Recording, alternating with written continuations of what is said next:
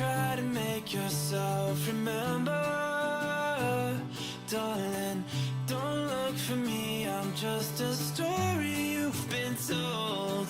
So let's pretend a little longer, 'cause when we're gone, everything goes on. You were staring at the window, and I said, I wanna take you to the sea. And when I'm better, we'll do everything. I gotta stop making promises I can't keep. But if I was gone tomorrow, won't the waves crash on? Is it selfish that I'm happy as we pass the setting sun? Someday I'll be overcast, but you won't have to cry, 'cause we'll do the grieving while I'm by your side. I said, don't try to make yourself remember, darling. Don't look for me, I'm just a story you've been told.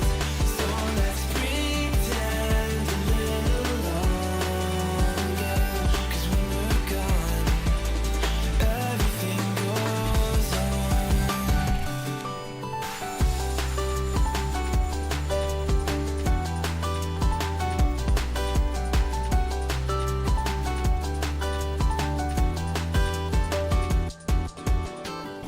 And I'm so scared of getting used to this.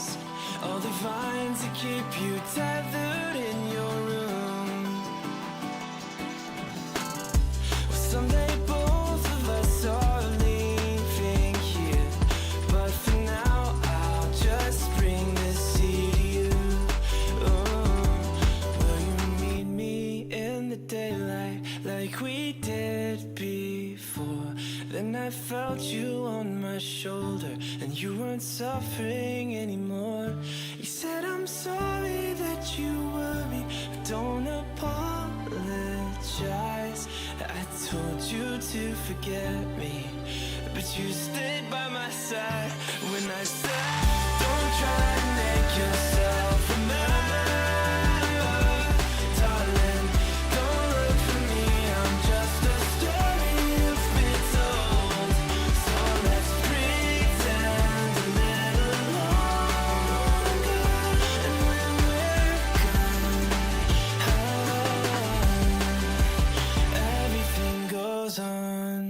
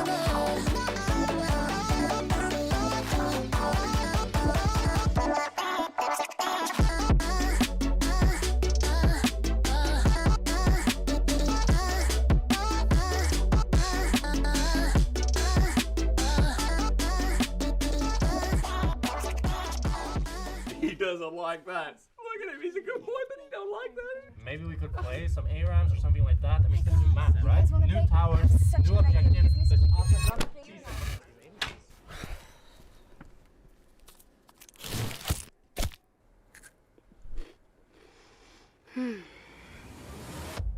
Have a break. Have a Kit Kat.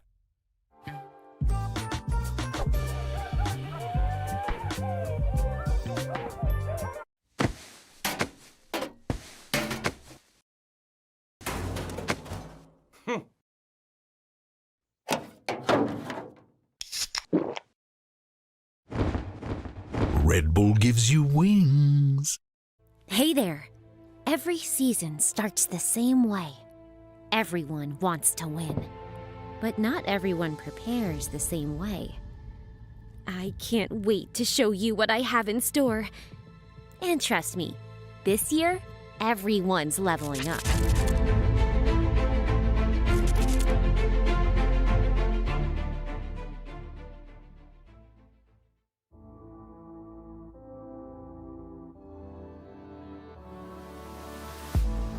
If you had it all, would you look the fall in the eyes? Could you walk away this time? Will you realize, recognize it's never over? And the flame that once had died, awaken. Will you rise above the days to come? Will you be enough? Will you walk away this time? Look to your left, to your right, leave the pain behind. 'Cause we all face the fires, and we stray from the light. Go and leave the pain behind.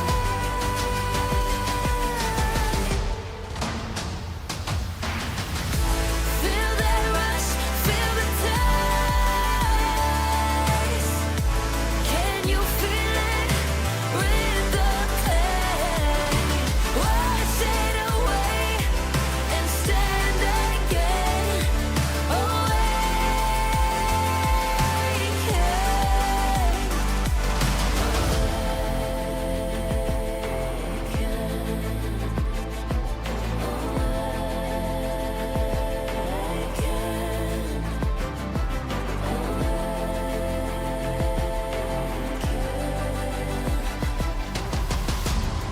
Will you turn and run from what's to come? Will you face it all? Or will you fall away again? What's calling out to be found when the time is right? When the time is right. 'Cause we all face the fires, and we stray from the light.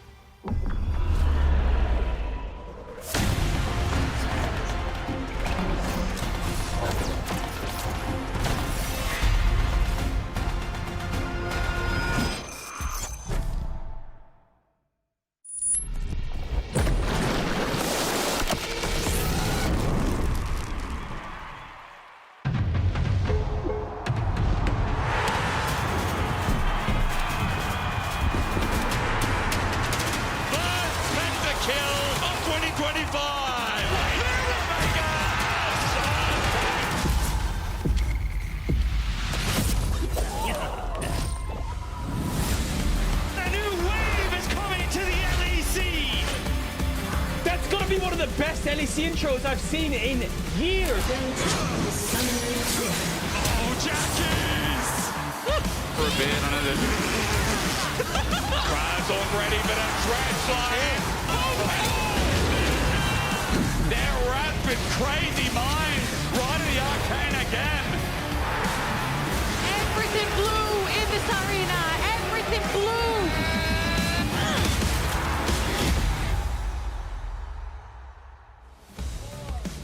Welcome back, everybody, to the Riot Games Arena in Berlin, Germany, for the third day of LEC Versus. I'm Shox, joined here by Oda, Wamne, Dracos, and Jack. And I just want to test something, because in the opening video, it seemed like the KC fans, you were cheering very loud when there was something about KC, right? So you're going to cheer every time we say KC? KC? Okay. It's kind of working. Yeah. Look, it brings the energy. I can't lie. This is the first time I've been down here for the start of day. I didn't know this was a ritual. I do love the energy. It's very fun. It's new. It's an easy way to track how much KC there is in any given video. So we put it in front of this group of people, and they'll just cheer. Yeah, and I think it works well because we're going to play this or that, and the first one may make them cheer as well. So this or that, better EU Masters champion, Mainter or Yukino? Ooh. This is really hard. Okay, They're both kind of history with it. Yeah. They're both really good, right? Mainter has been doing a great job, but at the same time, when you're a jungler on KCB with like so much flag coming in with the restructuring of the roster and everything, I feel like his mark on the league has been so far more significant than Mainter has been doing. Yeah. I don't know. Mainter has had some really incredible games, has weathered the storm of losing matchups, and always just been top really lane. relevant. You're like, oh, you survive lane, you are very good. Here's a handshake. Okay, should we start listing all the top laners who haven't just survived lane, Odo? Because there's a lot of people who've been struggling. That's not the point of the segment. It's fine. But also, Mainter also has history with the KC gang, so like I think there's no, for them there is no. There's no losing There is no loser here. Probably Mainter. At least for me, I'm looking at him, and he seems like the person Navi is pushing and building around. He has been impressive, though. And I feel like he's the future. And LEC top laners, normally they're, not yeah, so they're good. whatever. So it's hard because I want the KC fans to cheer, but also after winter, I kind of want Yukino to come back. And I don't want Yike to get benched, so I kind of need someone else to pick him up. Anyway, we're moving on. This or that. Better one-sided rivalry. Los Ratones versus KC or Yunara versus Corki? Oh my god. What do you think? I mean, I would want to which one is more one-sided? Which one is more one-sided? Which one is more one-sided? Well, I don't want to watch Yunara versus Corki ever again, but I will watch Los Ratones versus KC or KCB anytime. That's so true. I guess but that's for me, that's kind of just because both champions are boring. That's not really how one-sided it is. So, I think Karmine Corp versus KCB Karmine Corp versus Los Ratones has been more one-sided. We'll find out if it goes for both KCB and normal KC today, but that did seem pretty one-sided. It's true. Next one.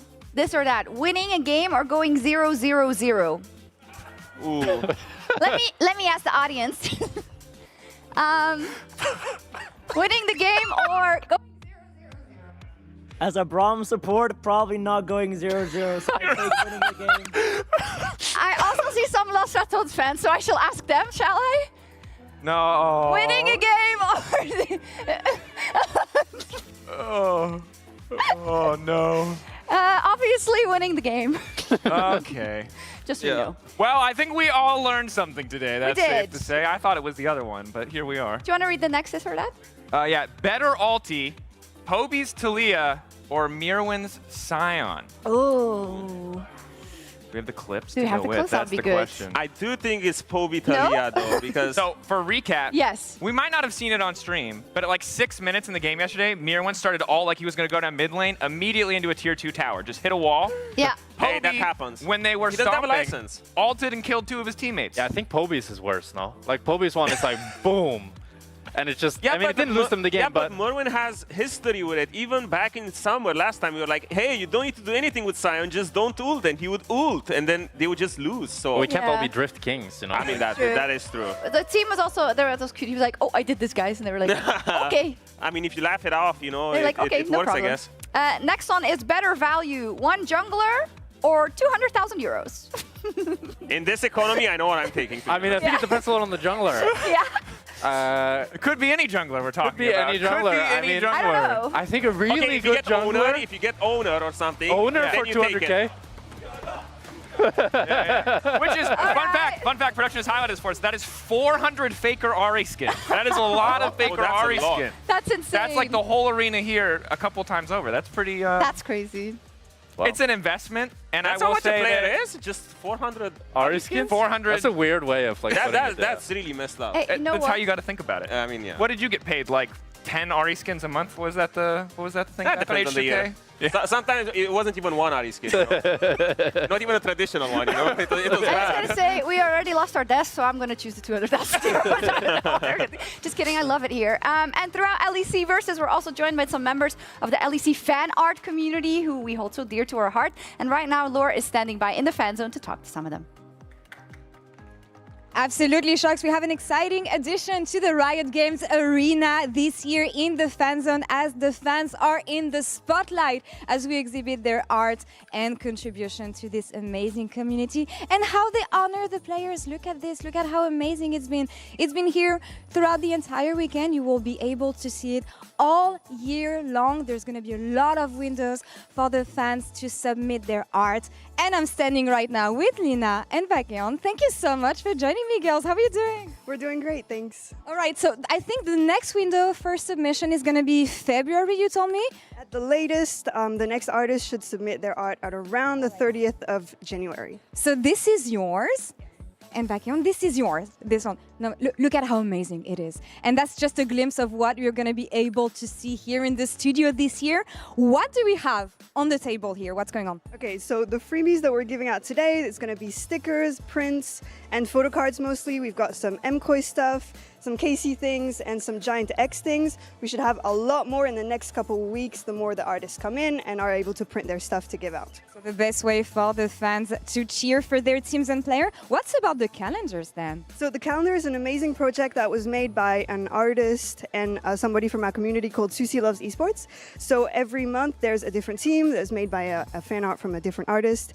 And at the very end, there's a big thank you page. So it's a great calendar and project. And there's also the players' birthdays on the calendar. So amazing. Lina, where can we find all the information and everything about the LEC fan arts this year? What's the socials? Everything you can, all the info that you need will be on LEC fan arts.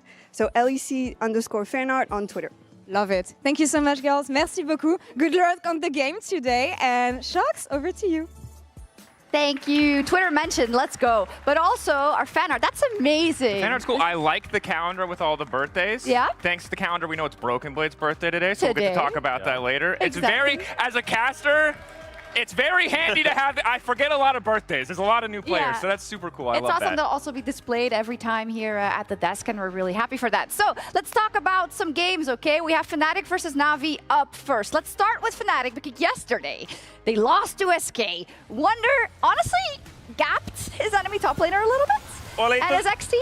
It was the usual just G2 versus Fnatic, you know? You have the spirit of G2 always beating the life out of Fnatic. Even though it's a different team, it's still a tale as old as time. But SK has been very impressive, but at the same time, Fnatic didn't really show a lot of improvements compared to the year before. I feel like they have new elements of the team with Vladi and Lospa, but at the same time, they went back to the same core essence of just going bot no matter what.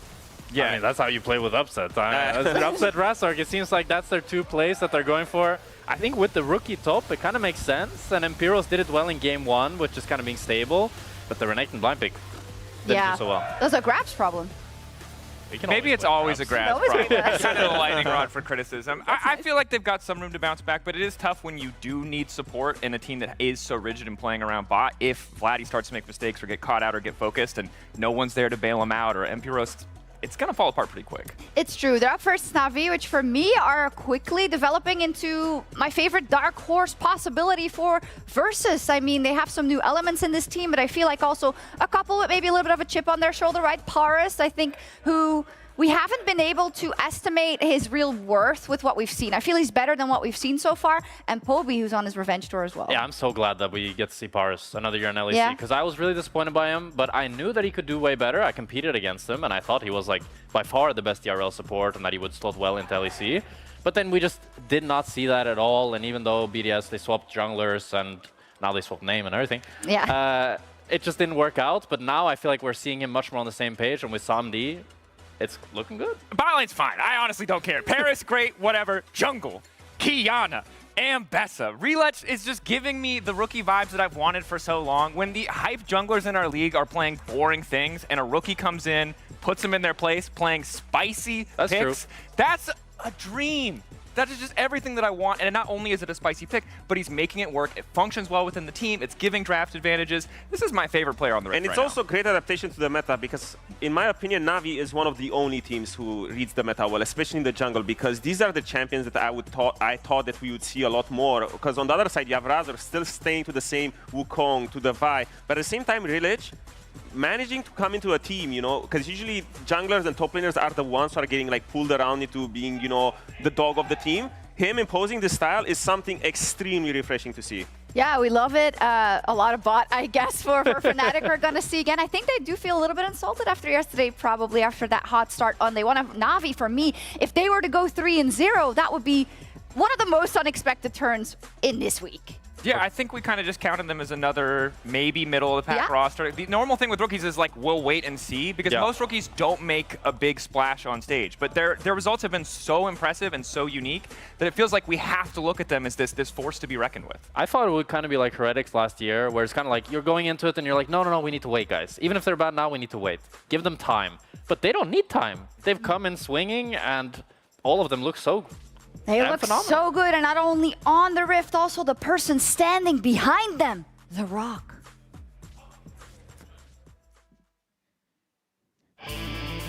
Is that the scent of what The Rock has cooked?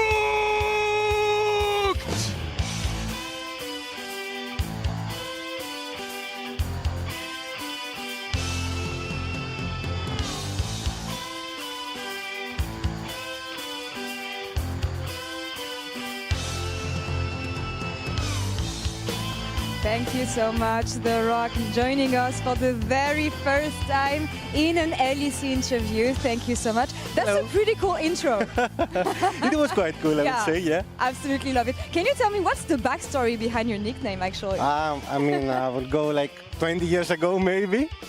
Back on my first like gaming session, I was looking for a nickname, and back then I was watching WWE, of course, and The Rock was my favorite like character, and I was like, okay, yeah, sounds good. I will just take it, and it fits me, and I kept it like for forever, actually. Absolute banger, and that's why we do an intro like this for you today. How do you feel? How has everything been in the LEC? Talking to your players yesterday, they were talking about a honeymoon phase. I'm happy everything is going well for you guys. I mean, it's going like really good, and we are actually super happy. We're having so much fun. For me, you know, the first days was kind of get used to everything, like stage, studio, like workout, even like, you know, backstage and everything. So I'm still getting used to it. I'm still getting used to the level as well. It's quite new, like from ERLs to LEC, everything is quite different. But I'm really happy on how good we're playing till now, and I want us to be like consistent on that level. Yeah, and I mean, obviously right now everything is going well, but I'm wondering, is your first time coaching a team in the LEC? You have a mix of Korean players, rookie players. What is your philosophy of coaching to make everything work? For sure, there are some language barriers, right? It makes totally sense. So I'm trying to get to know like everyone, try to understand like every single individual that we have and get them on the same page. It's really important to see where is everyone coming from and understand like, okay, they have this idea, I will introduce this idea to the team, let's see what teams has to say about that. And we're trying every single one of us to balance, you know, like get a big bag so we can get like the team forward, basically. So philosophy has to be, we need no matter what to be on the same page to understand, okay, we're doing this play, we're doing that way, and it should be like our way, right? So that's like one of the important values, I would say. I see, and it's working so far. 2 W's on the scoreboard. We know going for the third one today against Fnatic. They suffered a loss yesterday. So what advice are you going to give your players to be in the best mindset and get that 3-0? Just play our game. Just have fun, play our game. Communicate as we did the last 2 days, and it should be fine. Like nothing else. We don't need, you know, like less stress or more stress. We are fine on fine levels on that. So just have fun, and I hope we beat Vlad. All right. See you guys on the Rift. Casters, thank you. Over to you. A very positive attitude from Dwayne there. Thank you very much as we get into Na'Vi versus Fnatic. And Na'Vi 2-0 is the start right now. It has been an incredible launch into their first full starting year. Remembering they came in last year, replaced Rogue, and it has just been so exceptional to watch this team come together with the most unlikely characters, Betty. I mean, you couldn't have asked for a better start. The fact that Na'Vi joining the LEC, like they already had to kind of push away the stigma that Rogue had built towards the end of their legacy, where the team wasn't competing at the highest level that they were in the past. And now Na'Vi coming in with young players with not really big names attached to them either, just a lot of faith in the talent that they have coming up through rookies, some veterans to a degree, but really believing in this top side in Mainta and Relech and giving another opportunity to Poby. And I think for me, he's kind of the player that has been really standout. Naturally, all eyes have been driven towards Relech and his impact that he's had on the jungle, but kind of Mr. Consistent Poby, the man in the mid lane. Like, his Talia yesterday, he basically won them the game-deciding fight. The fact that he's able to find these flicks on the Talia, the fact that he's able to make these plays, the consistency that he is demonstrating, I think provides the backbone for some of these other players to make these highlight reels that we're seeing from them. I think everyone can balance off that, and if Poby's consistent, it kind of goes back to what we were talking about, at least towards the end of Fnatic's split, where I know there were moments for me where Poby was like a bit up and down, but I think he overall was a pretty decent mid laner. Absolutely. Right? There's just obviously been development on that, and a lot of people like to talk about Poby just because he is, you know, the Korean import that's come in under Faker, who's been in the Challenge League for so long, but he's really started to build a legacy here. It is only the start of the split as we get into pick and ban. Let's have a look how he does it again today. Red side first pick here for Fnatic. Quick note as Na'Vi, they're going to be on blue going second. Let's not forget that Poby is going up against the man that did replace him. Vladdy supposed to be the improvement to the man in the mid lane. We'll see if Fnatic can leverage some of those improvements. They are very much looking for a win today. It looks like Yunara going to be taken off the board. Nico alongside that. Vi, the target towards Razork, limiting his early game impact with the Jace removed as well from the side of Na'Vi. Malphite still available. The Silas ban very much leading towards a Malphite first pick. The question is, does Na'Vi play it? Because by Fnatic banning away the Silas, they are telling Na'Vi that if you do not ban the Malphite right now, and if you do not pick it, we're 100% going to take it away from you. There it goes. It seemed like a must-have, a must-do, and Fnatic this is a big tell. This is a very big tell to all of the LEC teams now that Na'Vi is not a Malphite team, or at least not currently, because the fact that they're choosing to ban it on the blue side, I say that they're on right of first selection, gets me every time. I know. First pick is on the side of Fnatic. It's I thought you were taking me somewhere else there, bro. No, it's my fault. I got baited. I literally introduced it as like Fnatic at first pick. It's my fault. That's my fault. It's because you don't listen to me. No, it is your fault. You're right. It's 100% my fault. I'm talking as if Na'Vi has the first pick. It's that old school mindset of mine. I know. You've spent 15 years. Yes, 15 years looking at the same pick and ban, and now it's changed for you. My apologies. All right, so where do you want to go here? Because Kazane just got locked in. Rumble on the other side. I mean, I'm surprised there's no Azir yet.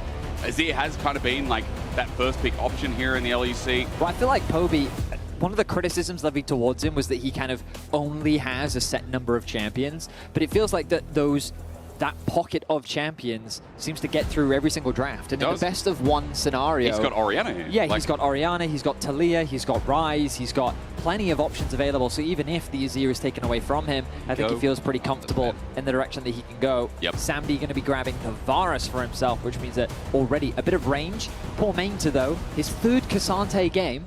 I realize, but he has looked pretty good on it, pretty stellar. Absolutely. He got bullied a little bit by Nako's Renekton yesterday, but he was still able to have impact in the later fights. As he did in the first game as well. I feel like getting reliability out of the top laner as well is going to help that mid that we talked about thrive. In the meanwhile, there is that Azir locked in, so options into it have been the Anivia. I know we're talking about champion pool here for Poby. I don't know how deep it's going to thrive, as Jarvan alongside means we've got a hot pot from Fnatic. How hot is it going to be on Na'Vi's side? Well, this makes Orianna a little bit scary, just because, as we know, once that flash is gone for Ori, she becomes a prime target for things like the Azir Jarvan combo. Jarvan loves immobile mages as well as 80 carries, so... The question is how confident is Poby... Oh, please lock in the Akali. I would absolutely love an Akali. Hold. Oh, yes. Yes, we're getting to see Poby's Akali. Oh, I've been so eager to talk about this champion ever since the introduction of, or the reintroduction of Gunblade. I think this champion has become so good. She is such a monster in the side lane. Has a lot of backline threat, and against the champions right now, there's not a lot of lockdown to keep this very mobile carry or prevent her from getting onto your backline. This will be the 3rd ever game that Poby has played on Akali in his professional career, from what I can see here. Obviously, the Azirs, the Oriana's Victors are at the top of the threshold, but 2 games, 1 win, 1 loss from his Akali in his previous sessions over in the LCK Challenger / LCK. Let's see how he fares on it. Now we go through pick and bans again as Relech loses that jungler he flourished on day 1. Sivir gone alongside as Na'Vi get rid of a scaling AD carry. Already some good scaling coming out of the mid lane of Fnatic, and I guess they want to get rid of some of the options that can try and survive this Varus lane, or at least outscale it. I think it's pretty cool that Relech is already drawing these target bans of things like the Kiana, earning that level of respect, and Bessa still up if he wants to bring that back around. Let's see what else Relech has cooked up for us, though.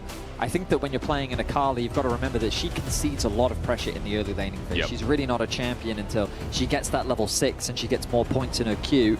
So you need some sort of jungler that can provide, at the very least, some sort of power if you want to contest any of these early scuttle crabs. I was going to say, what's left? Things like the Vi, is that going to facilitate? Like Xin Zhao, Nafiri right now being considered.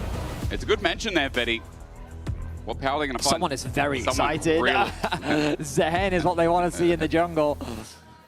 Is it going to be jungle? Yes, of course. We've already got a top lane, so...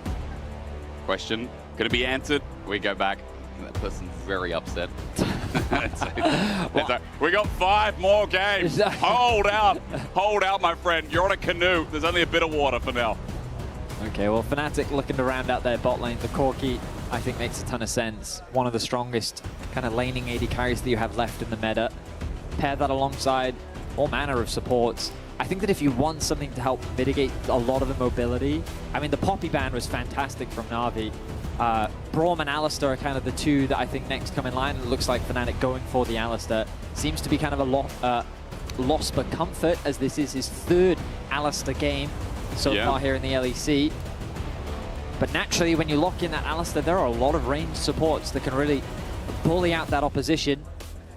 With the Varus as well, that pairing in the 2v2, range galore.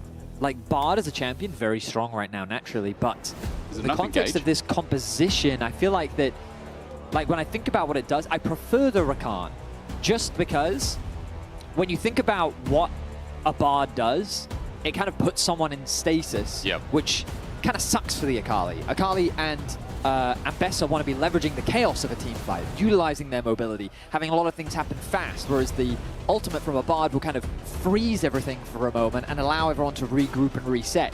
I think a Rakan synergizes nicely with things like an Bessa and Akali, because once they go in, Rakan is right there with them, giving them that extra access to threaten that backline, put pressure onto both the Azir and the Corki. And also, these are just great champions that, let's say Casante's sitting in the side lane with the Rumble, they can easily set up a trap, shadow that side lane, maybe look for a pick, and basically have pressure all over the map. As Fnatic, this time around, going for a much more traditional teamfight comp. We've seen this multiple times now, very objective focused. And again, a similar question to what we've been having this weekend is how well can Na'Vi play through the side lanes? Can they gain advantages in this Akali with this Ambessa to be able to actually put pressure on these side laners? Can they win out on these early skirmishes? Because these champions are designed for the 2v2s, the 1v1s, the 3v3s. Well, so we're about to go into our first game of the night here to start rounding out week 1 of the LEC. It's Na'Vi that sit on top with GiantX and Movistar Koi. A 2-0 start. Fnatic, their hardest opponent yet. But if they get a win here, they will be atop of the scoreboard to end out our very first week of LEC Versus. What a feat it would be for this new organization in our league, and what a feat it would be for Fnatic to stomp them down after Fnatic have had some turbulent waters so far at the start of our split. Beat lost Ratones, but then lost to SK.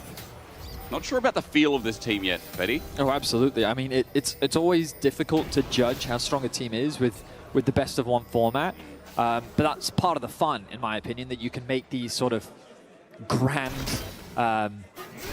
what's the word? Over-exaggerations? That's not what I'm looking for. Over-exaggerations will do, though, won't it? But yeah,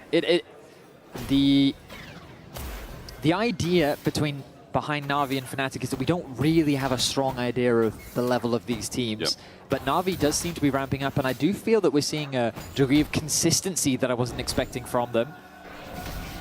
Meanwhile, I am super excited, as mentioned, for Poby Zakali. I really love the champion right now. The Gunblade introduction, I think, has made the champion much, much better. I think it does very well into many of the meta champions as well. And Poby's just been super impressive to me. Yesterday, his performance was really, really good. And so far already this split, you can see he's having a massive impact. As you expect from the GOAT. Best KDA in the league so far as well. Akali trading already off the hook as Vladdy ran into him. You saw on our screen. Nice small trade, runs it back. Jungles, Vladdy, I know you always have an interest. Pathing down, as you'd also expect. And with Sam D and Paris having a nice shove in here, reaching level 2 first as well. It might give options for Relech to think about a dive here, but then again, seeing an Ambassador early with long cooldowns, the windows seem minimal. That jungle clear speed looks so satisfying. It is good though, isn't it? Yeah. Just melts through the Raptors. Java going to be a little bit behind, but shouldn't be that detrimental. Na'Vi, though, pressure in all 3 lanes. Yeah. I kind of expected the Rumble to get a little bit more push on the top side, but Mengta able to get that early shove out means that there's a lot of freedom for Relech to kind of do what he wants. I'm also noticing the sorcery second rune choice from Poby. Typically, you'll see more of that defensive when you're going up against ranged like matches in biscuits and particular. stuff, Well, no, so you kind of take the second wind, so you can have that passive regeneration along with the gaining additional health as minions die over time. Going for sorcery gives you just a little bit more damage and skirmishing power in the laning phase, a little bit more haste. More scaling as well as a side note. Paris getting deep vision. Relech is on his way, but just spotting out this blue take that's now concluded. Losbo is thinking about a face check as well, but Sam D holds all for the Scuttle Crab that now spawns at 255, which means we get a little bit more early action. Razork gets whomped for half his HP. Relech is now out of cooldowns. Oh, this is very scary, though. Paris is going to look for the engage first, finds it nice onto Razork. Relech is kind of isolated in the 1v2. Flag and drag. A Scuttle does go down in the end. Relech looking for the follow-up as well. Razork in a bit more trouble if there's a further engage, but Paris won't take that edge, and Vladdy was ready, standing by. Vladdy did a good job of making it difficult for Poby to join the fight. He had a nice stacked wave and he was chipping away at Poby's HP bar to prevent him from joining the skirmish. But the fact that the crab did end up going down in favor of Razork. Oh, but we're doing it again, aren't we? Yeah, he cannot do. I guess he does have push on the top side. Supports are making their way up though. But there is a red buff here from Relech, so Razork stays in long enough, there's trouble. Imperius is going to be here first with a Scuttle. That's going to help Razork get the smite, so 1 for 1 in Scuttle. And even trade in the end as it's just back to Gromp topside camps. Yeah, mistake on my end. I thought that it was actually Razork that secured that bottom camp, but it was Relech. Cab. So, crab. I thought crab and camp. And you got cab. Yeah, I got cab. Okay. A 1 for 1 in the end. Vladdy walks up. Nice from Poby. Takes a turret shot, so it evens out a little bit, but trades have been going surprisingly well. He's doing very, very well. He's really leveraging the electrocute proc. That's kind of how you have to play these lanes. Yeah. If you just let the Azir slap away at you with the soldiers, then you're passively going to lose a lot of HP, and he's not giving him any course. Meanwhile, Emperos dropping the Ignite on the top lane. Yep. He is still quite a ways away from level 6. Mengta should be very aware of this, so he's probably not in fear of his life just yet. Jungle presence is what you've got to be cautious of, but you have to imagine that the communication between the junglers is that, hey, Jarvan's likely on the bot side of the map, so you don't have to worry about him. It's just every Electro Harpoon that lands, though, that does put me a bit on edge. Especially when you're close to overheating and then 2 autos and he's dead. But you're going to back away for now. Remember, again, TP's not going to come until that role quest is completed by Emperos. So I think just staying in the brush for now, you can see on your minimap in that top lane, waiting for the wave to crash back in. Maintena does have that advantage, but it's TP actually already used, I say that. He went back and got the Negatron cloak, so if he gets shoved out here by any means, there's that cooldown you have to pay attention to. That would delay him getting back to lane. Now, Poby's about to hit level 6. Relech is hovering around mid lane, doesn't have level 6 himself, but Vladdy is very uncomfortable about overextending in this lane. Looks like Relech choosing to back off, realizing that there's not much of a play to happen here now that Vladdy has hit that level 6 mark.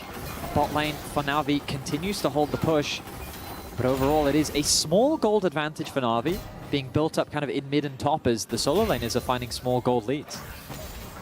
Angle, Paris does find a knock-up. Good disengage from Lost, but turns it into a trample.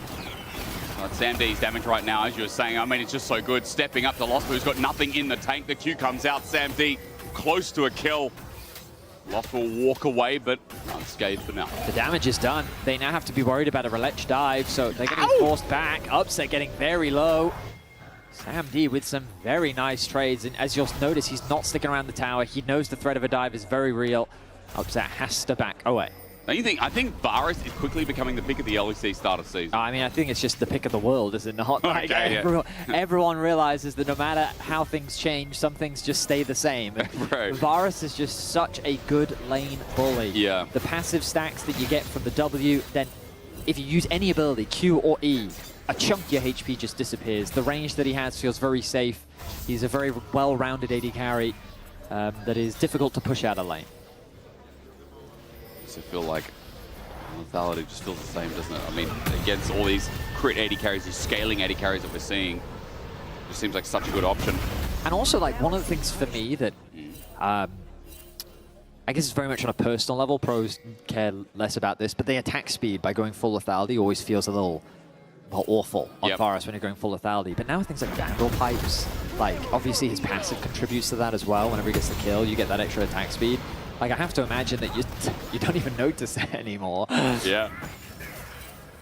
See what direction Paris ends up going with his itemization is the Hextech Alternator being completed for Poby. One step closer to that Gunblade that I'm so excited about. Okay. Imagine if he just goes Proto Belt. I would be very After upset. all, you're waiting. Proto Belt, I'd be really upset. You're waiting for it to go Gunblade, but imagine, sure, it can put forward. There's no fall in yet from Poby.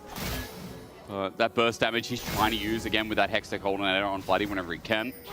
You can see the trades are doing a bit of work from it. Grub's up in 15. Dragon sitting there waiting. Bot lane for Na'Vi is still being held under control. I will say, no one's really mentioned it. It is nice not to see lane swaps. I got pretty sick of them pretty fast. You know, this like 3, 4, 5 minute swap. I mean, towards 8, towards the Grubs. It's so nice not to see as you might even see a solo kill. Let's add one into that. The all-out's going to be popped. Emperor some good kiting, but that W true damage is immense. Under turret, the flip out not even needed. Mainta with first blood on his 3rd game in a row of Cassante. Emperos holds onto the flash throughout the entirety of that skirmish, drops the ignite, but that is an easy first blood for Mainta as he solo kills Emperos in the top lane. There's a reason this guy's just getting his first pick Cassante again.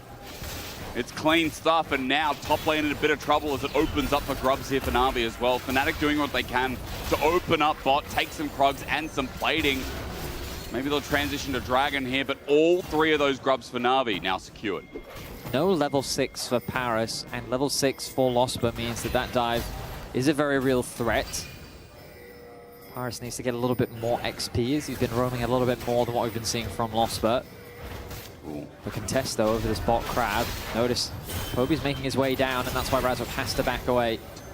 Upset going to catch the bot wave means that he doesn't have the manpower to really fight that. And Relech will once again get that bot scuttle crab. Might even turn into a dragon here at this point as well. And mid's just going to meet out, neutralize too. Teleport not up from Bloody, so he's going to have to walk back to lane with home guards, but nevertheless, waiting for that dragon to be started. Instead, it's just a bit of a brawl here from Relech once again. Running low on energy, gets that passive off, gets the energy back. We look back top lane again. Main just looking for the Pathmaker, finds it, flashes. Okay, he thought he was outside of turret range, but a bit too far. Equalizer comes down as he gets slowed on down, and Emperos saved the flash before. Now he's holding on. Electro Harpoon 1 and 2. He's in the danger zone. He's starting to overheat, getting closer and closer, but he will not commit the summoner. Didn't have enough damage, he knew it, but Main now down a flash. The magic resistance on Mainta makes it very difficult for Emperos to really get something back. Like armor boots and an amp tome, it's not going to be enough to really get through this Kainic Rooken. That's probably why, it probably saved his life. Yeah, still has the flash available to him, but that 600 gold lead for the Cassante is a scary thing to have to deal with.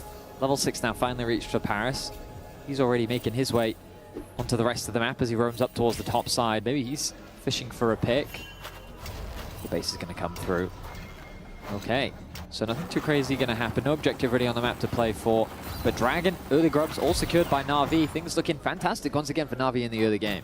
I feel like this team is just getting better with age. They're like a fine wine. I think I said that yesterday about another team. A lot of good wines in this league. And I mean, I'm pleasantly surprised. Rarely do we see rookies just come onto the stage and just play with nothing but confidence. And again, I do think Naknako got the better of Mainta. It was a winning matchup for Naknako, but still, I think that the fact that Relech and Mainta, like Relech has been playing champions that no one else in the league has been playing.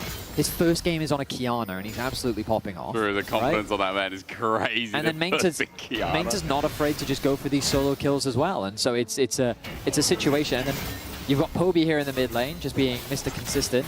And now Mr. All In as well on the Vladdy. Hold off for now. Took a bit of a bad trade back though. Vladdy doing a good job, but that CS discrepancy in the mid lane, I mean... I was going to say 10 CS there for Poby on the Akali. What a great way to start the lane here as Relech is now nearby, waiting for that perfect execution. Lospa has popped out the Unbreakable Wheel. Razork's nearby with a Cataclysm in tow, but maybe that's enough to send Na'Vi away. There's no objective down the bottom side of this map. There's no need to overforce now, as both junglers back away. There it is, first lane quest of the game completed for Mainta up in the top lane. Working towards those Merc Treads next, so that magic resist is just going to continue to stack up. Trinity Force almost completed for Upset. As Relech is hovering around the bot lane, making things uncomfortable for Upset. He's going to be denied this wave. That bot side jungle is very scary. Relech is caught in the middle of it. There, the ulti, he dodged away from, flash over the wall as well. Relech still in a thick of trouble. Flag and Dragon now with the TP. Hang on a minute. Hang on, Poby. Tries to get over the wall. He misses the shuriken flip. He flashes eventually, fixes the mistake, but that's a back-to-back mistake from Na'Vi. Yeah, I mean, very nice punish onto Relech. He's playing with the pressure that he has in bot lane. But Fnatic collapsed first because Vladdy is there before Poby is. Oh, yeah. Even though Poby commits the TP, he wanted to make sure that that Gunblade was completed before getting involved in the fight. And that meant that by the time he arrived, Relech had already fallen. Fnatic answer back with their first kill of the game. And at the very least, they get themselves on the board. And most importantly, that kill went over to Vladdy. Yep. So now he's closed that gold gap that had been built between the two mid lanes. Really mitigates, doesn't it? And Sam D, meanwhile, in a 1v2, Chains of Corruption are going to come out. The Unbreakable Will. Is it up and available? It's got a couple of seconds, 5 more. The Exhaust probably saving his life. Stepping up to Lost, but now up to Upset as well. The Q flushed away from Sam D, just 1v2 to Cal and some kind of Pelican. Beautiful play from Sam D as he just bullies the Fnatic bot lane off of this tower. He's been able to build up a 400 gold lead thanks to the work that he and Paris have been doing in the 2 versus 2. Remember that there was that threat of a dive. They were able to stave it off. And now they're in a fantastic position. Just the Na'Vi laners playing so much better than what we're seeing from Fnatic right now. In their own right. Jungle attention right now has only contributed to the jungle invades and syncing up with him. And these ganks haven't really been that fluent, have they? It's a solo kill top that started off, and yes, it was punished with the invade that Vladdy got ahead of and stopped with Relech, but Sam D now opening up bot lane, got the crash there as well, I believe, and look at the CS difference in bot. That's starting to accrue as well, Betty, with the Youmu's, with a Caulfield's Warhammer heading towards the Manamoon. It's almost a 2-item Varus here at the 15-minute mark. And that's the advantage of these lethality items, right? Relatively cheap compared to many of the heavy crit AD carry items. You can spike that much quicker, but Trinity Force being completed for Upset means that he's no slouch either. Full level behind, though, Sam D. He is a full level behind it. That's crazy. That is crazy. I mean, coming into this year, if you told me that Sam D versus Upset, Sam D would be, I mean, basically a kill up in gold, and oh, hang on a minute. Poby? I think he's fine. He has his E as well. Just gonna flee to safety. You got your Gunblade, by the way. We didn't get to mention it, but yeah, Poby Gunblade. Yeah, I think it's such a powerful item, Spike, specifically for Akali. You have so much kill threat. But he doesn't really have much pressure right now. It's Vladdy that gets the push in bot. The vision control is really in favor of Fnatic. They start this Dragon off. Relech has now arrived. Samdi wants to push out that wave, but Upset's already rotated over. There should be a Dragon for Fnatic. But it is a collapse. TP's now initiated. Dragon in, but Fnatic not out. Great engage set up by Relech on the back end as well. Cataclysm comes in late, but Fnatic are in the burning pool right now. And all that from Mater on the right side of your screen, while Lospa narrowly avoids collision. Na'Vi come out with 2 and a double over to Sammy D. I mean, Sam D deserves the kills. He's been putting up so much work in the bot side of the map. He may as well collect it now. Fnatic walk away with the Dragon, but a beautiful engage from Na'Vi converts into kills. It's going to get them the Herald. It's going to get them a couple more, well, an extra plate in mid as well. everything going the way of Na'Vi as they accrue a 2.4k gold lead. And it comes off the back of this setup here. On the exit, Fnatic get through. Paris with a nice engage. Flash into Charm, into knockup. The follow-up from Relech as well. Poby comes in from the flank, but most importantly, Samdi on the flank. He is completely safe. There is no threat onto him. He's just hitting away at whatever target he can reach. And he just melts those targets on the side of Fnatic. 3 kills to 1.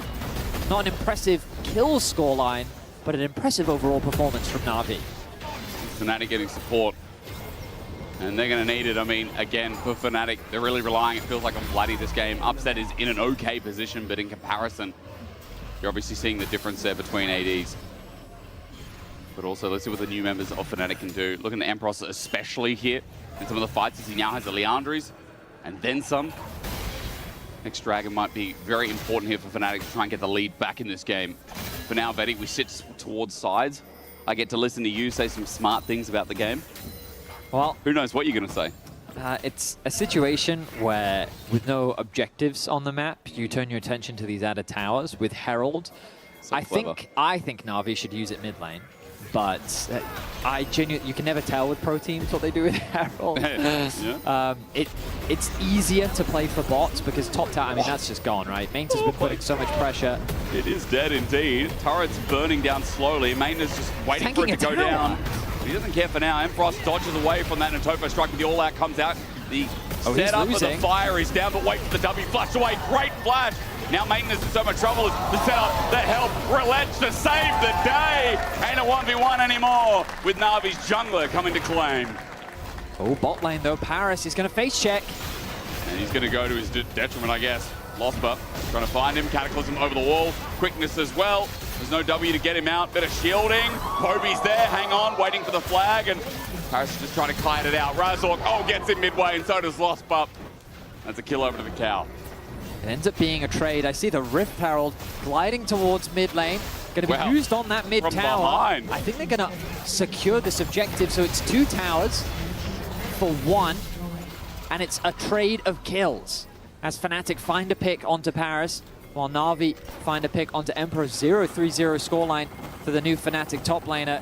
He has been struggling against Mainta in this game. And really, it's only Vladdy that holds a gold lead for now after picking up that bot side tower. He's going to have to step up on this Azir to be the big carry that the team needs, as things are looking dire as we continue in this game for Fnatic. Really are. Losper to bring it back. Relech is going for the deep ward. Maybe caught out in the meantime. He gets his Baylights, and Losper just sees him in the making as well. Now, I want to say thank you to Medic for making me say Maintena, because I swear coming in, after casting him last year in EMEA Masters a few times, I said Mainta the whole year. Yeah. And then ever since listening to him mess it up, now I'm doing what he's doing. Now you're self-conscious. Yeah. Well, it's all right. I'm here. Okay. Mainta, easy for me to say. That's great. When you said you're here, I'm sorry, I didn't get much faith. No offense. Like, sometimes just who you are. Wow. You make me nervous. Hurtful. You make me very nervous. When have I ever let you down? Sorry. Personal stuff. Personal. Medius is a good friend. Thank you. I think. Well, right now, Na'Vi want to be friends with the upcoming dragon. I would 40 love seconds to be friends with until that spawns. And that gold advantage that Vladdy had now disappears as Poby working towards his second major item. For some reason, I build it all the time. I swear it's called Shadow Flame. Right? It is. Yeah, okay. But what did you think it was called? Just in my head, I just always like forget the name of it. I build it in every game that I play. It's that you know, yesterday I had to look it up again, so it's not just you. I don't know what it is. Yeah, I don't know. Do you think it's because, again, you've looked at the game for so long, and because it's like a 2-3-year-old item now? I'll tell you one thing. The one that is my genuine kryptonite, you know Talia's rocks that she puts on the ground? Yeah, I just call them pebbles. Yeah, those pebbles, I constantly forget if it's her W or her E. It's her E. And I also forget the name every time. I can't remember the name. Okay, it's kind of your job to know. Threaded volley, seismic shove, Weaver's wall. What the hell is the other one, see? It's pebbles. Cobblestone road. Yeah. Yesterday I had a fumble where I just said the Talia ability because I just blanked. Yeah, it's that job is hard. It's my kryptonite. Yeah. It's one. Anyway, Dragon. Looks like Fnatic decided not to contest this one. And I think that's a wise decision. You look at some of these items on the side of Na'Vi, and I mean, yeah, they've got quite the wallets to back up their fighting power. Oh, yeah. Samdi is terrifying right now on the Varus. What do you think he goes third? Edge of Night? You think it's a Edge of Night Varus third to stop? Could be. Maybe the all-in. I feel like that he's got a lot of options. Opportunity, we've also seen a couple times. Opportunity. And I'm also thinking that there are some new lethality items. But my brain is... Yeah, but I don't think Varus really builds any of them. It's one of the funniest things to me about the game changing, right? It's like, because I don't know, I played like 20, 30 solo queue games. What, yesterday? No, just since the new patch Oh, okay. Wow. And I'm just like, I never see any of the new stuff in my games, just none of it. True. I think people in solo queue are too scared to build it because they're like, I don't know. Well, the recommended items don't actually recommend a lot. They don't. Rise doesn't actually get recommended actualizer as Baron. They're just starting. They're duoing this as a Cassante. The damage is nice. The damage is not as bad as you think it would be. And I mean, Fnatic have no reason to think that this is happening. Lost was like, okay, I'm going to slowly creep up. Jungle just back. Razork went home. And Fnatic might go home early as well. 3K, 2K, Baron is gone. What a sneak from Na'Vi. I mean, this has been an insanely clean game from Na'Vi. From individual lane dominance to winning out on the skirmishes. I mean, the one mistake was Relech contesting the enemy jungle when he shouldn't have. Yep. But aside from that, it's been a flawless game. They've been always going up on objectives. They've been controlling the map very well. Individual laners have just been dominating their opposition. You know, after the first two games, I had question marks around Na'Vi, but the way they're playing this one, this team is looking very clean. Coordination's just getting better and better. It was, you know, the Rock talking in the interview, like, obviously the language gap is a bit of a barrier, but they want to have fun. When I hear a team wants to have fun, I always get hopeful. This team has got good vibes. Hobie, however, steps up in a bit of danger. Emperos is just overheated. Electro Harpoon out of range. Na'Vi still hovering with this Baron buff now between lanes. It is how they use and accelerate this Baron that interests me, Vedi. Because they're going on mid, they're going on bot. Yeah, then they start crushing in. We've often seen that in this meta, one Baron usually isn't enough to end the game. It definitely can be, depending on the map state, but primarily they're used to break these tier 2 towers. Good flash. Let's now on an ulti. Razork gets it engaged. Flagging Dragon of Paris, but right into the chains of corruption. He's by himself isolated. Cataclysm out. All out back in. Mainta says no. Now Lost was caught out here as well with a great re-engage from Paris. He'll be shielded up and be just fine. Sladdy's in full lethal tempo mode, but Mainta's scared. Rather wants to make them scared. Fnatic lost their jungler, and it's a bit whoopsie here, as that Baron now gets more use. I mean, Mainta plays that fight perfectly. The moment that Razork goes in, flash EQ combo, and then Mainta just says, no, I'm going to turn my attention towards your entire backline, 3 members, and he draws their focus. And he says, go on, try and fight me. And then as Razork tries to get out by using the ultimate, he drags it back into his team. Beautifully played by Mainta. I feel like teams really need to start taking away this Cassante from this match. Where is the damage? Oh my god! He's stepping up the upset. And I'm just waiting. Where's the white bit? Okay, it's gone. Now his health bar's showing. As Relech steps up in his own right onto Emperos in the mid lane. Razork here to help out, but his Cataclysm is down. A bit of an emote spam, and I would too. Na'Vi are walking over Fnatic with ease. 7.2k gold lead, and it is not slowing down. However clinical and calm it may be. This is one of the best games. I think this is the best game of LEC I've seen so far. Wow. The macro word I got to use, and it's got to finish, Fetty. The way in which Na'Vi has converted their lane leads into the map control that they have, yes, it's been very clean. And one of the notes that I had based on their Vitality series yesterday was my frustration with a couple of the LEC teams right now is that when they have clear item advantages, they don't like push Baron or push Dragon. They won't use these objectives to force their opponents into a fight knowing that they're stronger. But Na'Vi does. And yesterday, when they forced the Baron yesterday, it was a scrappy Baron, don't get me wrong, like it wasn't cleanly executed, but just the idea of, hey, we know we're stronger, we know we should be able to win a fight, we just need to find the fight, let's go and start Baron and let's force them to come to us and let's actually get the fight that we're looking for. And again, like that 22-minute Baron was played with nothing but confidence. Right? They just said, hey, we can do this, we have push across the map, we don't even need super deep vision. Like they they are playing very clean and without any hesitation, and you love to see it. Very good stuff from this Na'Vi squad, and like they are so far the biggest surprise of week 1 to me. They are. All they need is that final step in the Nexus, and they'll be 3-0, the only 3-0 team, one of the few undefeated teams, depending on how this weekend pans out, rather. And again, it would be such an impressive start. Now, glazing session is over. For the time being, Dragon has been taken. Paris not caught out by Razork setting up his engage, but 3 Dragons with a Hextech Soul on the horizon in 5 minutes' time. Next Baron in 2 minutes' time as well. Fnatic need a hero play. They need some kind of a miracle team fight.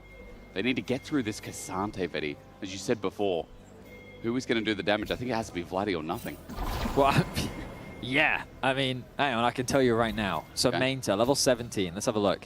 He has 218 armor base, and he's got 163 magic resistance with 3,942 HP. That's not bad.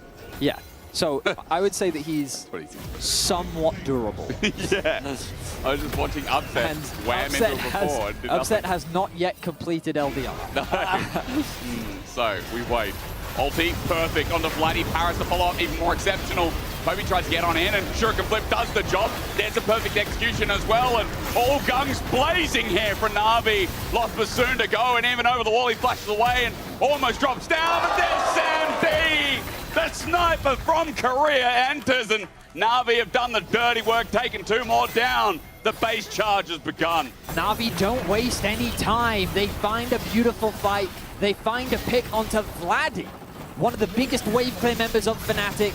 And with that, that is the go signal. Sam D popping off as Poby. He might be in trouble, flush forward. Nice from Upset. Good pick with the equalizer. Finally, Fnatic gets something in this game, it feels like. But it is only 1 for now. Na'Vi disengage and retreat. They're going to look for their next fight at Baron in 25. I mean, the good news for Fnatic is that Poby will be dead on Baron spawn. But I don't think that Fnatic have the resources to contest that Baron. We look back at this, Fnatic just trying to get some vision in their jungle. A quick collapse from LEC's ultimate onto Vladdy. Poby patient with the E, waiting for the ulti to come through from Vladdy before reconnecting. He can't quite find any executions, as the shield from the W of Razork is enough to keep him alive, but then the snipe from Sam D. Nice flash, secures that kill. No way. No way. Agreed. Baron's up again. As you said, Poby needs some time to get back onto the Rift, but... Against the TP. TP will be there, and as you said, Fnatic don't really have the setup, the ability to start this off. They're 2 inhibitors down as well, and top inhibitor being down, which is Baron's side of the map. Such a big bonus. Such an added bit of pressure as well, so... As they look to face check, get some defensive vision. It is up to Fnatic to stop this bleeding in this game and try and find some miracle fight. A steal would be the start, I think. Now, kind of as we expected, Samdi is doing a lot of damage from a distance. A lot. 23k, like if you look at, you know, you guys can all see numbers. He's 12k more than Poby. He's also finished Cyrilda's Grudge. So that is a 4-item Varus, with of course the boots. Yep.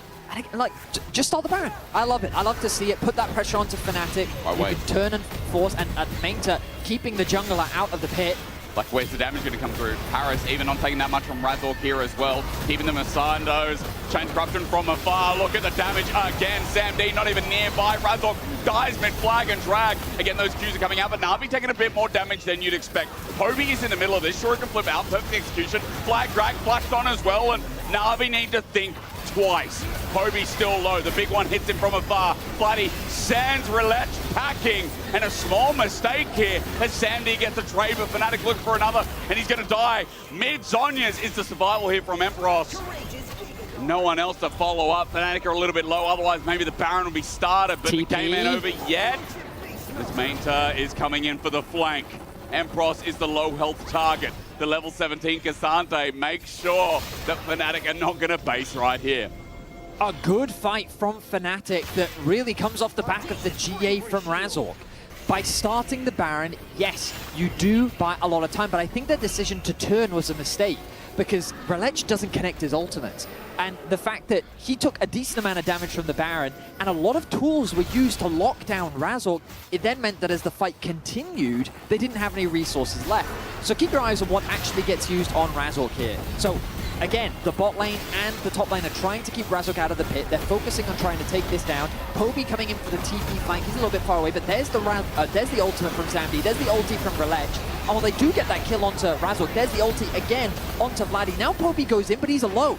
There's nothing left to follow him up. He has to immediately use his tools to escape. And now it's a retreat from Na'Vi. So I think that they were kind of in two minds. They either needed to decide to turn to the fight, or they needed to commit to the Baron. And it feels like that they initially decided that they wanted to secure the Baron, but then halfway through turned their attention to trying to find the fight. And that indecisiveness cost them. It's those comms issues maybe was being talked about before in the pre-game interview. But Na'Vi, the game's not over yet. Poby's far away. Is indeed. Sam D on the back of the pit as well is not going to help out. This is Hextech Soul for Na'Vi. They need this to cement the game and stop this potential of a comeback from springing to their mind.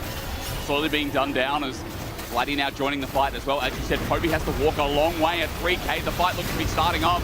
The Dragon's going to go down and goes in Fnatic's way. The hot pot begins as well. Relech gets an angle on the back of the pit, but he's burning down. He's now dead. Vladdy's ulti as well. Na'Vi have been thrown to the wayside. A game ain't over in the LEC till the Nexus falls. And just like that, Fnatic find a beautiful team fight. They've swung the entire momentum in their favor. With 2 inhibitors down, they have to quickly send Vladdy back to base. But Na'Vi's not in a position to contest this. Fnatic stand strong. They buy enough time to find a good fight. And against the odds, they're back in this game. It was an 8.5k gold lead, now slithering down to less than 1,000 once this Baron goes down. The LEC Versus, eat your heart out if you're a Na'Vi fan. Poby is just so far away, and Fnatic gets to play the front-to-back that they've been longing for. A nice engage onto 2. Relech and Paris immediately get focused down. Razork takes a lot of damage, but that's fine, because this ulti from Vladdy cuts off the backline. Threat shuts down the assassins on the side of Na'Vi. Grabs looks Grabs so a sense stressed. of relief as the Baron is now secured, and this game has just been equalized. It has indeed. 500 gold the difference. Chains of Corruption used. In Na'Vi, their dream of a 3-0 start to this split has now just been taken away. The game is still going to continue, but Soul has been delayed. 3.5 minutes till the next opportunity. Fnatic are now breaking down this structure mid. Poby sitting in top, so there's not going to be a contest. No fight here for Na'Vi, at least this time around. And gold is now just about even, with a small advantage even to Fnatic for the first time in this game. Yeah, I mean, Mainter is definitely scary for Fnatic to deal with, but right now they haven't really been dealing with him because Poby's been struggling to have an impact in these fights, and they've just turned their attention onto Relech. They're just removing this Ambessa before the fight can really start. And as long as Fnatic continue to play this front-to-back style, then they're in a great position. They have a lot more consistent damage than Na'Vi does when your damage dealers are this Varus and Akali. Kind of, when you think about the whole spectrum, compared to Azir Corki, the ability to melt your front line is much more favorable for Fnatic as they pick themselves up another tower. It's a shotgun, isn't it? A shotgun from Poby and Sam D. We need to see it on some big targets. Inner turret defense now begins. Relech is on an angle, but he's being spotted out by a control ward. In that Baylight, Equalizer comes down again, and that just zones out Sam D. Losper takes some damage, upset as well. Still, Sam D hurts, and maybe with the follow-up from Relech, they can do a bit of damage, but the all-out takes, separates Razork. Meanwhile, Losper's having a front line because Poby looking for an angle, so is Paris. Re-engagement, Razork is out on the wing. Empress at half HP, Poby flashes forward. Shuriken Flip has connected. Out of the stasis, he will follow, no! Out of a cooldown as well as Razork, knocked down, but Mainter flashes forward to finish it off. Empress is now down, Hexgate taken. This fight ain't over yet. Na'Vi fighting back as Upset looks for Poby, Poby. One auto took him out. Upset with another auto. Flushed away from Sandy from the hail of arrows. Again, that Q onto Razork. Not as much damage as before. Razork still up with the GA, but a close fight in the end. Oh my goodness, I feel like the Collector did some work there for Upset. He found a couple last hits, ended up securing 2 kills at the back end. Poby just melts. Doesn't even use the Zhonya's. Relech was really the hero to start this fight off as he finds that ulti onto Vladdy. Paris waiting for the engage, holds on, the turret falls, there's the ulti that comes in from Relech, the immediate follow-up. Losper gets caught up too. Vladdy's able to get his ultimate off, so at the very least they trade 1-for-1 initially. And and then it's just full retreat for Fnatic. The mobility was enough to allow them to disengage. Once the E connects from Poby, you're thinking, oh, when that Zhonya's wears off, he can actually use the E to follow up and get that kill, but Emperor still has the flash. Mengta has to commit his flash as well. And now Na'Vi want a little bit more. They want to try and fish for more, but Upset, playing with nothing but confidence, one-shots Poby, turns his attention to Paris, does the same thing there, has to flash himself. And now we've devolved into a scrap. Soul, 40 seconds away for Na'Vi. They will make their way towards the Dragon. Empros pushing out that top wave. Relech going to go back to base, see if he can complete an item. Not quite just yet. We'll pick up that last Whisper component as Fnatic get the push in there. There is some vision in River as well. It's going to scry out and see Sam D. Fnatic run down mid with the inside track. Inner turret is going to be dropping down here, there's no doubt. It's just about what Na'Vi can get off the back end of it as well. One plate left standing. With bloody damage on turrets alongside Upset. Easy work done. 3,000 gold lead just to show you where this game's at now. 10 seconds till the Dragon Betty. Upset a little bit low alongside Bloody. Worth considering if that makes a difference in this upcoming fight. Oh, coming through from Sam D. Paris on the flank. Ultimate used, but he doesn't actually connect onto anyone. Paris. Oh, but they also use Vladdy's ulti. Vladdy's ulti onto a Rakan. He's now out for now. Razork's also separated, but Sam D is in the hot pot once again. Melting slowly as Paris the first to go. And Sam D dealing with Razork. Ain't what you wanted. All Mengta now separated as well. It looked like a good start, but Fnatic just took apart the pieces. Ulti from Relech. He tried to find a way back in himself. He's going to flash on to Upset, but get one shot. A full-blown ace, and in very Fnatic fashion, they have taken back this game. In unbelievable fashion, Fnatic fight their way back into the game off of a single Na'Vi mistake around Baron. They will get a clean ace onto Na'Vi, and they'll look to get their second win of the first week of LEC. In very impressive fashion. Na'Vi has this game in the palm of their hands, and you're right, it was one single mistake. The Fnatic's now shut their mouth. They're going to end the first week of LEC Versus 2-1 and recover from their loss against SK. Well done to Fnatic to fight back. It really felt like that this game was done and dusted. The way in which Na'Vi controlled the majority of the game, but just that indecisiveness around Baron goes to show that these LEC teams, those veterans, know how to punish these mistakes. Their team fight around the Dragon, the way that they team fought their way back into the game, impressive stuff as Fnatic find themselves with 2 wins here in the opening weekend. They were molded by it. They'll be 2-1 alongside Nataspinseer. You can vote for your player of the game, Razork, Bloody, or Upset, as Fnatic take their bow. Ending the first week, let's call it style. Again, Razork, Bloody, Upset, those are your options. And an interesting game. A very interesting game because I didn't even think about MVP for Fnatic, considering how that game was going. The first 20, 25 minutes, I don't remember Fnatic doing much. I would kind of lean more towards Razork. I think that GA purchase around the Baron was so massive. Yep. And then a lot of the engages that he was able to find in these later team fights made it so much harder for Na'Vi to play compared to Fnatic's front to back. And again, like the scaling in their composition, we didn't talk about it much early on, but you could see later into the game, all of your damage was pretty much centered on Poby and Sam D. Poby kept trying to find flanks, and it was so difficult for him to really get involved in the fight. And then Sam D, in the later fights, just became the target. So they made it as difficult as possible for him to actually play. So credit to Fnatic, they weathered the storm. Like, they were on the brink of collapse, but they were able to fight back, and very well done. Yeah. Strange game, though. Still very, like, kind of blown away that Fnatic won that game. I mean, I still don't really know how good Fnatic is. That's what I'm saying. Yeah. That's what I'm saying. I don't know what I take away from this. We were glazing Na'Vi the first 25 minutes like, oh, the macro's insane. Absolutely. And I don't want to take away from that, but let's also go to here for the man in the top lane. Well done. The man on the top lane is finding out that being a Fnatic player is not stressful at all. Just like the fans. Actually, Empiros, thank you so much for joining me for this one. How do you feel right now after this one, after this comeback? You had to work for it.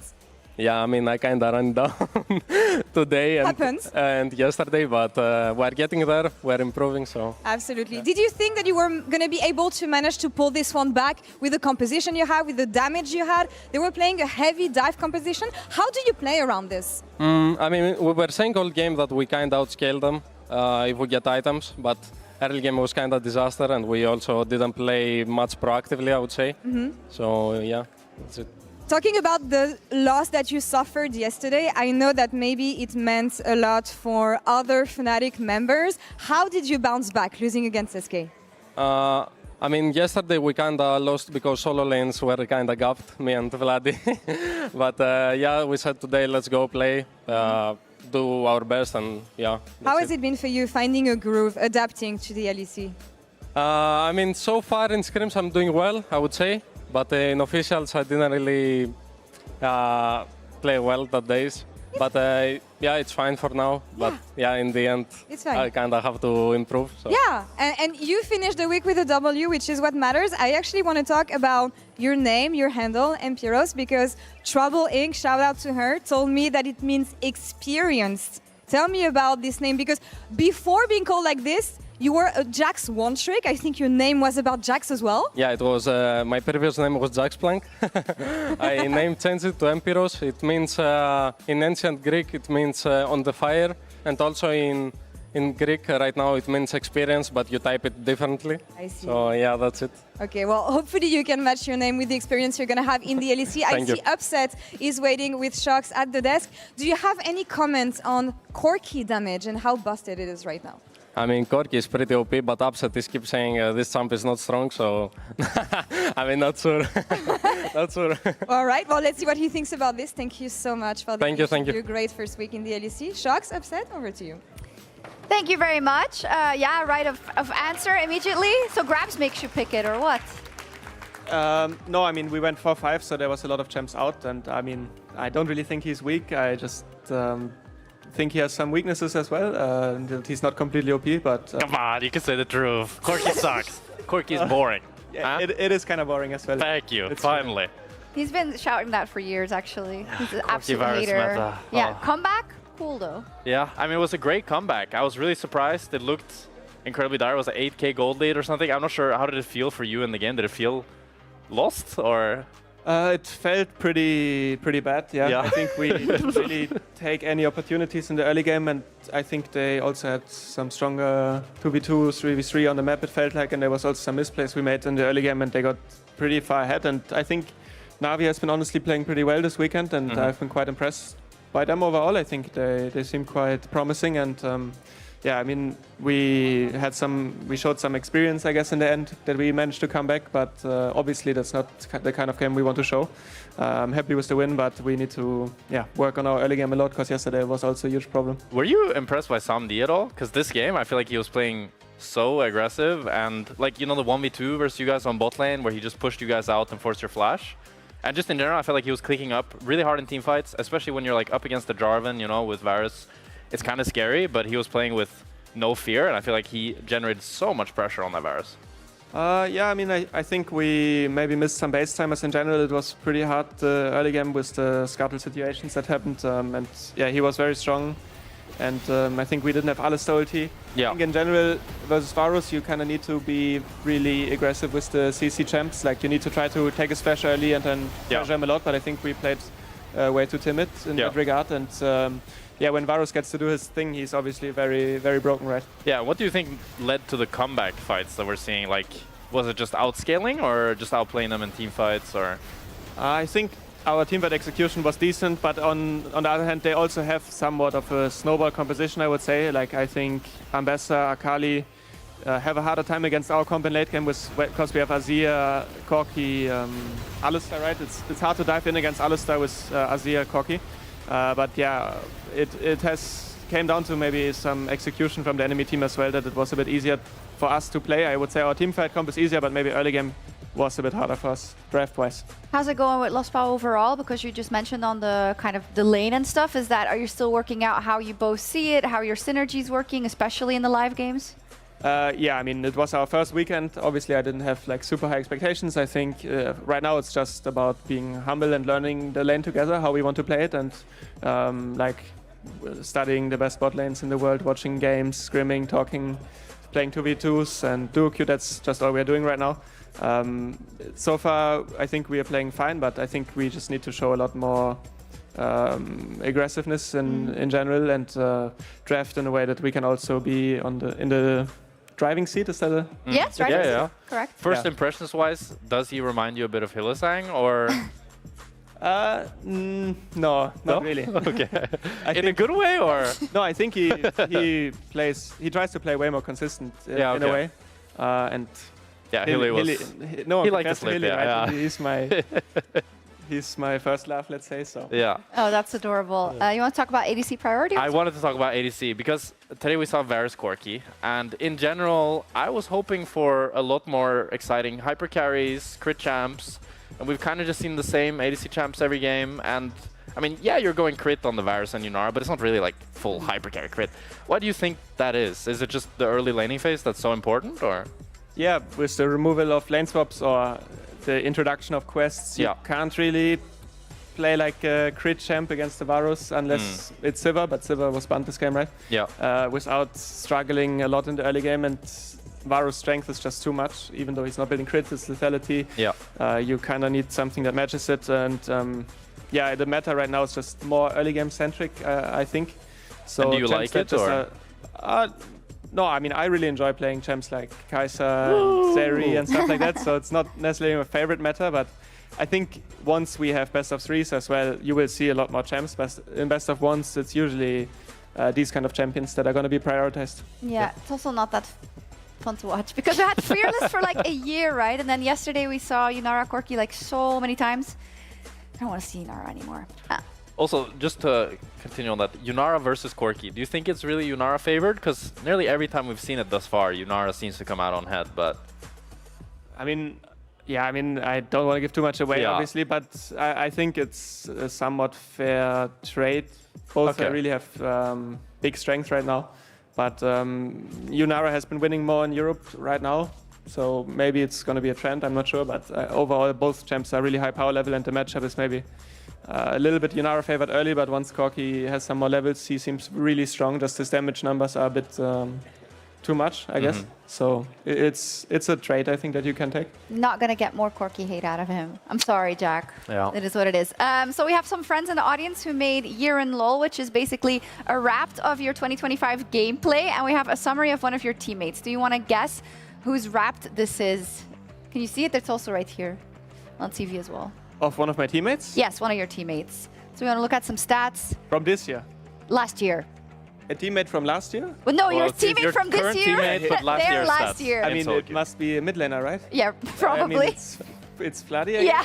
I hope so. Here's some stats. What do we got? Oh, just want to look at his win rate. So 73. Yeah.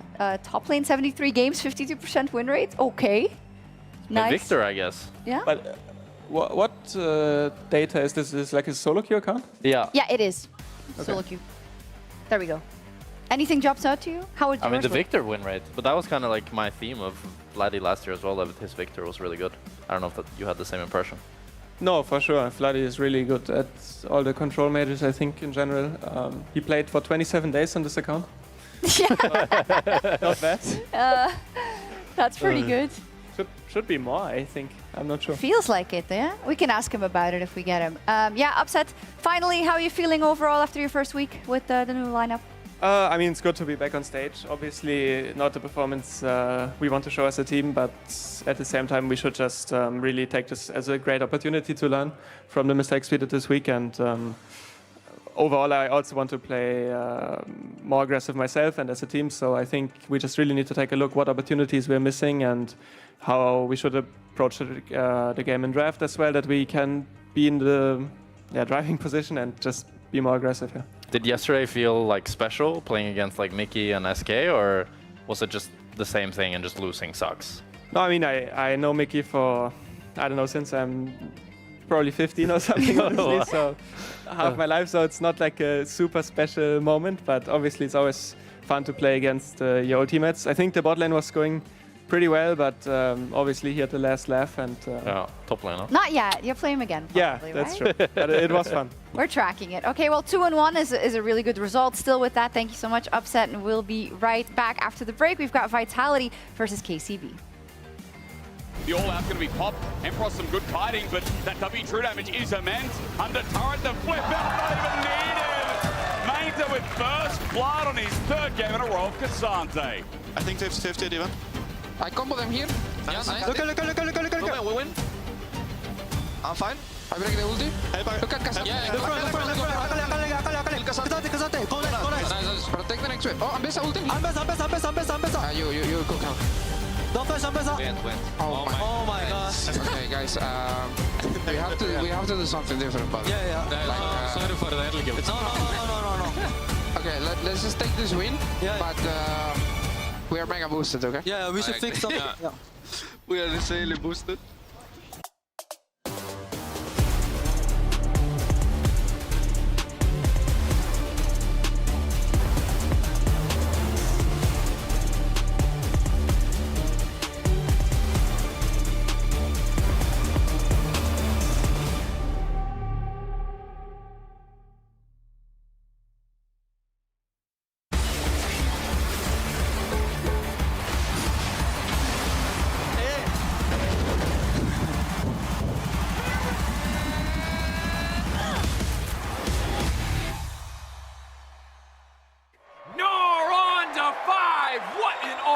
What an incredible play there from... Oh, that was incredible. You love to see it. Right, yeah, let's really What a move! He's just so good. I mean, the persistence, the patience to find the angle. You just don't see that from rookies. I think he's got it all. He's got the best. Have a break. Have a Kit Kat. Ooh, that looks good. Do you want to maybe share a little bit? Yeah. What a move! On another level,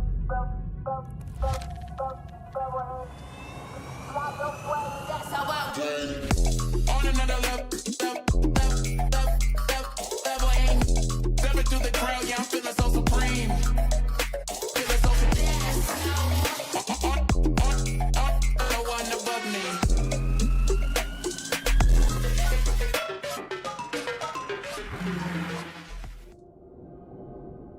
The human body was built to move. Not trapped at a desk in one singular posture for 12 hours a day. It's time your chair evolved. This is Secret Lab Titan Evo. Ergonomically engineered for you, gamers, hybrid workers, artists, backing your every move.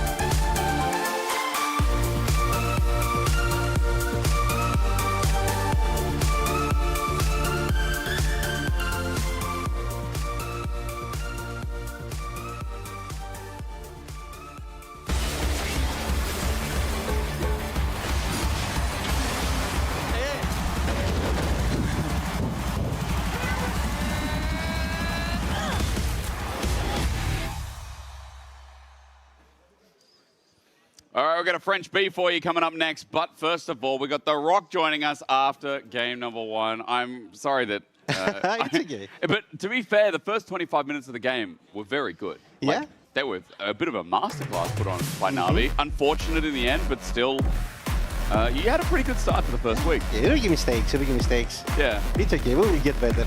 Well, we're really happy that you are here to join us for this matchup. We were really hoping to get some of your expertise because you are the former coach of KC Blue. Yeah. While a lot of the players are different, it's still wonderful to get your insight and get us a little bit more info as to like what we can expect to see from these teams and some of these young players.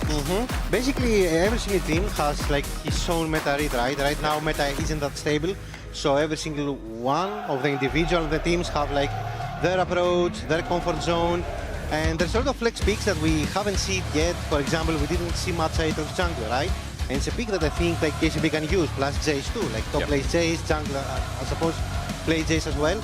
So I'm expecting like a bit of a different approach maybe today from KCB.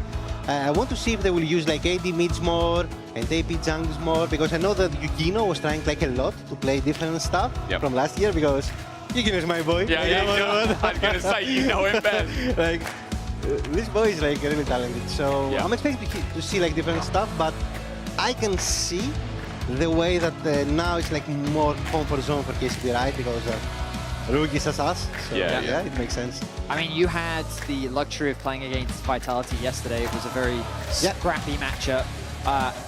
Do you think Vitality are the favorites coming into this matchup against KCB?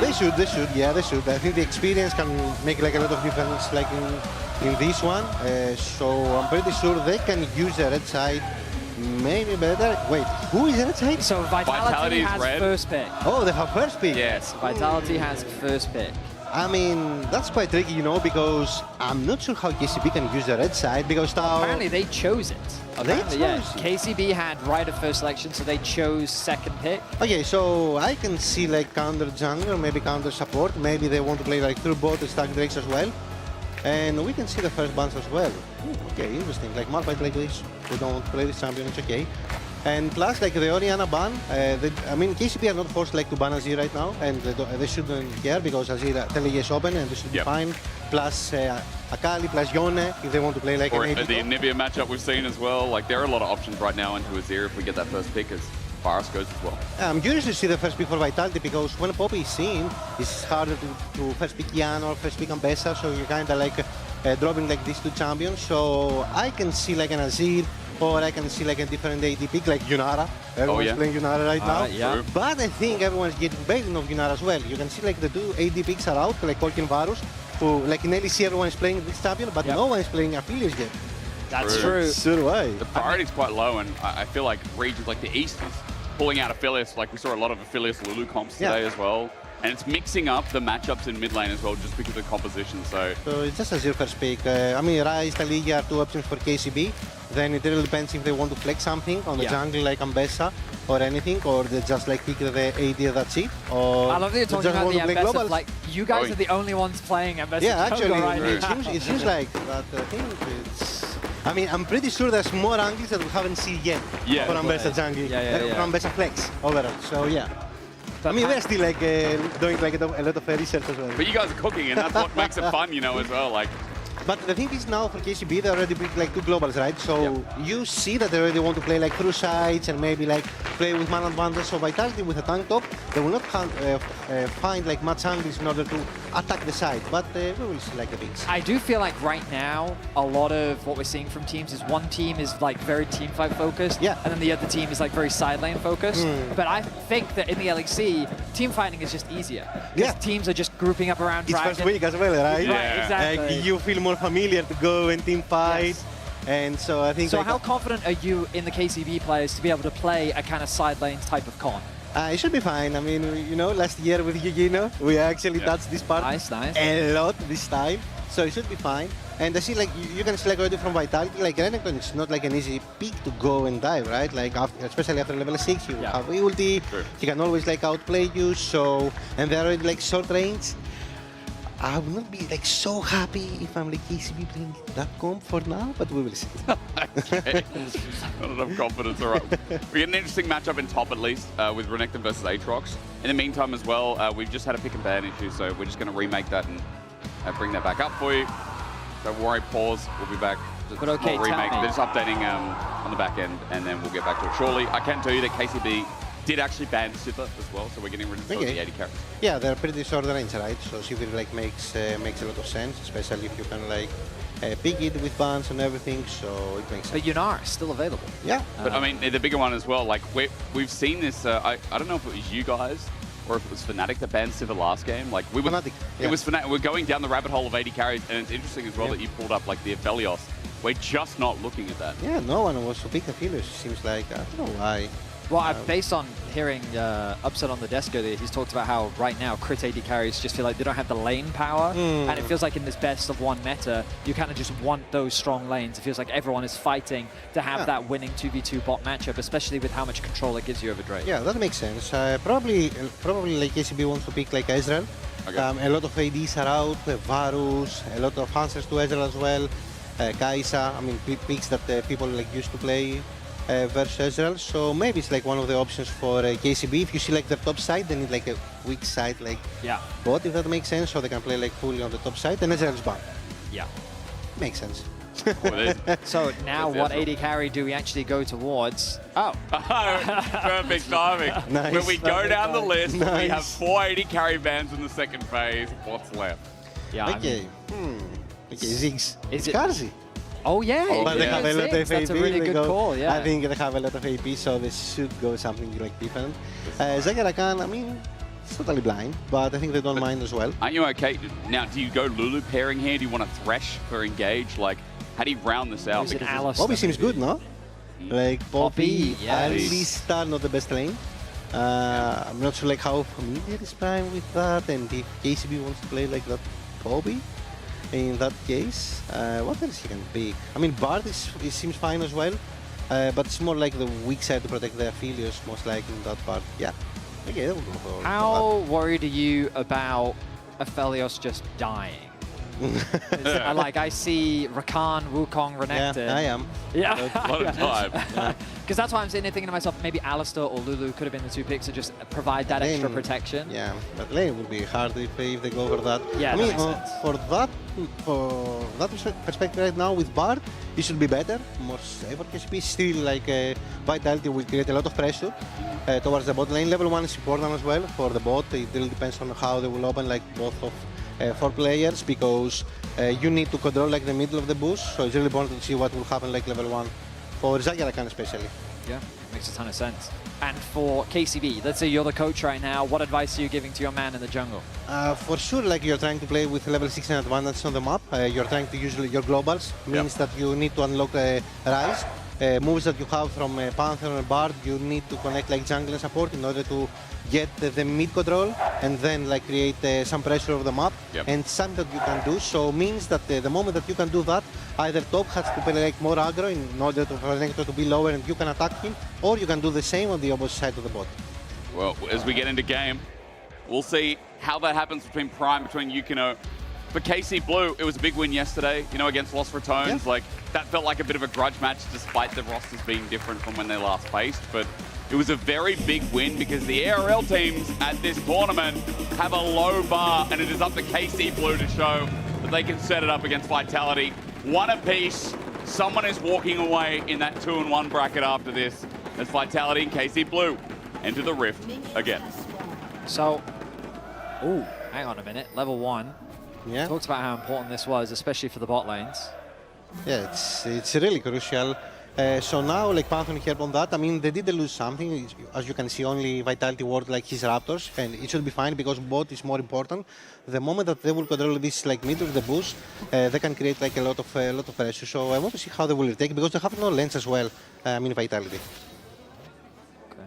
Now, as we kind of go through this early laning phase, I'd also really love to just get more insight from you on your relationship with Yukino and kind of what you think of him as a player. Just because earlier you mentioned he's kind of your boy. Yeah. And I think for him, this opportunity is about proving that he is at the LEC level. So what do you think about him? I think he's at the LEC level. I can see him like, I mean, if he wasn't like in KCB, I could easily see him like playing in LEC like this year. Yep. And I think individually he's really good, mechanically he's really good. And last year he learned like a lot on how to play macros well and how to play different styles and different draft too. I want to see him, you know, expand his pool besides like the Bruisers, because he's like a type of player that he's playing like more Pantheon, Kiana, Nafi, this kind of stuff, Zinzar, etc. So I want to see him, you know, more on the dirty work, like more guys, as you know me. Yeah. Whenever the meta fits, right? Yeah. After watching him last year, I can't think about that yet, but I guess that is the development, isn't it? He's great. He's great to watch. I think he's fun to watch. He's very aggressive. Like he takes a lot of risks, and that's what I loved at least last year, casting the EMEA Masters. So for Yukino as well, Pant in this game, you already talked about as well, Rock. We're looking for level 6. We're looking for the sync up from him and Prime, unlocking mid, and then using that pressure to get elsewhere. For so far, Camilo's been pretty nice in this 1v1 lane, just pushing down Humanoid and getting a small advantage. Yeah, the ward was really helpful on the level 1 because they could control like this mid boost, and then they just like took the control of the lane at bot. And one of the things that I saw yesterday was it felt like Nako was a bit of a problem for you guys in the matchup. Playing that Renekton, he was one of the few Renektons that I've actually seen bully out of Cassante. People always say Renekton is good into Cassante, and very often we don't see it at the pro level.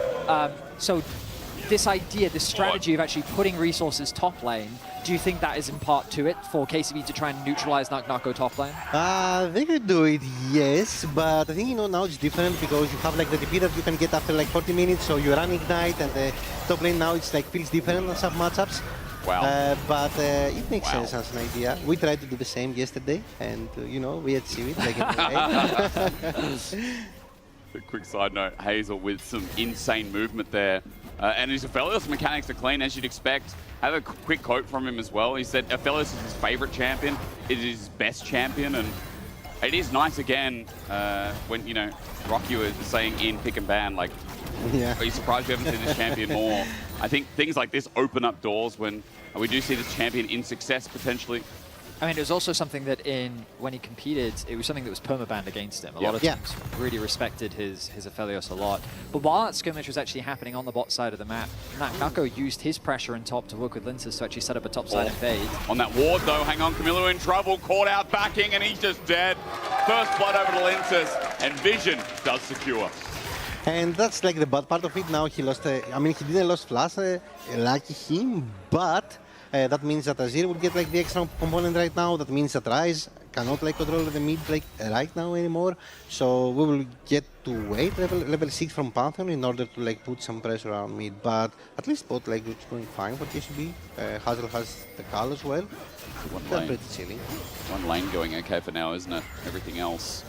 Vedi, I know you're talking about Nako before. I do like, again, like, there's been some criticism online about top laners still taking teleport. I know you get the extra shield, and there is a smaller cooldown, but a lot of people have said that the unlocking of a third summoner, of having things like Ignite or Ghost for the lane matchup as well, is just too good to sacrifice. What do you think about top lane summoners right now? I like both options because teleport, like the teleport and the upgrade teleport can give you like the big shield, right? Yeah. So that means in order, I mean, when you're trying to contest like the third Drake or the soul, you UTP, you have a big shield and you're actually tanking everything. And it lasts for a long time as well. Yeah, exactly. I like the aggression as well from the part that, you know, Ignite, maybe Ghost on like some champions. But I like the Ignite, and I like the part that you can control like topside, means that you can have first access on the crabs, means that you can get things like more plus plates, plus side lane pressure and everything. So I want to see like more of this strategy, and we want to see as well as Navi plus strategy as well. The concern I'm having right now, seeing what's happening on the map, is KCB is doing a good job of leveraging their bot pressure to early objectives, but Linces is basically isolating his top laner to allow for Nako to just kind of really punish this Aatrox in the early laning phase. If you're watching this as KCB's coach, how worried are you about the fact that Tao is basically being left on an island right now? For now, he's chilling because one of the first hard parts went away because now he has boots, right? But now he needs to be extra careful about this like top scattering and the level 6 of Renekton with Ignite as well, right? I'm a bit worried what will happen in the next like 1 minute. Wait, but hang on, Linces just got level 6. Cosmic Binding hits a wall. There is a stun. You can get some follow-up damage. But Fletchy's also here, and you can might have to burn summon a quick smart, but Lensis already pulls out the Cyclone. Magical Journey buys some space, taken away. Another Cosmic Binding comes out as well, but Camillo's here. Second follow-up. Lensis doesn't have a target, and then shoved back. Only Humanoid finds an angle with Nucko sealing the deal, stealing the kill. Vitality still find one, no matter how desperate it looked. Yeah, I mean, KCB trying to contest that Scuttle Crab and then overstay in the river, I think was just a really good punish from the side of Vitality, given that they did have that level 6 Wukong. Uh-oh. Prime doing his best to hold the wave for his mid laner as well, but now... Boy, hang on. Coldermate comes through. Dominus in full act as well. Waiting for, well, Ruthless Predator was used before, excuse me, but there's no follow-up with Summoners. Nucko just gets some damage down, and Tower without his TP will have to walk back to lane. Yeah, and now he's stuck, right? He's on the top lane without TP. Nucko used Ignite, used ulti, so, and now he skates at top. So he cannot move for the crabs. Renekton can stay like in front of his face and just, you know, take plates, and Aatrox cannot do anything. So Vitality is pretty comfortably in control of the early game. KCB's kind of win condition, I mean, maybe it's a little too early to say that, but Hazel is just happy sitting farming in the bot lane, right? So this Aphelios is still that potential win condition the later into the game that we get. The big thing for me is Camilo now 0-2 on the rise. One of the key things you said was unlocking it, but now maybe he's very locked. He feels very locked right now. Super locked, yeah. At least now he's trying to get back like some pressure to Tao, so Tao can reset properly, as you saw like before, like 10 seconds. Camilo used one move with his ulti, and Yukino was in range as well. So Nucko should like have respected as he did. So Tao now he can reset, and maybe they can play grabs. But Lynch has to have his ulti back. As Kazi, he used his pullback just to get the wave in as well. So maybe there's some kill threat here. Ghost has been popped by Hazel, but a bit over ambitious. Vitality, their waves. Not the best spot if they can find this one, as KC Blue, they do start up the grubs on the top side of the map for now. Camilo in a good state now, picking up the lettuce in the river as well, but Lensis is also here. Okay, well, how confident are you in KCB in securing these grubs right now? I am. I mean, Bard is moving as well, and Rakan is stuck at bot lane. I think they will take at least 2, and maybe the last one, unless something like happens, or maybe Linskas will step up. I mean, he didn't step up, yes. Bard was moving. I mean, Bard did a really good job by moving, and created like extra pressure on that because he has ulti as well, right? Ulti advantage. Yeah. Okay, so we don't have you for much longer. We've only got another minute, so give us your kind of overarching thoughts of the game state right now, and who ultimately you think is going to win it. I think the next like 2 minutes KCB needs, I mean the next like 4 or 5 minutes KCB needs to find a way to use like these 3 traps in order to take like some gold back. So they need like to get these resources, but I'm seeing Vitality fighting like every team fight from now on, and doesn't look easy for KCB. So who do you predict? I think Vitality. You think Vitality? You don't believe your boys? You can't do that. Sorry. You're on a new team. It's different. You got allegiances elsewhere. Now, we wish you the best of luck with the season. You're a natural caster, by the way. You're actually you're bouncing off of the dry guys crazy. Vasilis, did I say that correct? Thank you so much for being on the cast. Ladies and gentlemen, put your hands together as well. Coach Insight is very rare. Thank you so much for joining us. We'll invite you on another time. And all the best for the rest of your season as well. Na'Vi still end the season at 2-1, and that's what Vitality are looking to do as well. Thank you so much, mate. Fantastic insight there from the coach from Na'Vi. I mean, it is interesting again. Like, I feel like in the past, when I see Camilo on a team, like I am worried about his laning phase. And this comp, my takeaway is that his laning phase is very important to unlock him and influence the rest of the map. This is what KC Blue have decided to do in this game, and they're already a bit of a detriment for that as well. 300 gold lead for Humanoid in this mid lane, but Vedi. Well, we got some clear expectations given from The Rock, right? Which is that he wants to see KCB try and utilize the grubs that they had just secured to get some plates, try and funnel some gold, get some sort of advantage for these solo laners. Because again, the idea behind this composition is to try and play through those sides. And the worst case scenario for KCB is that those solo laners are falling behind. Yep. But then, like, we have to keep our eyes on Hazel as that kind of late game insurance. Well, on this Aphelios that he knows and loves. We hoping that KC Blue can get a decent result here, but in the meantime, Vitality solo laners are going pretty damn well as Dragon starts off in bot. This will be one for Vitality, and it will be their first objective of the game since they lost the grubs. And they lost that first Dragon as well. Now one on the board, and Lensis thinks about what he can do down bot. Lensis has been super proactive on the map. I think he's been using his power very well. He's threatening a dive onto Hazel right now. Eight, there's the quickness as well. Linces pulls that first Cyclone. Meanwhile, the 2v2 into full action, but Hazel is in the middle of Feathers. Well timed by Kazi. Prime dives to a solo kill pretty much. And Vitality, that could not have been cleaner. That late game insurance has quickly been denied as Vitality turn their attention to the bot side of the map and put. I mean, they execute a flawless dive. Very well done. Prime doing his best to keep his AD carry alive, but all it did was stall his inevitable death. The feathers had been set up. Fleshy with an early ultimate.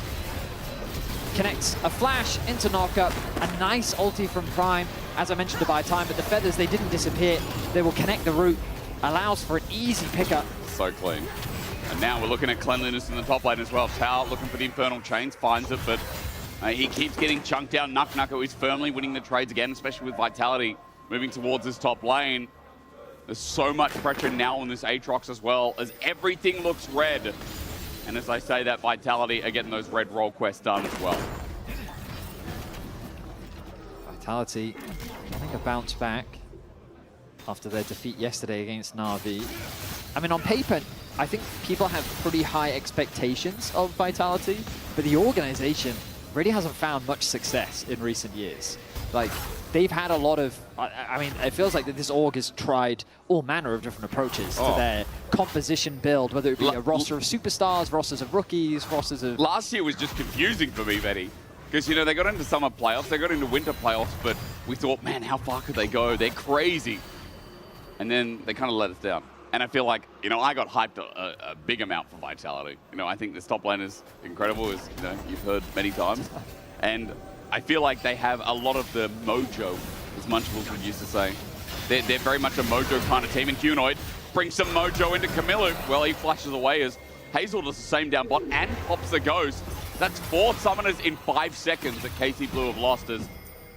Yeah, Linces was just in the vicinity as well, looking to take a little bit more, but now at risk here as Camilla's getting a bit of backup. There's the run warp as well. Humanoid now in trouble. Shifting sands, where are they? He's rune prisoned up, can't get over the wall. Yukino seals the deal with the first kill for KC Blue. That's a much needed kill as well. Yukino is the one to pick that one up. I think it would have been nice to hand that one over to Camilo, but hey, you take the kills where you can get them.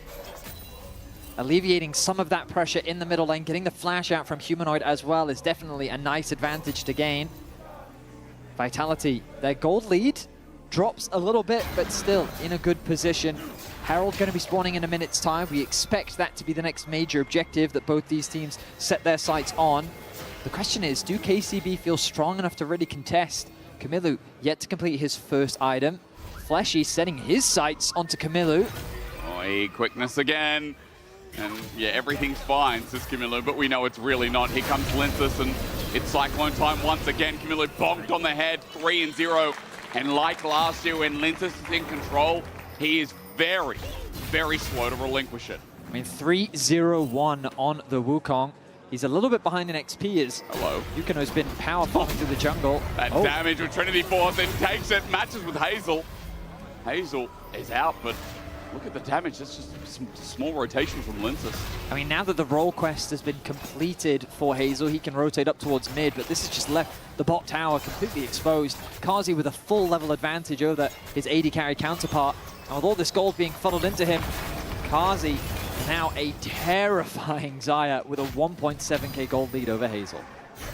And there is a gap brewing here between Vitality and KC Blue.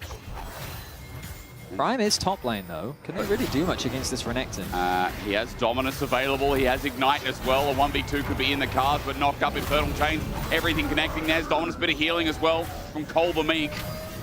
Waiting for a potential Ruthless Predator onto Tau. There's a bit of support coming from Fleshy as well. Linces in the area, even without Cyclone, but Tempered Fate wasn't using the process, but it might just open things up for Herald, which is a win for KC Blue.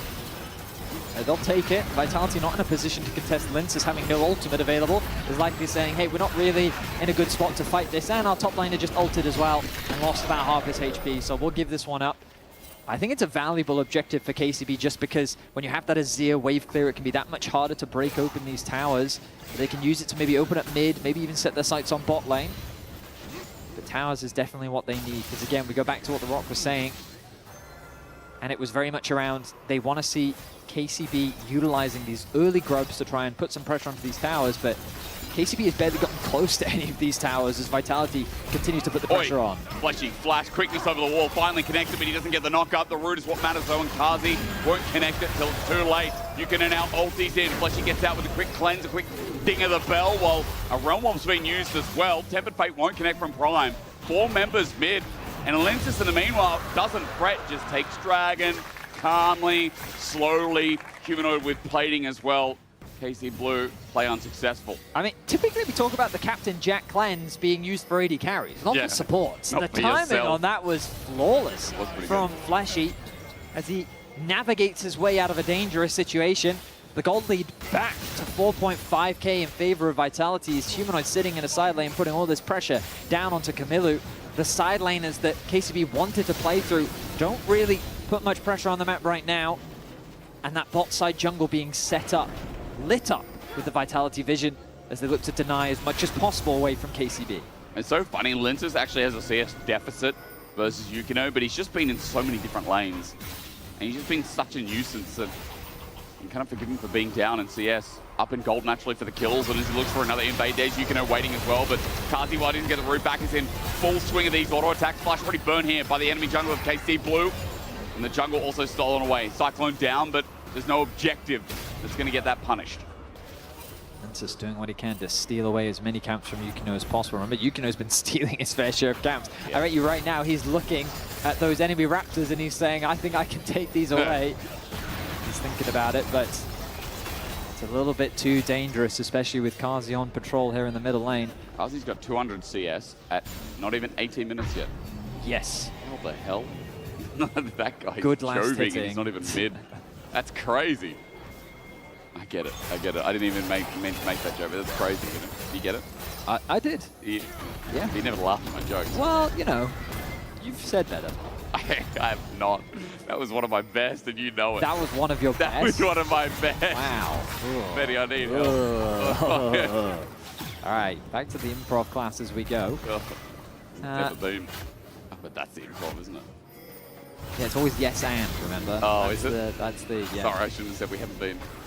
No, I've never done improv before. Yeah, that's the first rule of improv. The problem is, I've never done that. The problem is, I feel like I'd be bad at improv as Hazel flashes away. Maybe he would be too. He has to come up with a better solution than that. Kamilu gets Dominus on. Now he's just going to walk this one into the croc. Nako kites away. He's got a minion wave waiting for him in his turret, but Aphelios with no flash is a big, scary factor, Eddie, with Baron coming up in a minute. And Humanoid getting collapsed on. Here's Yukino. Yep. Tao now. He's doing a bit of damage. Humanoid's bought some time, though, with the soldiers out. Rather, he's flashed away. Dead eventually, though. The follow-up is big from Vitality. Going for Tao first. As Yukino on the side is going to ulti out. Meanwhile, Tao is going to flap out, and both of them survive. So a nice pick from KC Blue in the end. Or is it? Or is it? Here comes Monkey from the side. Oh, the hidden Monkey is the deadliest. As man with huge abs is going to die to a bird. And Kazi just walks it in to get in a turret in the meantime. I mean, Kazi is just farming towers right now. He's got 2 towers in the bot lane. He's secured the tower in mid. KCB should be able to at least exchange this for a tower in the middle lane. Maybe even put some pressure onto top too. But Vitality is quickly running away with this one.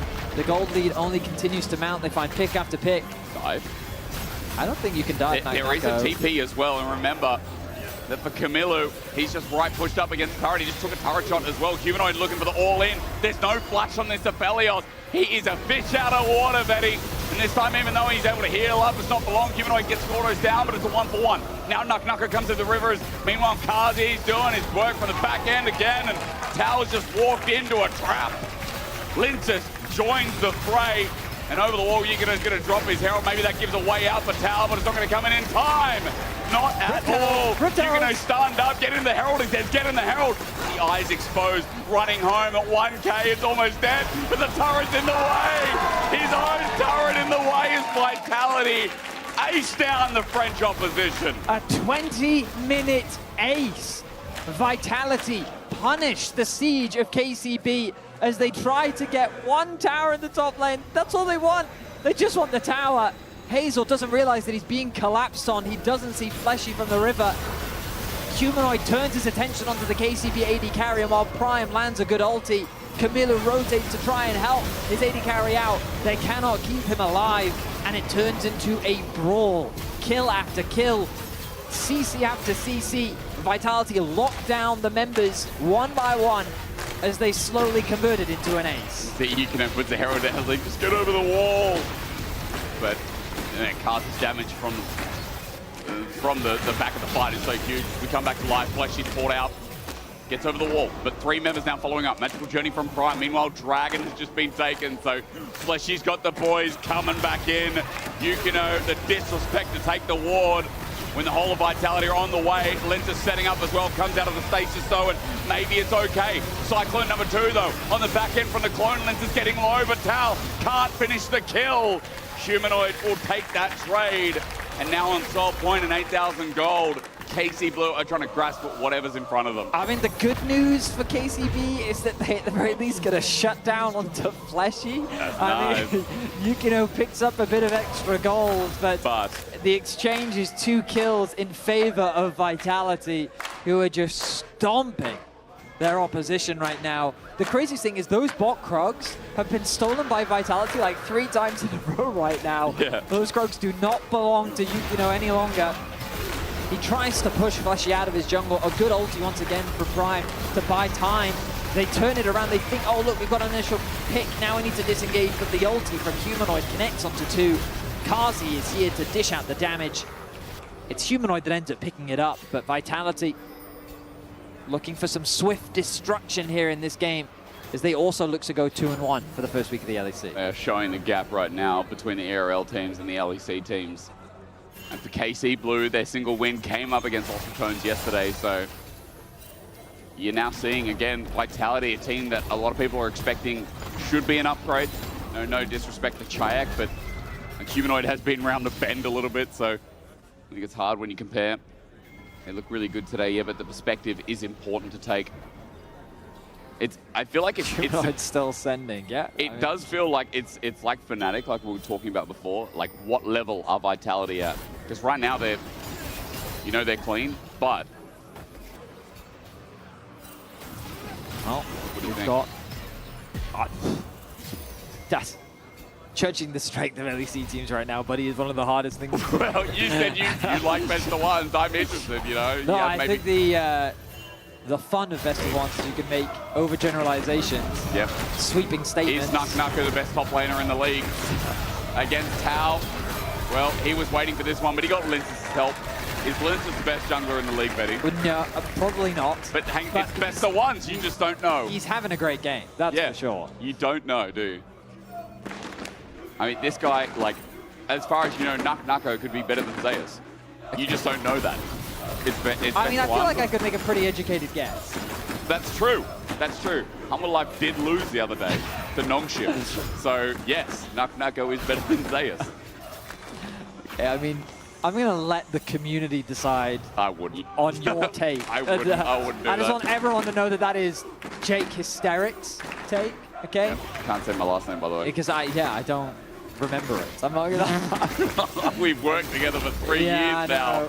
You make fun of my last name and I don't remember yours. Yeah, so. but yours is day. Yes. You're literally like a part of my ecosystem for 12 hours, you know? I mean, yes. Your name is literally what we call the sun. Like, no, we call it the sun. Never mind. No, but the sun in the sky is called day. This is rage bait. This is rage bait. It's I gotta not move rage on. bait. I promise move on. it's not rage bait. It's actually just trying to rage bait me right now. It's all good. It's hard fact. Let's talk about the game. Okay, the game is in a struggle, Betty. Right now, KCB need a Baron steal. Yeah. That's what they need. Because things are getting desperate. It's a 9k gold difference between the two teams. Hazel does have Infinity Edge completed. Can he pop off? Well, Betty asks important questions. And I have important answers for you. How does he stay safe? Actually, that's not an answer. That's another question. Ignore me. I think we know that the answer is going to be very good with Hazel at half HP. Maybe a pick here with the help of Prime, but the quickness to save the day. And Feather's finally out. I feel like the first time we've seen the oldie from Kazi as he flashes into a stun, but gets the root nevertheless. Hazel surviving over the wall, but here is Nucko. As I said, maybe better than Zayat. I don't know with all those turret shots. Maybe not. Blizzard's going to run back in. Camilo's got a bit of shielding to help him, but Humanoid with the flash Emperor's Divide gets the flash out of Tao. Golden is Humanoid. He's still going to drop one down. This game's getting messier by the second. It certainly is. I mean, Vitality are just full sending it right now. Love the idea from KCB Prime with a good ultimate, but his Q doesn't, it's not really in range to connect the Xayah to any other target, so they can't lock Kazi down, meaning he's able to get the ultimate off. The ulti also goes wide from Hazel, so a lot of damage becomes unavailable. And we'll look back here, so a good ulti connects onto Kazi. In an ideal world, what he could do is he could connect his Q from Kazi onto the wall behind him. I guess he comes out a little bit late. Yeah, I think it does come out a little bit, or it doesn't even reach. I'm not entirely sure from the spectator side, but Hazel doesn't connect his ulti. A good feather pullback from Kazi, and then Nucko just full sending it underneath the tower alongside Linces. Goes a little bit too deep as Camilo ends up punishing him for it. They got Drake. Hang on a minute. Everyone dismount your horse. Let's just hold up. Vedius, is this game winnable by KC Blue? I mean, in the LEC, a game is not over until it is over. They just got Linces' flash. Hold your horses. Baron's up. Linces Soul was lost the summoner. denied. That's a pretty big deal. The gold difference has gone from 9K to 8K. I've seen crazier things Take today from that already. what you will. Yeah. Crowd has not stopped cheering. No, they're sending that undying support to KCB. Either way, France is walking out of here with a win. That's true. But I think KC fans would prefer one win over the other, though. Well, they are KC fans. Maybe caught out as Humanoid. Here's Yukino again. Tao by his side. Humanoid with a great oldie, but still caught out nevertheless. The shifting sands gets him out of dodge, but the Realm Warp will bring them in. Hang on. Humanoid is dead, that's for sure. Linces has no flash. He gets over the wall, but Tao's there to follow. With a blast cone, that's one bit of safety, but now running in is Nucko into 4. Is the Renekton enough? Fletcher gets the knock up. Nucko is going to go into GA. Kazi's now here to try and cement the fight, but Hazel on the back end. A 4 versus 3. KC Blue won that fight. And KC Blue is going to get a Baron. Linces is still in the area. Can he steal this one away? Well, he has no Cyclone, but he has a Smite at the ready. 1400, the number to look for. The root comes out. Yukino is almost dead. He needs a Smite. It's stolen! Linces walks in. He'll die, but no Baron for you. Oh, so close. Yukino, if he'd gotten that Smite, he may very well have given his team away back into the game, but it is not enough. And we are full sending it now. We are in the dregs. What do you mean now? What were we doing for the past 10 minutes? Full sending it now. Vitality has gotten way too overconfident. Humanoid is at 5 deaths in this game. Nucko thinks he can take on the world. Yes, he does. I'm surprised he's only got 1 death. His GA has already been procced. Yes. It happened in the topside skirmish. Linces, though, doing his best to stop his team from throwing. Okay, let's see what happens next. There's no objective on the board, right? Vitality, they do have a Baron, but I think they've only got it on like 1, 2 people. It's Kazi at least. Who else? As Prime. Kazi, good dodge. Steps up and takes him. Now Tao's in the firing line as well. Kazi, massive root, gets barrier, feathers fly, a double. Kazi versus the world. And I'm pretty sure half the world is dead. As Camilo has to Realm Warp out with the flash up. A quick golden stasis, but in with a gleaming quill out with Humanoid. Camilo's dying here, and Vitality silence the doubt. Kazi quickly puts any hopes of a comeback to bed as he wins out in a 1 versus 2. The arrival of Yukino was a little bit too much to handle, along with getting a kill onto Camilo as well. A tower is secured. The gold didn't really swing much, though. I will say that shutdown gold proving quite valuable for the side of KCB. Of course, the action isn't over just yet. Keep your eyes on the minimap as Linces is setting up a flank. Hazel could be in some danger. Nucko's waiting for the Rain of Anger. Linces is here as well, waiting for a Cyclone. Hazel walked up to this big mistake as he flashes away, but not out of range just yet. A good knockup and a good binding from Prime, but Linces will heal that up thanks to the Sundered Sky. Fleshy's out as well. Yukin are unable to reach that range, and the mistake from the Aphelios cost dearly. Vitality winning out on these skirmishes once again. Waves being pushed in, but you can see the big smile on Humanoid's face. He knows what this game has turned into. We all do. We look back at this skirmish. The ultimate goes wide from Prime, and he just disappears as Kazi melts through him. Nice charm connects onto Hazel, preventing him from getting involved in the fight. It's very difficult for him to even approach Kazi, given all those feathers that are on the ground. He almost dies himself. And then Camilo, yeah, that tech doesn't work anymore. Back in the day, you could ulti into Zhonya's and you're guaranteed to get away to safety, but not anymore. Vitality back out onto the map. Dragon 30 seconds away. Soul would be available for them. I'm sure they'd love to grab it as KCB is actually setting up on the bot side tri-brush. Maybe threatening a pick. I mean, that's kind of all they can play for right now. Camilo is level 18 on the rise. So, I mean, the later into this game we go, the less the goal difference means. Yeah. Still, Vitality says, screw the dragon, we're going mid. Okay. Maybe one push to end them all. One push at least to find the inhibitor.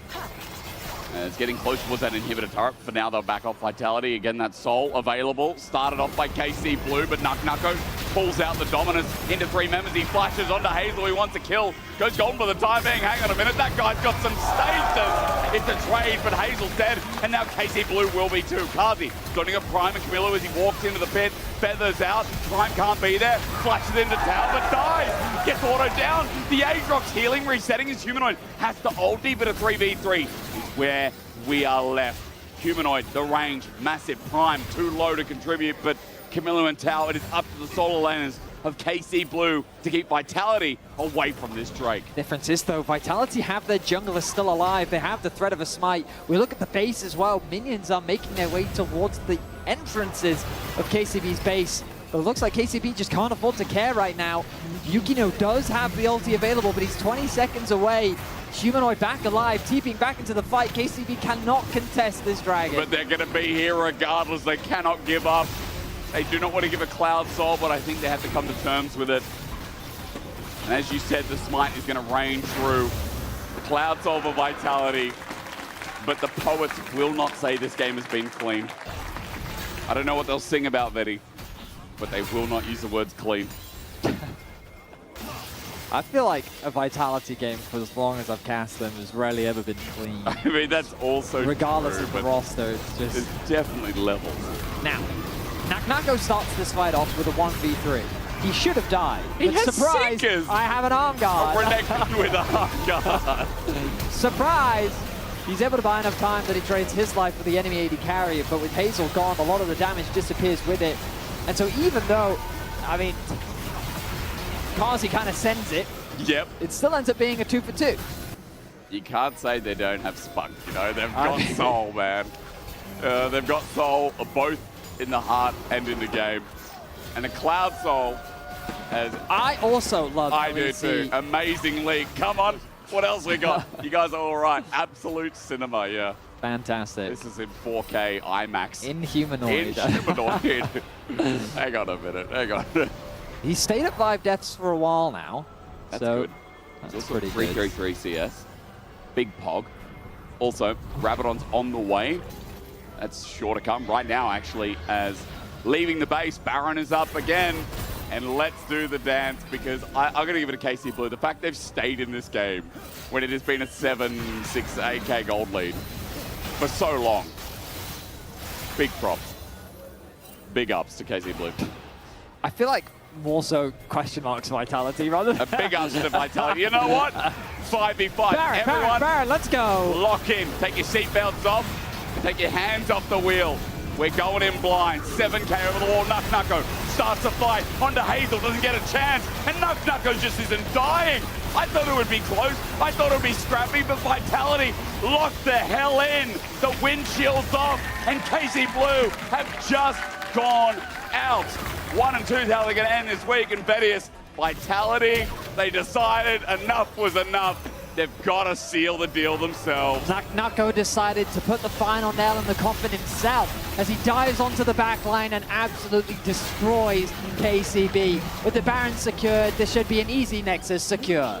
Well, easy's not the word I'd use, but entertaining nevertheless. Vitality, you've got it. I don't know what it is yet, but 2-1, you have got it. What a team. As chaotic as that game was, it would be remiss of me not to mention how great of a game Linces had overall. From start to finish. That is true. Only had one death. He had a 6-1 and 11 scoreline. His impact in the early game was fantastic. I felt like he really did do a good job of keeping Yukino in check as much as he could. He played around his side lanes very well. He executed upon that bot dive very cleanly.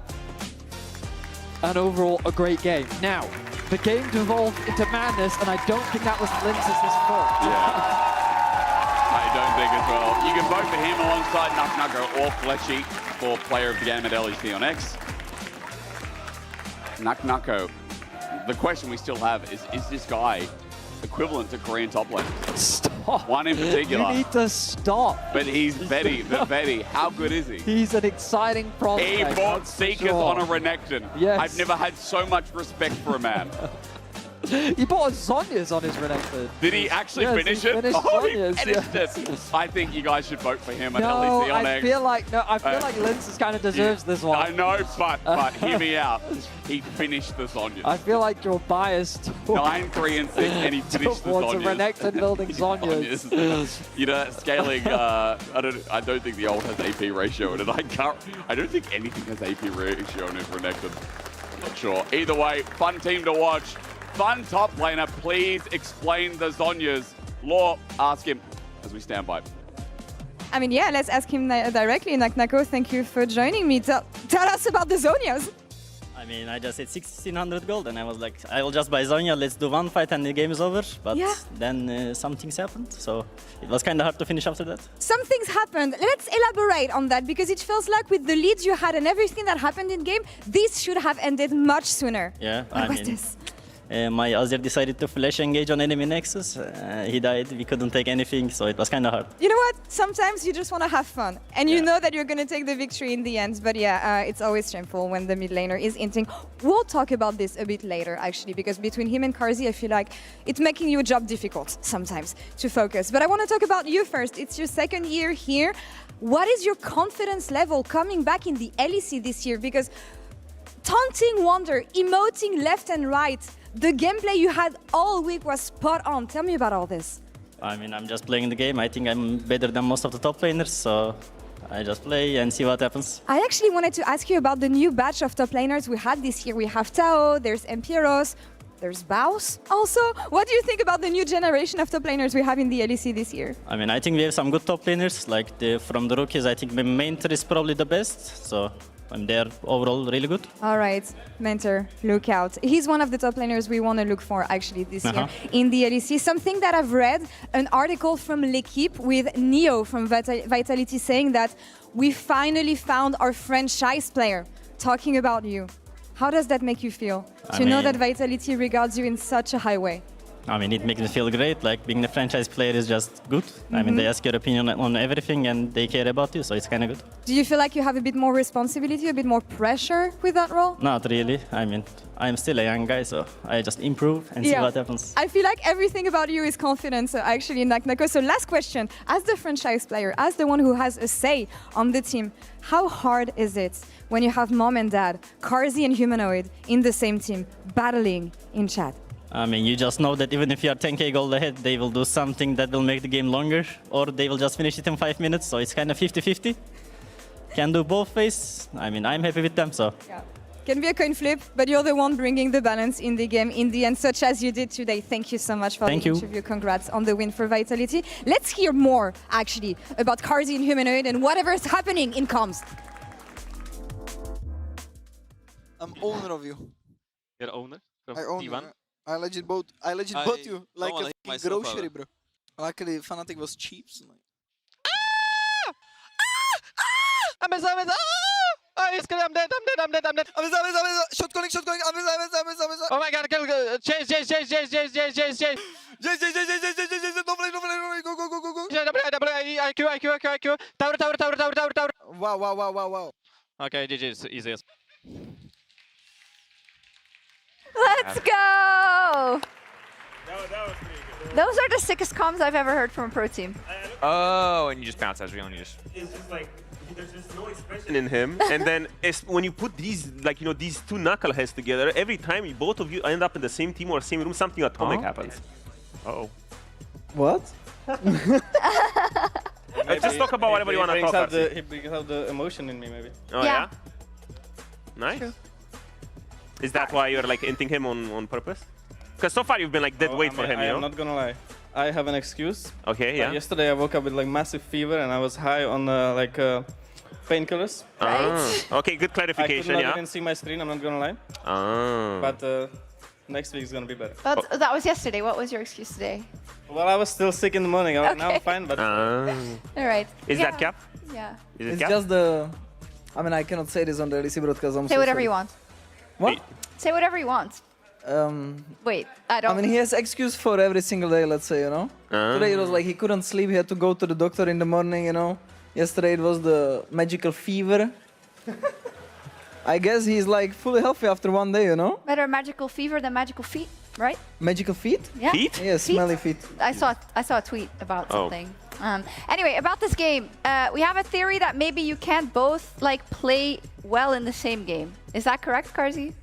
I mean, I haven't seen this guy play well yet, so I'm not sure.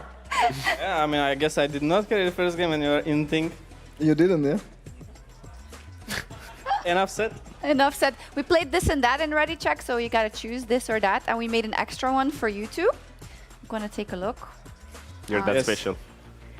Greatest friendship, we're gonna call it.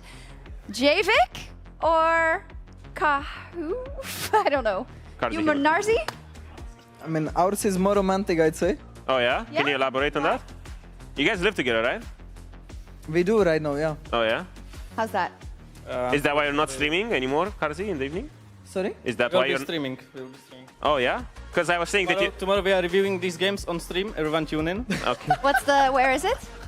On Karzi's channel or yours? Karzi's channel. DJ Karzi? Both channels. Both channels. Just Karzi's channel. No, basically I'm his father, you know, like yesterday he was just sleeping on the couch and today in the morning I brought him, yesterday in the morning I just made tea for him, you know. Like that's so cute. Make sure he's feeling fine. My girlfriend is cooking, feeding him some rice and chicken, so he's like full of energy, you know. And he's just on the couch sleeping like a little baby. Right, actually just a child in that household. Yeah. I mean, it's exactly what I need. Honestly, it goes hard. I would do the same if I had the option, you know? Yeah, who of the talent would you want to live together with that could like bring you food and stuff? Like Medic? You, Odo. Oh, I mean, I was thinking too much of Karzi, you know, because for me, he's like the best roommate ever. Ooh, from the talent room, from the talent crew. Dracos, maybe. Ooh, Draco's dad has great dad vibes, you know? He does. So, probably him. But if I had the choice, I would still go for Karzi, because, yeah. Anyway, we have some misinformation, because sometimes when you guys are like together on the couch, it seems that you don't like each other that much. But then, Karzi, whenever you weren't in a team with Humanoid, all you literally did was tweet about Humanoid. So is this one of those, like, you want to, but you can't, like heated rivalry, or what are we talking about?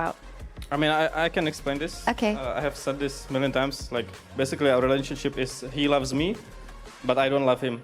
So, is that why you're into him? Yeah. Oh, okay.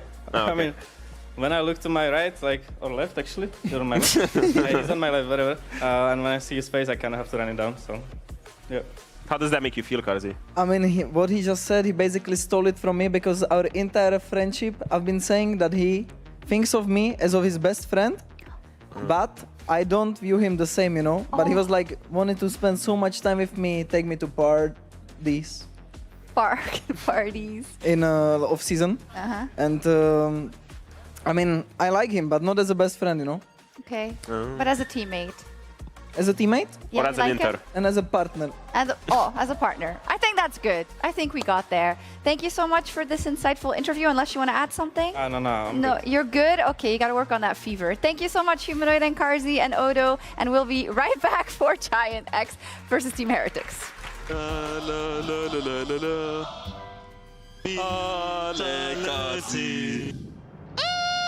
I'm flashing on. No flash this guy. No flash this guy. Okay, you'll take care of.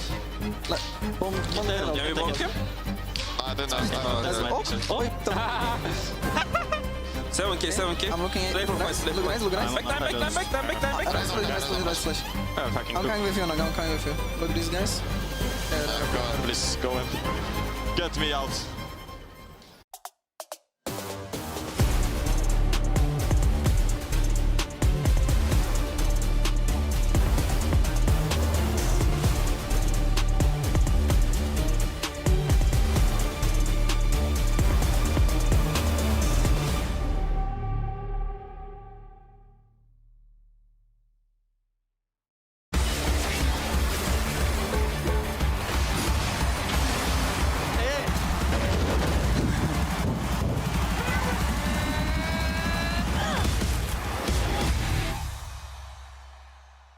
He doesn't like that. Look at him, he's a good boy, but he don't like that. Maybe we could play some ARAMs or something like that. I mean, it's a new map, right? New towers, new objectives.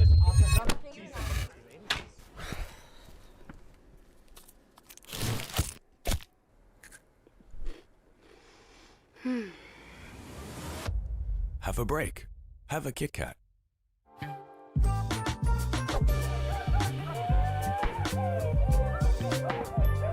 Hey there! Every season starts the same way. Everyone wants to win, but not everyone prepares the same way. I can't wait to show you what I have in store. And trust me, this year, everyone's leveling up.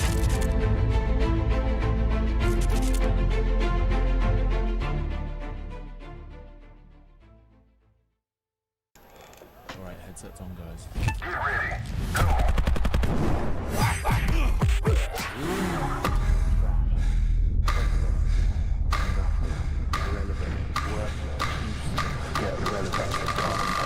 Speed up.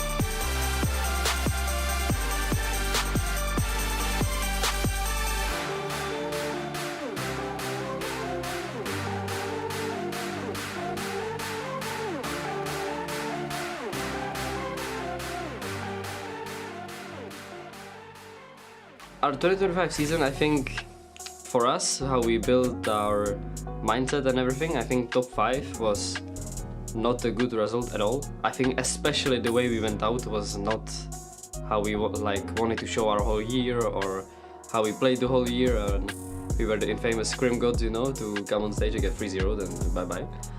My favorite moment from last year was probably beating G2 in Madrid, because we went to that road trip, I think 1-4 or 1-5, basically almost out of playoffs. And we were not a good team at all, and then suddenly we went to Madrid, turned out like a complete different team, and in I think GX history first time beat G2, I don't know. So it felt pretty nice and the stage was insane, so probably for that year that was the most favorite moment. I would say my personal goal aligned with the team in a way, which with Giant X is always just to go worlds, right?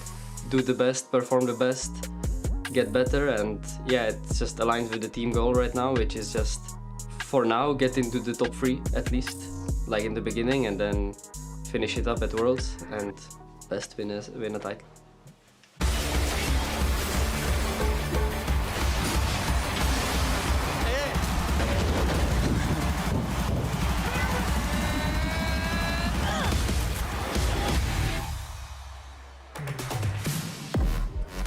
That was a pretty good Giant X time. If you look back at some of their best performances since the rebranders. Welcome back to the LEC.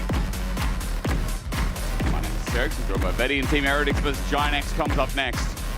Both teams really looking to launch themselves off the ground. I mean, for GX, I say that, but they're 2-0 to start things off. Whereas Team Heretics on the other side, 0-2. Complete opposite ends of the spectrum. Yeah, Heretics, I'm going to be honest, they felt a little lifeless. I was really hoping that we kind of get a new shade of them. But I feel like that, like they're still very reliant on Sheo to be the driver. I think that he's done a better job of connecting with Stend on the map. But the reality is that things don't really happen unless Sheo is trying to force something to happen. And sometimes I think that he's over-forcing things, and it's yeah, it's tough because I think that last year, while it wasn't the most reliable identity, at least it felt like, okay, we put Sheo in a position to kind of be the driver, and then the team just consistently follows that driver, and then they will kind of rely on that to win out on later game team fights or something off the back of that. But junglers are doing a really good job of punishing Sheo whenever he tries to have an impact on the map, and we'll see what happens in this matchup today, because Bukata has made his fair share of mistakes. Giant X are not a clean team at all. What do you mean? You saying their game versus Shifters wasn't clean? I mean, if I'm being completely honest, I think Giant X probably should have lost both of their games. I mean, you're not being honest. Well, you are, but it's quite obvious, yes. Yeah, their wins were somewhat robberies, but you know what? Like, hey, a win's a win. You take what you can get. That's right, a win is a win. G2 also, I mean, yesterday, that was a very big win. Especially when it's a best of one single round robin. You only verse each team once. GX have beat G2. That's out of the way. Now for Team Heretics, that's what's in the way of getting them 3-0. Red side first pick as Giant X. They are the ones who chose red, but Team Heretics had that right of first selection and they chose second pick. So they want to counter, maybe for Tracing, maybe for top, maybe for Serum, we'll find out.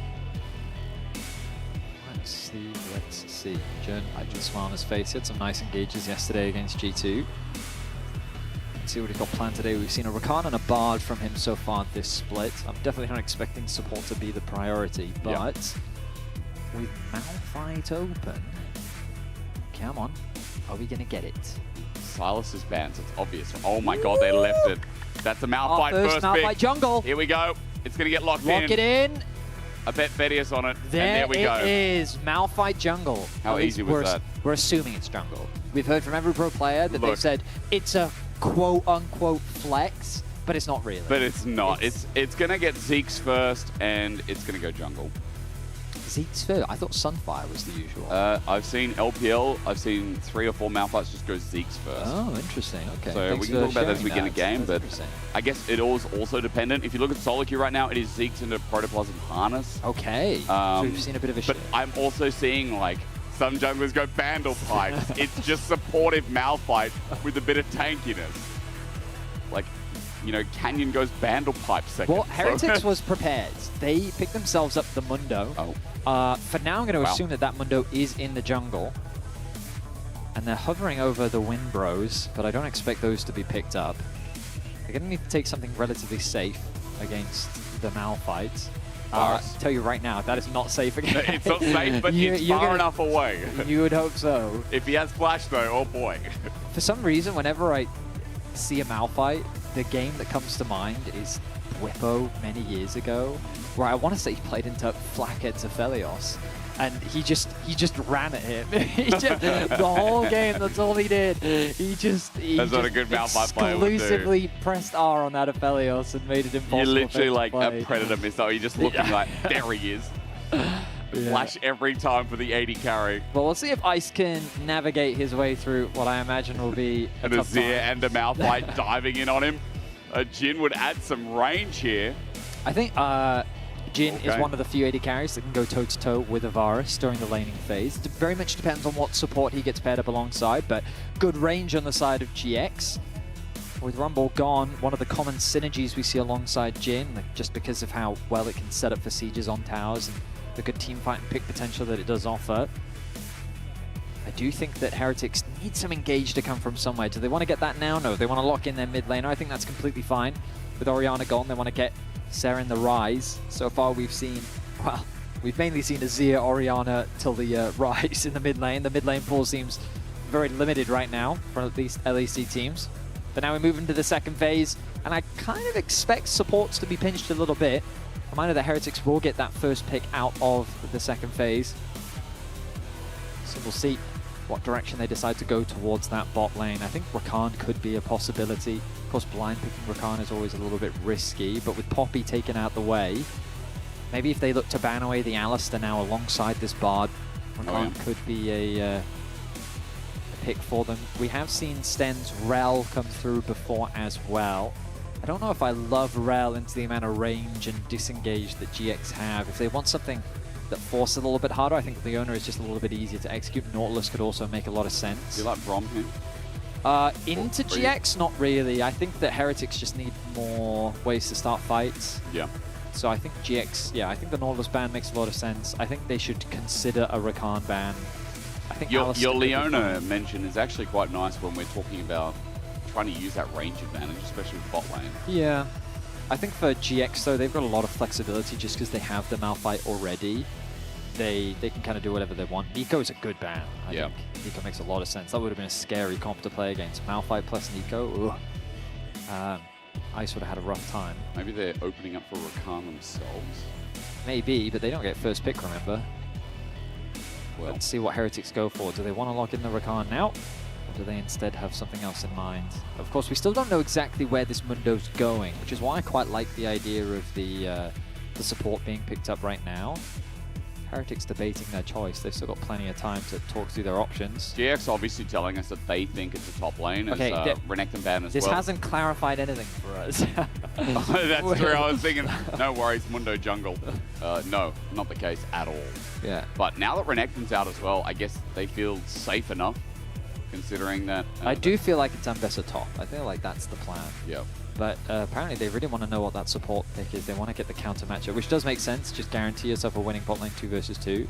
Well, seeing the Alistar, I mean, you could pick the Rakan. It's not a great matchup, but or they could go for something a little bit more aggressive thing like Nami. They could do Karma. But again, I'm worried about their ability to actually start fights. They're very reliant on Ambessa. I think they need another engage tool, which is why Rakan, I think, just makes a ton of sense in my head. Even if Alistar can do pretty well into the champ. The Aatrox round out what we expect to be into the Ambessa is pretty interesting coming through from Lot. If I remember correctly, we did actually see this from him a couple times last year. I mean, I mainly remember Lot's Jax from last year. Let me have a double check. You can have a look while I contemplate. Oh, he won. He played 2 games. 1-1, 1-1, lost 1. Yeah, Betty. Sorry, I don't know. You have to stick your tongue out like a demon. Just fumbled that one. Yeah. My apologies. It's okay. In any case, I think GX's composition is kind of what we've been seeing a lot, just kind of team fight, right? Yep. Azir is he's just objectively such a broken champion. He does everything, right? True. Wave clear, range, good scaling, good laning, side laning, disengage, engage, pick potential. He's the most well-rounded mid-lane champion. He's like perfect for pro play. Yep. Ryze is similar. He's like a close second, I would say. True. That's why we've been seeing Azir versus Ryze for so many years, because he does a lot of those things as well. I mean, the biggest difference is Ryze just doesn't have the same range, but yeah, the biggest thing that concerns me is that the actual engage tools on the side of Heretics is a little bit limited, but we'll see what Stend can do on the Rakan. All right, well, let's go. GX have had one hell of a start this week. Heretics, other side of the coin. They need their first win. All starting 0-3, they'll be right at the bottom. But I have to say Giant X, as we alluded to before, as we get a pause. I wonder what it will be today, because I can tell you right now, a water issue. All of the pauses that have happened this weekend have been for very silly reasons. Like a peripheral issue, I've been told. Because we had one pause, which was because someone just unplugged their keyboard. Okay. We had another pause because someone's key binding was wrong. The one pause we did have, remember around Baron yesterday, we had, I think it was Noah thought there was a flash bug in the end, but it was just that he didn't get the flash timer right. So actually, sorry, maybe that was maybe that was silly. Now, Giant X have initiated this, as we said, peripheral issues. We will find out. I do not see water spilt. I do not see anything on the table. So, if you get water in the keyboard, that's a peripheral issue, technically. Yes, it is. You know? Objectively, it is. If you were having like eating like a donut or something, and you got the like honey or whatever. I spilt Sprite on my keyboard the other day, and I'm telling you right now, it's one of the worst things to spill. Of course it is. It goes sticky. It's so sticky. It's so bad. Bro, but you want to know what I did? What? This is not a lie. You drank it up. No. What? Why was that way? Oh, because I spilt like Coke on it before, like Coca-Cola, No, and like goodness. Well, no, because when I you're put a the kid. keyboard in the washing machine. Yeah. Why? Because I watched a YouTube video once. You can't do No, that. you can. Surely you cannot. You can do it. It's a thing. I'm being serious. Like there's this great YouTube video that I watched where they compared different keyboards and how effective it was to put a keyboard in the washing machine. Yeah, and the most effective way to wash your keyboard is to take the caps off and put it in the washing machine, but don't use any of the detergent stuff. You just use water to There's wash no way it worked afterwards. Yes, of course it does. Because as long as the keyboard dries, you got to leave it for like 5 days to dry. 5 days? Well, yeah. What? Well, you got to make sure it's completely dry. Yeah, of course, because it's an electronic. Oh, my producer's just telling me about the water hardness, which is a very valid point. Well, next time... The German water is quite hard. Okay. So next time what? Next time, like, my headset breaks or my headset's not working. All I said was keyboards. That's all I said. Let's not form any other expanded opinions. Guys, if your mouse doesn't work, take off the clicks, put it in the washing machine, see what happens. I'm just saying that, like, electronic devices, generally you can put them in water. No, you can't. As long as they're turned off. No, but then you turn them on and they've got water in the Yeah, but that's why you have to socket. let them dry before you turn them For on. 5 days, bro. Just buy a Have new you never keyboard. dropped your phone in a water before? Vedius, I swear you're a millionaire. Just buy a new keyboard. Okay, I'm not a millionaire. You're a rock star, caster, pop star, hit artist, bro. Just buy a new keyboard. Guys, Well, we're fortunately, gonna fund Vedius I've been new in keyboard. esports for like over 10 years now, so I do have quite a few keyboards. Yeah, so even more so. What are you doing? I did just replace the keyboard, but I wanted to wash this one. Okay. There's going to be people out there who are going to start washing their They keyboard. should. You should wash your keyboard. 5 days without a keyboard, what are you going to But do? you use a spare in the meantime. Yeah, you should use your mobile phone. Go play Wild Rift in the meantime because you have to wait 5 days to play League again because you put your keyboard in the washing machine. Don't forget you got 2 days after it goes in the dryer as well. We have another Well, now pause. look what's happened. Look at what you did. You did. I know how to solve this, and it involves liquid in a cylinder. All right, we need a keyboard check right now. We need to to test this. What we should do is one analyst desk day, or segment, I should say, at the start. We'll put a keyboard in there, and we'll start it at the start of the You day. can just test this in your own time. This I'm doesn't not have to be an doing that. LEC Keyboards segment. are valuable. We're not all millionaires like you, okay? We can't all test this. Okay, all right. You've probably got about 20 in the back room, don't you? You just pull out another one and Yeah, this is not good enough. I'll go to the next one. How many mouse have you got? I own 3, I think. It's not much at all. Hang on, we're back in. Ice, just gonna get rooted up here. Good damage coming through. Noah 4 shot, and Ice is out of there. He's just gonna be able to heal up for the time being. We come back to live, and GX bot lane are whomping. Oh dear. They got the early level 2, and they used it to full effect, chunking out Ice's HP. Didn't burn any summoner spells, though. But yeah, the thing about Rakan is he doesn't really have the strongest laning phase, and Alistar also doesn't have the strongest laning phase. So while you might be able to get an early push against a champion like Jhin, he's a champion that alongside Alistar can actually get that push out and actually fight you in the 2 versus 2 early, which is what Noah and Jhin were able to do. So good stuff from them. On the top side, you can see that Lot actually able to get the early push as well. Thanks, just broke my keyboard. Yeah, you shouldn't have actually done it. Sounds like great advice. Be right back cleaning my keyboard. That's great. How is German water hard? Now, because it goes clubbing all the time. Good one. No, it's something to do with what's in the water. It's like I don't know. There is reasons for it.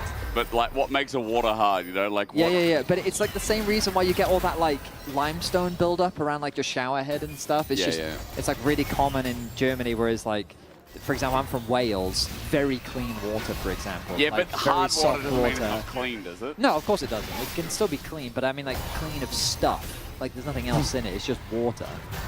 Welsh water, objectively, by the way, the best water.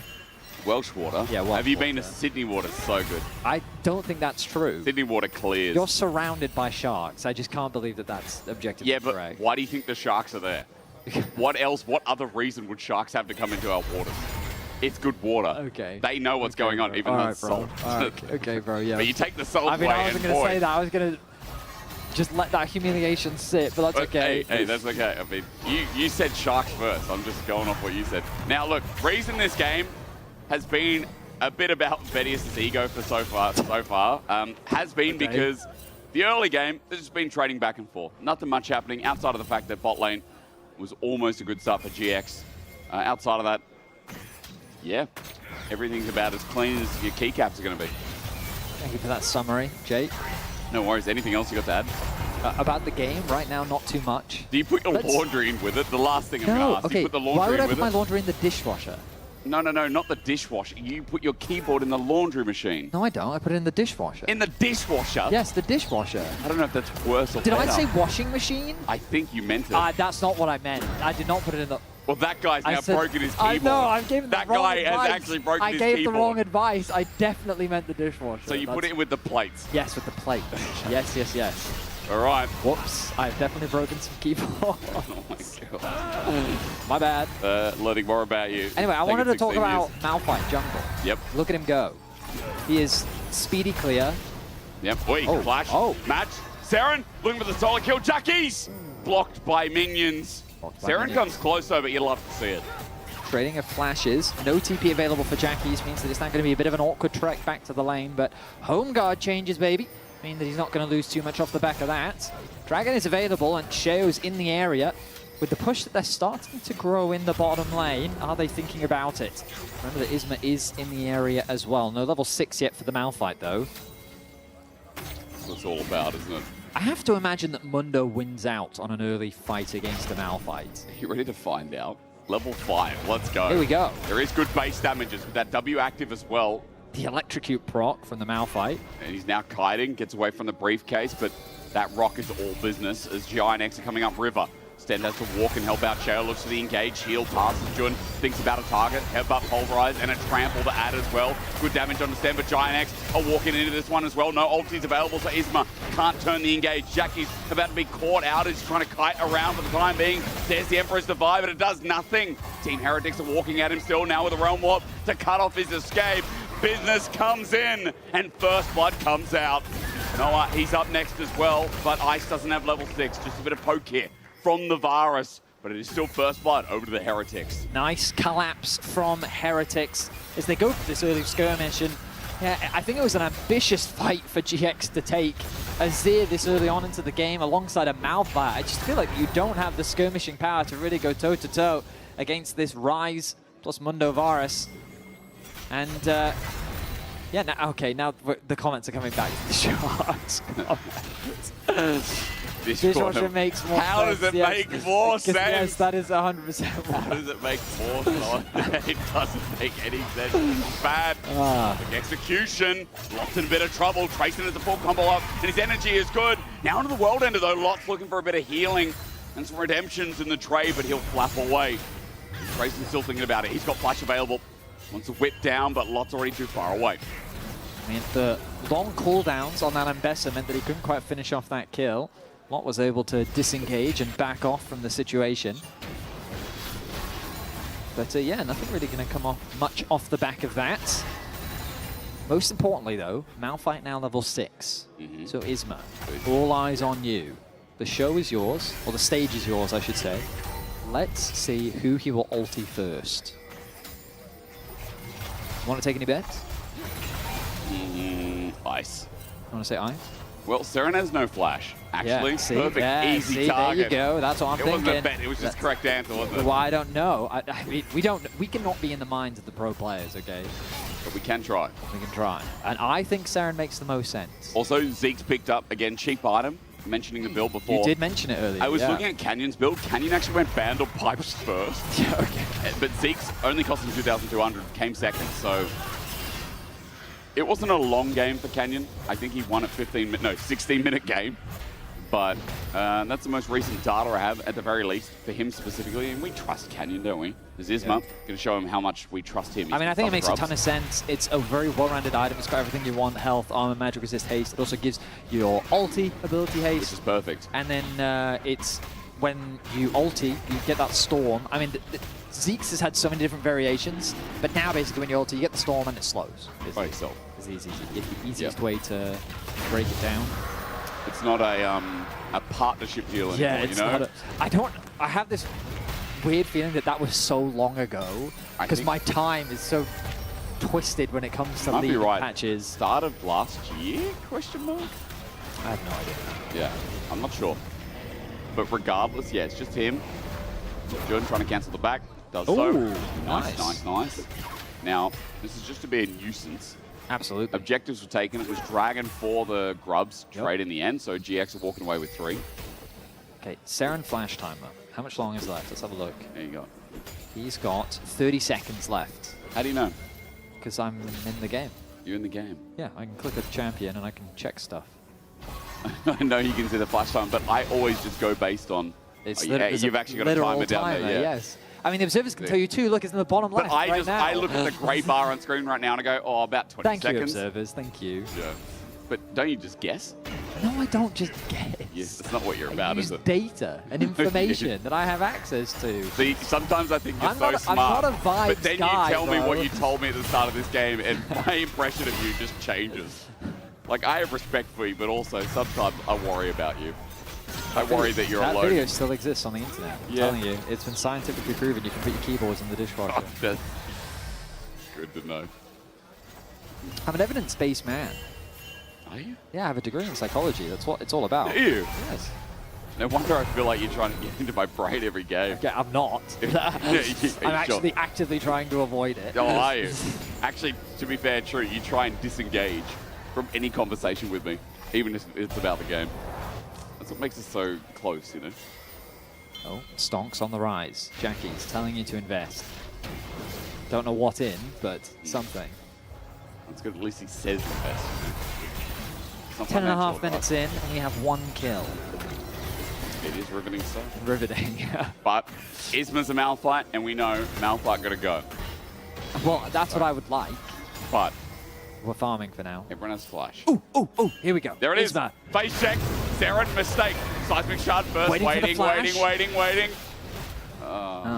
He didn't even ghost. He just phase rushed What if out he of kills there. the control ward, runs back in the brush, and pretends he's not there? Do you reckon? Do you reckon that'll work? Hang on. Watch him walk around. It's Seren, gonna work! Seren! No, he gets ultied. And you know what? Isma is just waiting. Gets it. There we go. Why did my friend walk up to the wave? Isma... Seren has a couple of question marks on him. I mean, after that, I was really worried that Isma was going to... I think Isma wanted to hold his ulti force Saren to flash and then wanted to follow up with the ult. But in the end, he decided, you know, I'm just going to check it out. The electrocute procs, he gets the kill. Malphite gets the first kill for GX. Gold is pretty much dead even. Hang on, that's ulti in top, by the way. So Lot has just popped the button. Remember, no ulti we already saw, so he can't add anything to the fight. Chains Corruption for Eyes. This is a dive onto Noah. Good burst damage incoming. Flash away, though. Noah gets out of dodge, and Ice doesn't get the kill. Okay, so just a bit of trading back and forth, but the Summoners being gone for Noah could prove detrimental later on. We'll see if Stend with his flash ulti can lock that AD carry down. Dragon's still 1.5 minutes away, so players are going to be doing what they can to finish off their components, maybe complete a first item ahead of that objective spawning, as the role quests are now being completed around that 12-minute mark, as we've come to expect. Ice going to go back to base. Let's see what he picks up. I imagine the Youmuu's is going to be the direction. Completes his quest. And there it is. The Youmuu's done and dusted for him. So now my biggest question is, second item for Isma, that could be Bandle Pipes. Could Just be. saying. Could be. But I feel like it's going to be Merc Dreads, to be honest with you. Yeah, because I'm also looking, I mean, what does it influence? Jackies, I guess? Because extra... Oh, I mean, extra attack speed I think is valuable for everyone. Really. I mean, technically, Jin passive power reroutes it. The thing that's crazy to me about Bound is the move speed that it gives. It makes you so fast. And it has no internal cooldown. It's just always there. Yeah. As soon as you activate it, it's there. He presses Q, it's there. Presses ult, it's there. Actually, whenever Zeke's is up, it's there. Double health crystal, so maybe that theory's out the window. So no Bandle Pipes today. I mean, it could still be. He just holds crystal for extra love, but you never know. Chains, good. Minion wave, Unbreakable Will, outside of the chains, Deadly Flourish, blocked. Ice is okay. This is teleport though. It's Dean and Lot is now setting it up, and you're right, but if they can find Ice, all is forgiven. However, now that Isma's here, waiting for more dives, as Lot did commit for this. Trayson's just going to walk it back top. I don't hate it. But Jackie's into Saren. He's looking for something after getting caught out last time. Jackie's is a little bit low. All for this dragon. Lot steps up, but no TP for Trayson means it's hard for him to get involved, but GX committed a lot to try and... So even if they didn't get a kill, I think it was fine if you could force Heretic's bot lane back, because then you can rotate over to Dragon and pick up that objective. The problem is, Jackie's lost a trade in the 1v1, which means that he couldn't really get involved in the fight, and Lot TPing bot meant that Trayson could just fully commit onto the top side, so he pushes a wave underneath the tower. Now Jackie's has to go and answer it. He doesn't have his TP available. And ultimately, they conceded pressure around the Dragon, so this is going to be another one picked up for Heretic. not bad start to the game. They're chilling, they're scaling, and it does feel like for GX that overcommit hurt them a little bit. Isma's now deep on the invade. No ult. You're right. How's he going to get out of this one? This is too much damage. Isma here on the spot as the flash away gets Jun out for the time being, and with the exhaust committed. Team Heretics, surprisingly, don't get the kill. Jackie's and Noah rocked up. Yeah, there were enough members on the side of GX to help escort their support to safety. I thought Heretics would commit quite hard to that, but Trayson's going to use his TP to get down to bot lane. I guess he doesn't need it for a while. Herald, I'd say that Herald is spawning right now. Ice going to go back to base, though, instead of sticking around. Yeah, I mean, I wish I had more to say, but I'm kind of out. It's a very slow game with a Malphite and a Mundo. Yeah. You okay, then? Clear skies today. Weather was nice. Good one, yeah. Is that how you start your psychology sessions? I don't have psychology sessions. I mean, I have a degree in psychology. So, are you a doctor? Hang on, no. Okay. Now. Let's see the contest. Sten. Has his ult. Yeah, clinical, some would say. There's the engage. Nice done from Sten, but disengage what I'm wondering about. Isma has to ulti out. Never a good sign for a Malphite. Curtain call cut short. Isma almost dead here, by the way, as a nice clonk comes from Sheo. Team Heretics are just taking this steadily. Ginex are panicking a bit. I mean, Heretics just ran at them. Like, they didn't even overcomplicate it at all. Yeah. Sten just ulted. He didn't have to commit his flash at all. Uh-oh. Lot has found a target, and it's a freebie. Yes, it is. That was an easy pick secured. As now we go to 2-2 in kills. The Herald will be secured by Heretics, who have just been dominating on the objective front. Bot lane tower was secured by Trayson as well. And it's things all going positive for Heretics. I did say I wanted to see a little bit more life, a little bit more action from Heretics, and so far they are giving it to us. It's like owning a rabbit about this level of life. Absolutely, great comparison. Now, Jackie's was forced to flash out very early on. Isma was left isolated, didn't really have a clear target to lock down. But right from the get-go, it felt like GX was forced to retreat. You did have Locke coming in from the flank, but he wasn't really able to contribute a huge amount. So it ends up just being an easy objective secure along with a kill for Heretics. I'll tell you one thing, Betty. Shao is very happy with the current state of the game. As Heretics are overall, I just feel like GX is starting to get a little bit panicky. I just want to see the Malphite do something, you know? I just want to see it happen. I'm with you. And like, this has been the fabled and feared Malphite. And then no one's ever going to pick it again. They're going to be like, oh, it's not that good. But after watching other leagues, like watching the East with it, I mean, this Malphite gets stuff done. Here so far, not so much. Isma trying to prove differently, but Shao is not a target. I mean, I do think Mundo's a great answer into it. Your It is. passive makes it difficult for you to be a target at all. True. And the health regeneration means that if you survive the initial burst, which you're very likely to do, then you're just going to regenerate it, and then what does the Malphite do? Just giving one less target to the Malphite is always a valuable thing. Also, Shao now here helping out his top laner. But look at bot. I'm looking, Betty. Jackie's has no mana, and he's getting pushed underneath his tier 2. And Saren is like, sure, it's like a juicy plate for me. He's a lot better in this game now. Easy played at that as well. He's going to pick this up. Minion's going to help. And look, everything's blue. Everything is nice for Team Heretics. Dabba dee dabba die, would you say? Yeah, I would. I always thought it was I was green. If I was blue, I would die, you know. What? I thought if I was blue, I would die. That's the lyrics. I thought those were the lyrics growing up. Is it not I'm blue dabba dee dabba die? It is that. That is the actual lyrics. Okay. But I'm Good. saying I thought if I was green, I would die. I thought that was the lyrics. So you're saying that from an early age you were quite pessimistic then? Yeah, I just didn't want to be green. I didn't want to be like Shrek, you know? Speaking of, I mean, you got to be careful about saying things like that. You know, Dracos is one of his all-time favorite movies is Shrek 2. I mean, okay, I'm just going to say this. Sure, Shrek 2 was a masterpiece, but Shrek 1 is easily more quotable. More quotable? More quotable. Interesting. That makes it better.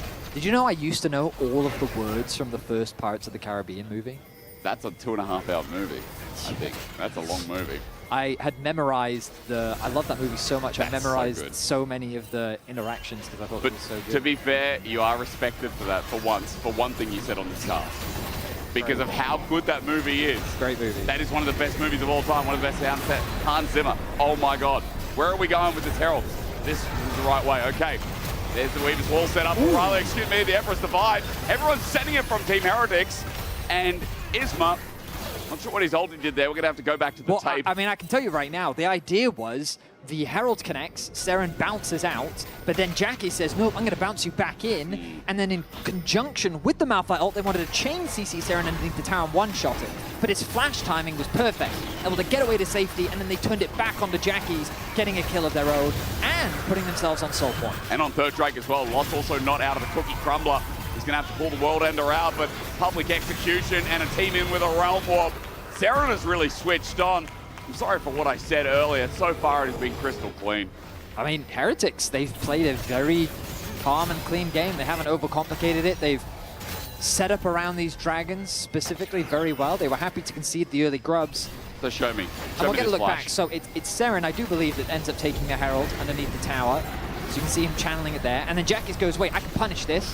I'm going to drop my ultimate to scoop you underneath. Ulti flashes away. The timing was perfect there from Saren. And they just immediately turn it back around onto Jackie, shutting him down. Lot TP's in and then realize he's got to get out of there.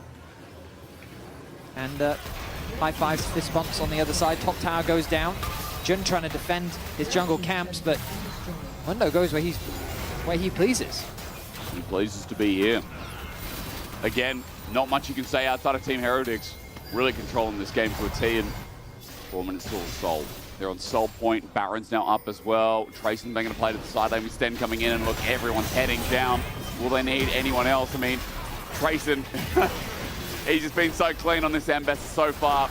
Turret trying to be taken in the meantime, but even though Sten gets the kill, Team Heretics yet again with more blood. I don't really understand what the game plan was there from Jackie. It's like your whole team is on the top side of the map. You have no tower, you have no But vision. this is a trend. This is what we saw last year. The downfall of Jackie's was the fact that he gets caught out on sides in the mid game. But I felt like that he was getting better at that. He was. But yeah, it still happened. He's not having a great game so far today. I feel like Seren is just kind of outperforming him in the trades specifically.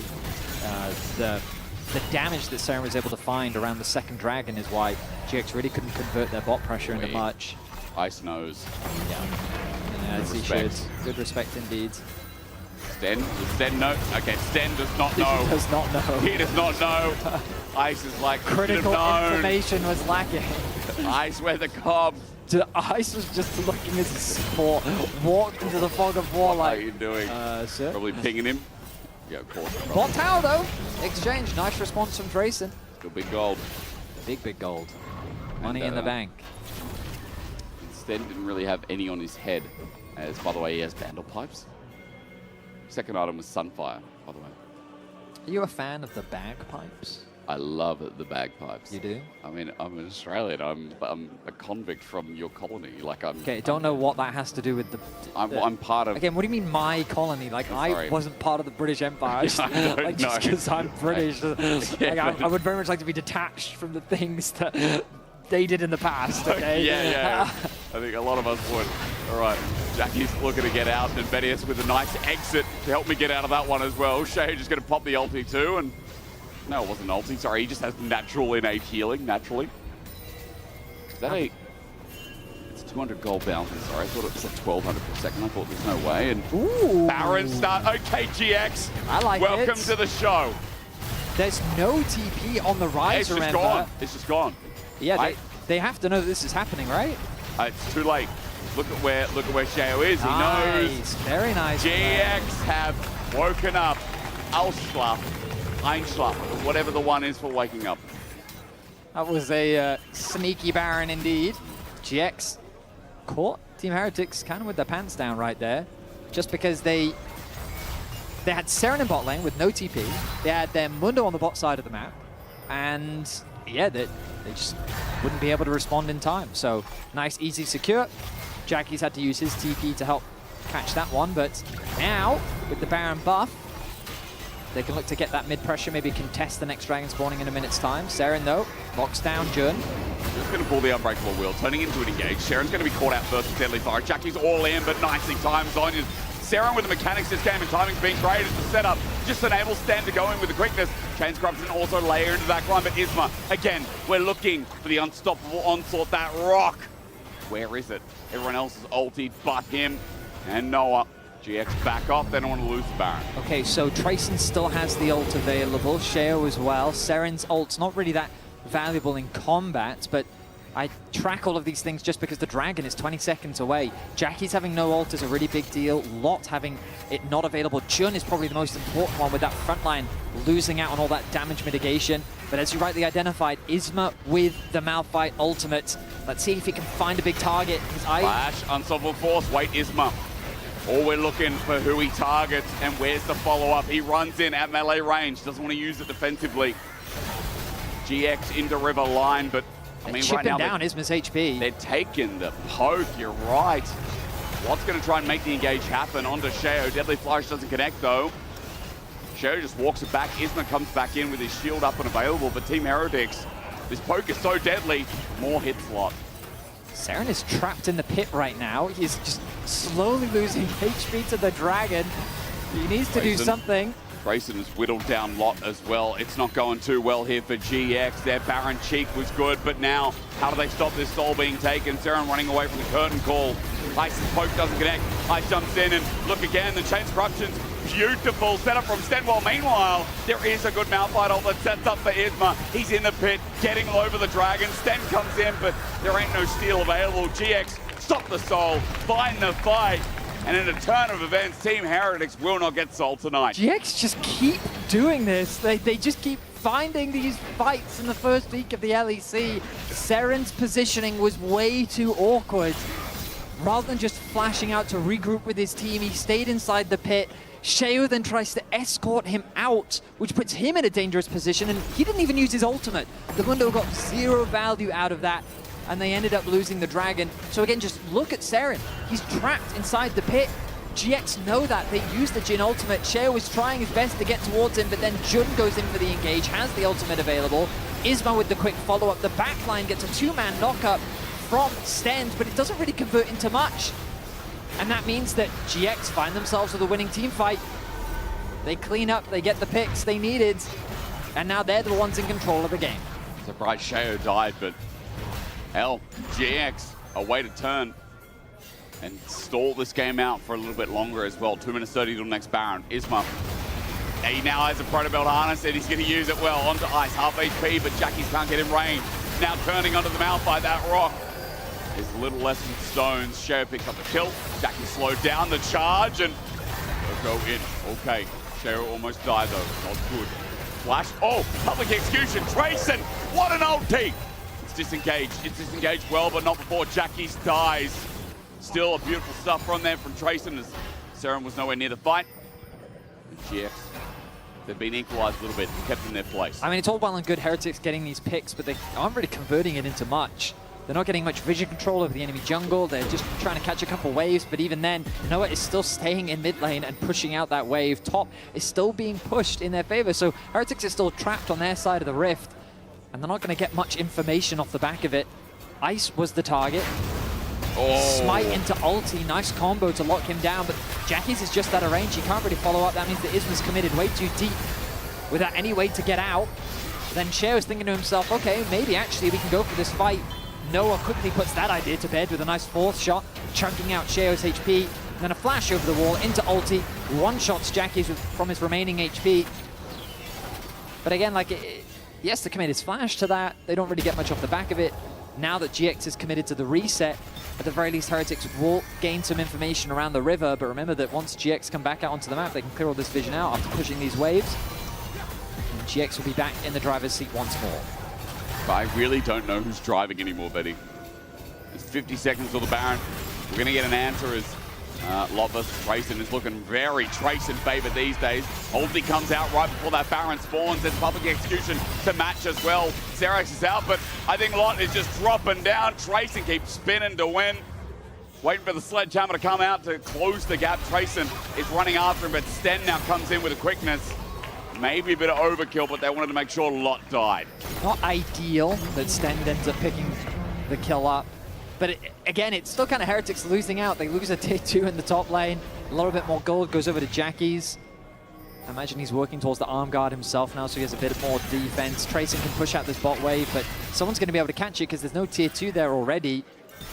Right now, it is just very much about this Baron. 30 seconds until Lot spawns. Maybe Heretics can use this window to force a Baron fight. They know they have the numbers advantage. They have to try and take advantage of this while they can. At the very least, get that TP out from Jackies so they can try and play through the side lanes a little bit more. I wonder if they can utilize the quickness time of being down, though, because that Rakan has no ulti for 1/4 of the time left available. Maybe a pick starting off here in front of our eyes. Sheo, ulti now down.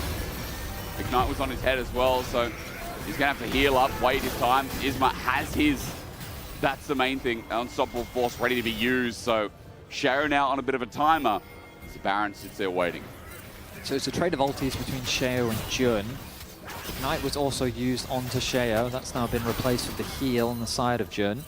The Baron is still a consideration for Heretics, but they're not committing to it. Seren has moved down from top lane. He actually abandoned pushing out that wave. The pings are coming down now. GX recognize that there's a good chance this is being started. Noah's going to use his ultimate to get information. That top wave is in a bit of an awkward spot as GX desperately tried to get some information around the Baron pit. But Heretics are not starting this one off. They don't want to take the gamble. Not with Sheo's ultimate unavailable to them. 10 seconds until the Dragon. That has to be the shift in focus. It's GX that gain purchase over the bot side river, though. For Isma again, he has that smite to pull that combo up onto ice. Get rid of that Edge of Night. Find the knock-up. Now the river is dark and Team Heretics know. Giant X has to walk into this blindly control what's down. One of them taken, but not the other. Retreating back to the Baron path as Team Heretics tread trepidatiously. How they find this fight is everything for them to find their first win in the LEC for Versus, and It all comes down to this. Jun sets up the engage. Sheo's caught out first. He has no ulti available. He's going to be trample smash, but Jun is just into the thick of it as well. He flushes out, gets ignited, but still stays standing. Meanwhile, minions are doing some work for GX in the mid lane as Lot tries to find an angle, but Jun crucially has to back off. Team Heretics, however, will not take the buffer starting Baron. Jun has swapped his flash for a TP. He's gone back to base, and he should be able to TP back into the fight. TP now being used by the Rakan as well. Stend regrouping with his team, so both supports back in action.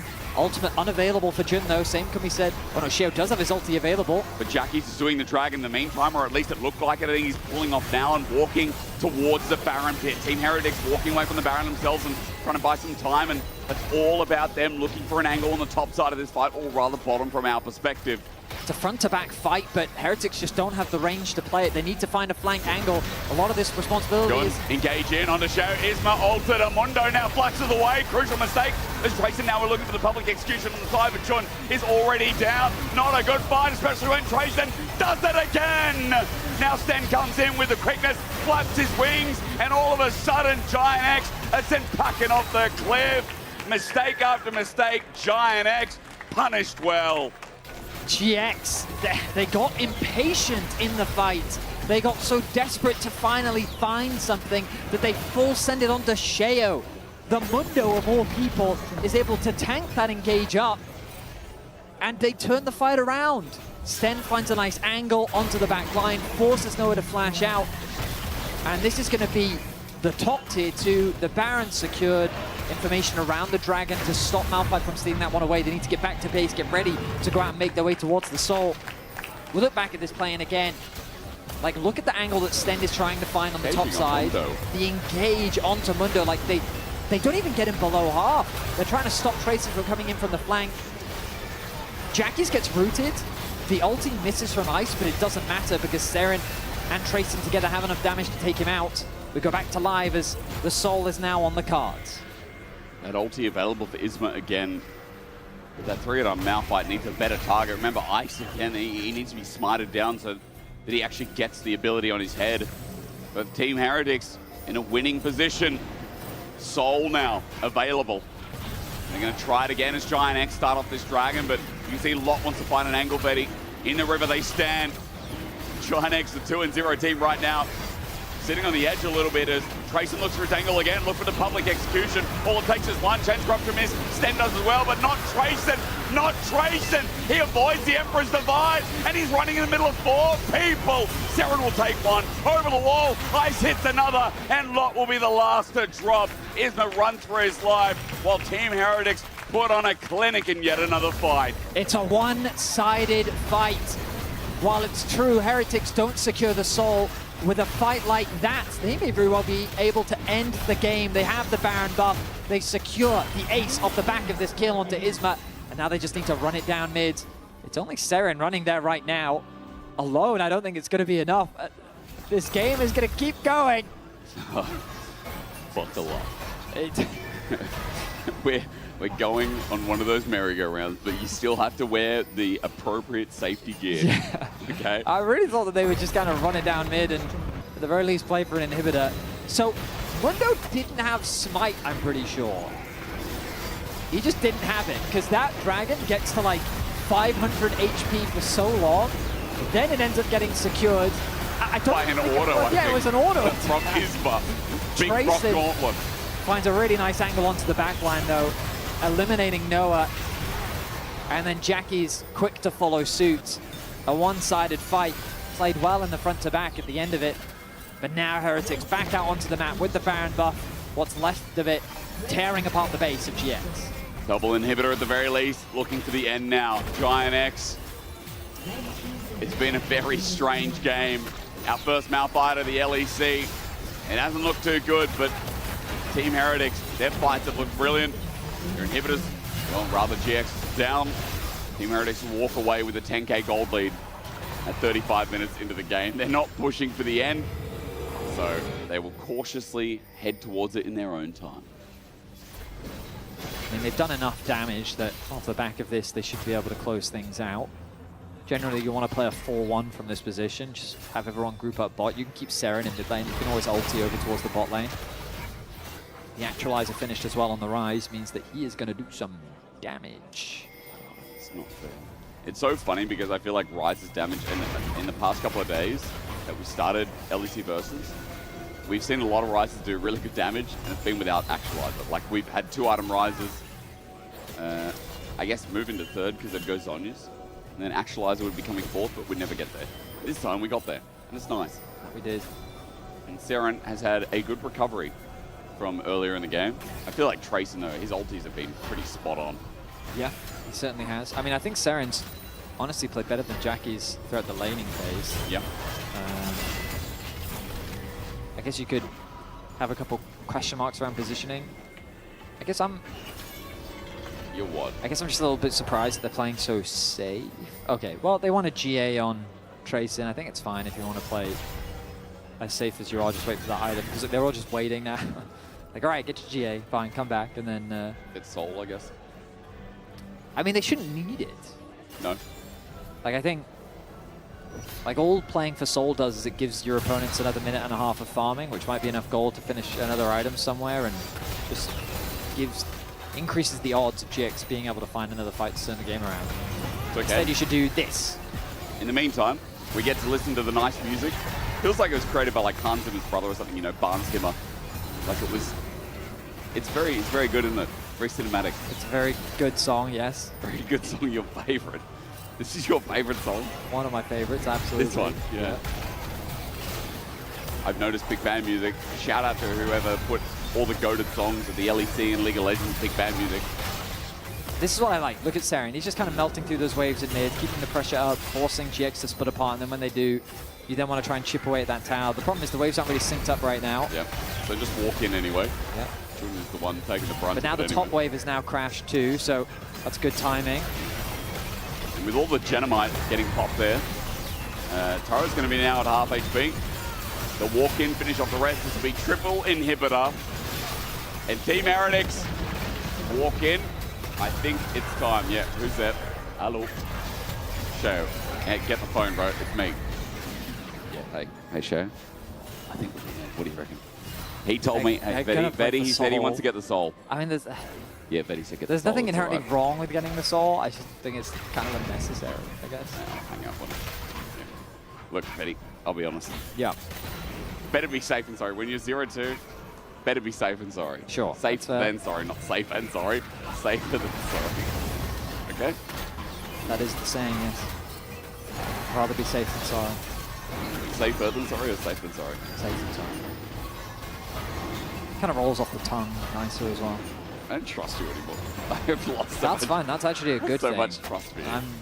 I appreciate that. That's good. Yeah. Seriously, what's your keyboard? Vettius owes me a keyboard. That's the same guy that said he washed it. So why, but Vettius owes me a keyboard. Okay, well, he's got like 30 of them. Hey, bro, don't have 30. Again, you're just spreading propaganda. Just DM him. DM him. No. And he'll it's like send one those out. world tickets all over again. Stop. For the record, Cadril, stop telling people Do you have that them this year? No, I don't have any. You don't? I never have. What about MSI? First stand? Oh my goodness. Guys, as soon as Vettius gets them, I'll let you know. But again, just DM him. What's your X they say? Stop DMing me. I had so many Do you DMs. still get more people DMing you about tickets now? Yes. Like, Actually, well, not now. more people, but I still get them. But I think they do it. Or you shouldn't have told us he had world They tickets. think they're hilarious, you know what I mean? It's not their fault. They're like, you it's told like, them. It's like people that sit there and go, Andrew Dame or like Andrew Knight. I said that yesterday. Yeah, you see what I mean? Yeah, they're Good the one. same people Good one, like man. that think they're hilarious. I mean, I did DM you asking you for world tickets. I know you did. I was part of the crew. That's why you were blocked. Part of the crew, on part Twitter. of the ship. You'd understand if you... Part of the ship, part of the crew. No, part of the crew, part of the ship, isn't it? No, it's the other way around. Are you sure? Part of the ship, part of the crew. No, I think it's part of the crew, part of the ship. Well, that's okay. I think you got your Pirates of the Caribbean quote wrong. I think you are an absolute Can we fraud. focus on the game ending? I would like to. Team Heretics, show us what you got. They're taking their sweet time. They have are. Dragon Soul, Baron. Look, it's only a 40-minute game. As inhibitors break again, we have to think, how will they end it? Have you noticed new inhibitors look like a shockwave going off? I have noticed that. Is that the point? You reckon that's the point of it? I think it's to add a little bit more oomph. Oomph to the inhibitors. All right, Ismat, who are you going to ulti? Let's have a look. Because I don't think that it's Ice. I think the minions are going to do the work for them. Okay. All of them come in. Change Corruption. A bit of damage on Lot. The Nexus turrets are slowly whittling down. That's one. That's one. Hang on. Can we count together? J.O. sending it. Okay, we're in. We're finally in. We're going to get rid of the other Nexus turrets. The Team Heretics have done it. The Nexus exposed. Giant X are walking back to the fountain. And Seren is going in. Eventually, Team Heretics will pick up their first win of the LEC Versus.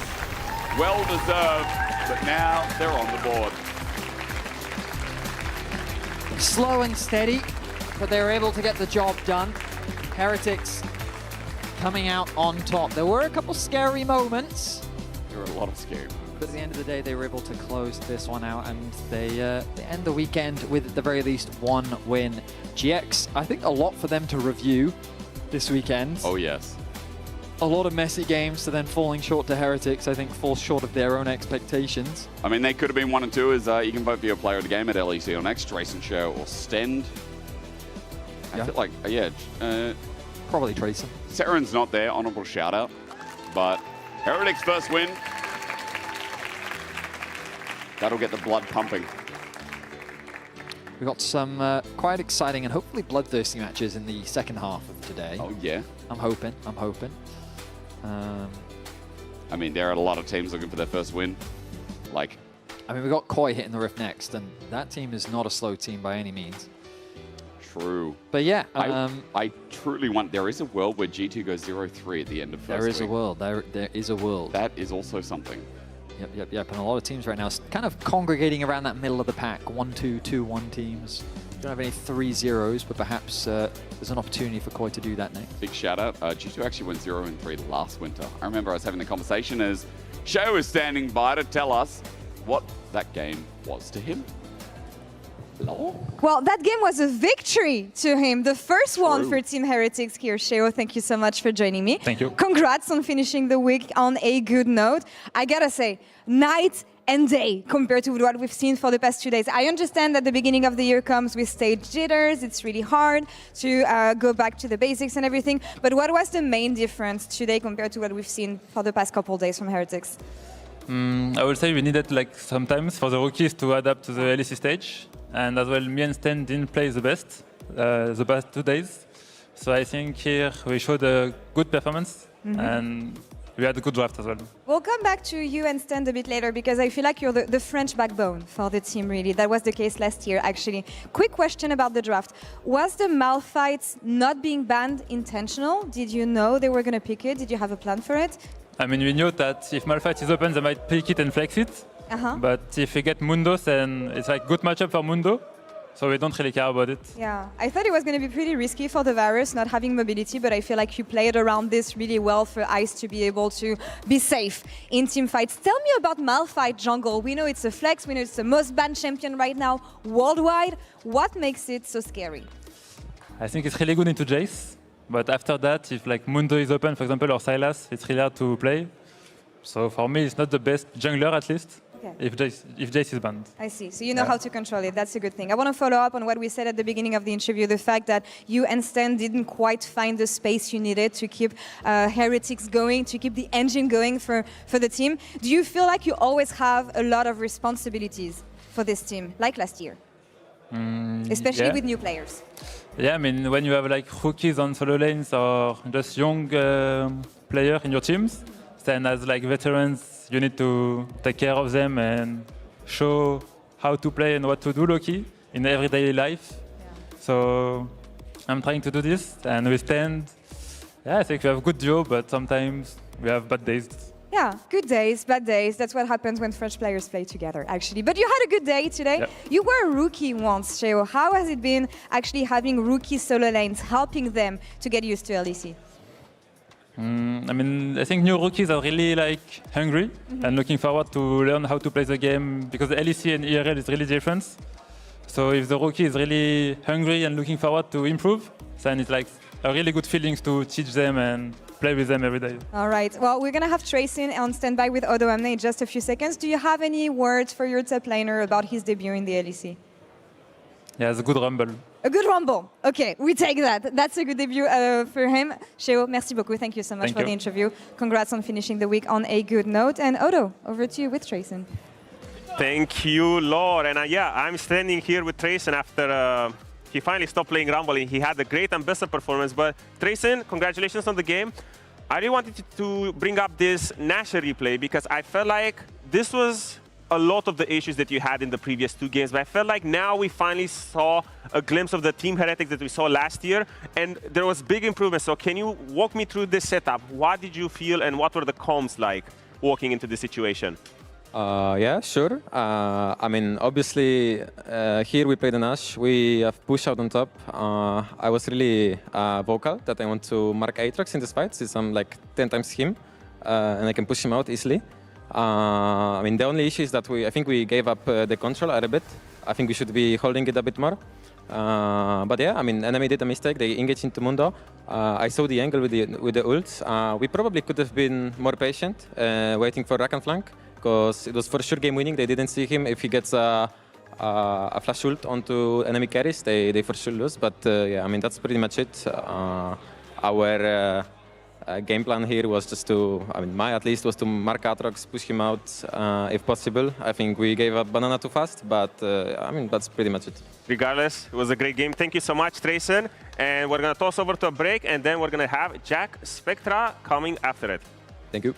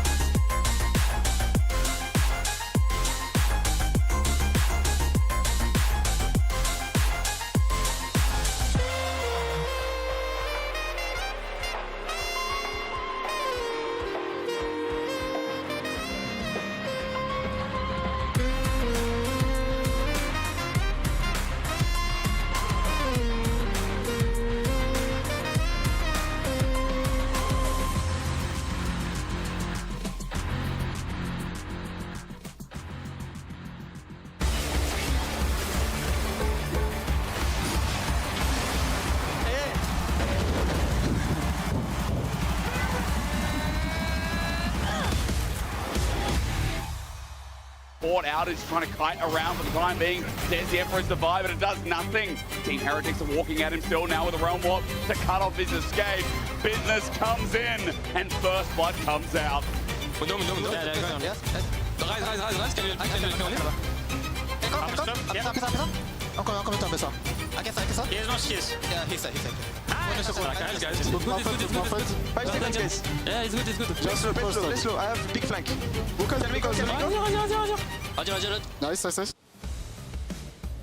Welcome back to the LEC Versus. Your key player of the game that last match was Tracen. But I want to discuss something completely different, an enigma that has plagued many. Why does Malphite seem to be banned every single damn game? Now this champion is kind of coming out of nowhere as Riot did a huge push to make top laners viable in the jungle. It's been picked or banned in nearly every single game, both in EU and across the globe. And first, we can look a little bit about the build that Isma used this game, because it looks pretty normal. He's just rocking kind of a classic normal tank Malphite build, but you see the clear is not so normal. He's clearing jungle way faster than a traditional jungler would, which sounds really strange. It's Malphite. At least it was very strange for me after I took a few weeks break from the game, and I see Malphite every single game. But a good way of thinking about it is it's kind of like a Sejuani jungle that we've seen so much in competitive play that just provides tankiness for his team, but still having a great jungle clear, which Sejuani doesn't have so much. And the weakness of Malphite is his early laning phase. Malphite jungle escapes that completely. Flex pick in the top and jungle as well. Just makes it so damn strong. If we could see some of the Malphite team fights as well, we can see the ease of execution. I mean, this one is pretty easy to understand. It's Malphite. It's not the most complicated thing, right? He presses ult on you, and that kind of just gets the job done. That's what he does over and over again, and it got Giant X into a great position in this game. Up until, I mean, with these ultis, you can see the value of Malphite. Things are just easy. It's really similar to the Sejuani, where once you have that ultimate, you just go on the first target, you kill that first target very quickly. Ooh, even a little ulti smite there, very clean from Isma. Was a nice performance by him as well. And it's just that ease of execution that it brings, the fact that it's a flex pick. As long as you don't solo ult on the Dr. Mundo, I mean, you're gonna have a great time with Malphite. But that's enough about Malphite. Up next is Shifters versus MKOI. We'll hear from Trimby on his thoughts on coming back to the league. I think this journey, going to Brazil, has taught me a lot about myself, a lot about how I do things and how I want things to be in a team. Just the fact that I was put in so much out of my comfort zone, it helped me a lot figuring out the struggles that I had in the past, and I'm happy about it, you know, like I knew it's not gonna be easy and it was very hard, but it felt good at the end of the day, and I'm happy with the fact that I got a chance to be there, because that year nobody can take it away from me. Right now I just want to prove that I still got it. From 2022 it was pretty much downwards, right? Of course, I managed to go with Fnatic to finals, but then afterwards it was not easy next year's, and I really want to show that even though, right, I've been here for a while, it doesn't mean I'm just a veteran that cannot really achieve much. I want to show that all this experience taught me a lot, and I can still shine as much as any other player in LEC. Great to hear from Trimby before we get on into Shifters versus MKOI. The players will be taking the stage in just a moment. And for MKOI, what a start to the split it has been. Yeah, absolutely demolishing the expected second and third best teams in the league. I mean, yeah, without like over-exaggerating, they are just looking like they're going to win the split. Yeah, they're the best team in the league right now. Absolutely insane. The game yesterday was phenomenal. I loved the way we got to see Elyoya and Alvaro kind of like working together. And we'll have to see if we're going to get a similar time today. Yeah, and for Shifters, the games have been very fun to watch. The Giant X game on day one, probably the biggest bit of cinema we've had so far in 2026 in LEC Versus. Yeah. Yeah, I mean, that was nail-biting right up into the finish. I feel a little sorry for them that they had to be on the business end of that one. But I do like that we're kind of seeing the new form of Shifters. Now that Trimby's come in, it feels like, hey, we're getting roams around Nuke, setting him up for success, having that stronger mid-game. And, I mean, against MKOI, you got to throw everything in the kitchen sink at them if you hope to take down the Spanish powerhouse. Yeah, that battle between Trimby and Alvaro is going to be really interesting to watch. Jojo as well, the best mid laner we've had so far this year. It's a 2-game sample size, obviously. Like, all of these things take them with a pinch of salt. We are finishing up the end of the first week of 4 of the regular season here in LEC Versus, but Jojo's looking really good. Nuke has been stepping up again into his role on Shifters, and the question is, how much can Shifters do to really dent the armor of MKoi to get through those scales and turn them into sashimi? Where you say something, Dagda. I was like, I can't even say they're cooked because it's sashimi. Yep, exactly. But overall, yeah, I do think this is going to be an uphill battle for Shifters. I, at this stage, think you have to take Yunara away from Supa. Like, it is, for me, the strongest AD carry in the patch. And Supa getting his hands on it 2 games in a row should definitely happen a third time. You got to see, even when he was put behind, thanks to that Caitlyn Karma yesterday, he could still have major impact in those team fights. And I think that's really where MKoi came alive yesterday. Like, really good ward setup, having that flank for Mirwin at Dragon number 3 actually brought that game together for them against KC. So I'm excited to see what this team can continue to do, and it'll be on Shifters, as we say, to try and break that streak for MKoi. I have a first happening right now for me in my casting career. It is a red side first pick, and I know it's happened a few times this weekend, but for me, it's the first time we're going to see it. Shifters had Ryder first selection, and they chose second pick. MKoi chose red, so they're going to ban away the Wukong and the K'Sante to kick us off. Yunara immediately removed by Shifters. Yeah, it makes a lot of sense. The Poppy interest as well, because especially it is an answer into things like the Wukong and that, but we'll have to see what the game plan is to continue on. Malphite, we just had that lovely breakdown from Jack. Maybe, it's going to be the ban here. And now it's going to be Shifters looking to see what that final ban is going to be. You can look towards something like the Jace if you wanted. You could also pinch out that mid pool a little bit. Azir, Ryze, Talia are all up there, so if you pinch one, the other 2 are still available. I think the Poppy ban can signal towards a Rakan pick for Trimby, something that he's really comfortable on, and Poppy really negates your ability to do much on that champ. Yeah. There's the Jace ban. Is it going to be a Gwen first pick, or is Mirwin I'd be just... very surprised. I think it's just, Yeah.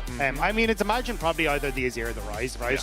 Yeah. And Jojo looked very good on the Azir yesterday, able to get a nice little bit of an advantage for himself in the lane matchup. So we'll have to see if that's going to be... Yep, there we go. Similar story here today. Yeah, no real shocks. No real shocks in the first pick of this draft so far. No real shocks as Jojo picks up his Azir, and we'll see if Shifters answer with that Ryze, or whether Nuke goes towards the Talia. Can leave it for B3, third pick on second pick side, I guess. Yeah, I mean, there's the option to go for it, especially with the Vi left open here as well, where you can try and go Vi into Talia if you'd like to. And I mean, the Vi Hubbard may be the selection, and it does set you up very nicely for that strong mid combo. It just does leave you a little vulnerable, where if you're able to get Oyoya onto something that can match some of that pressure in the mid lane, an early flash blown could mean a very difficult time for Nuke in the mid lane. It really could. Varus, though, still one of the main AD carries that we're looking at. Just outranges so many other picks. And that's the problem with it in terms of how ubiquitous it is in draft. Even when it's slightly undertuned, slightly underpowered, which it's not at the moment, still really strong. You just have so much range and the ability to go through so many different build paths that he works incredibly well. And the CC chaining with a Vi as well, with the Chain of Corruption on top of a cease and desist. It's also like a lot of the times you do have strong picks that work well in side lanes, like, you know, the Ryze or these level 20 side laners that are doing work. So the ability to just clear out mid waves and then suddenly shift both jungle and support topside handily is very, very nice. So I think there's just so many reasons why, unfortunately, Varus with this poke build will continue to stick around for what seems like aeons. Yeah. Sivir being used to answer it, the Ricochet clearing out those waves relatively quickly alongside a Boomerang Blade, and you have that spell shield in case Chain of Corruption does come down, or in case you want to avoid some of the piercing arrow poke. Shifters here likely to look towards their mid laner with an Ambessa and a Sivir locked in. We saw Jojo going through a couple of the options. It's like, oh, you could pick the Ryze here, you could pick a Kali here if you really wanted to, but I doubt that's going to be the case. Nuke most likely going towards the Ryze, but it actually looks like Shifters have decided to pick up the Neeko. Now, Neeko support is where we expect this to be. Can still be flex mid, can even be flex jungle at the moment, but it won't be obviously in this game with the Vi locked in. Yeah, I think it'd just be to try and get that push on bot side and guaranteed, and then follow up for that main AoE CC in team fights, because looking across at MKoi, their late game team fighting is terrifying. Yeah. I imagine this Mbesta is going to go jungle. Mirwin has been opting in towards the K'Sante and Sion thus far this weekend, and if the Sion isn't banned away here, I think putting that top side for Mirwin is actually going to work out fantastically and just solidifying that strong front line to enable these 2 late game carries. It looks like Shifters might be leaving that top lane counter for last with their AD carry support and jungle locked in. Bard banned away, there's the Taliyah removed. MKOI could get rid of the Rise here as well to really put Nuke down 1 peg on that tier list. But at the moment, they are only opting for the Taliyah. Shifters having a little bit of a debate as to what their final ban is. Could look to get rid of another support. I think the Bard is a good one with the Tempered Fate negating some of the pop blossom value.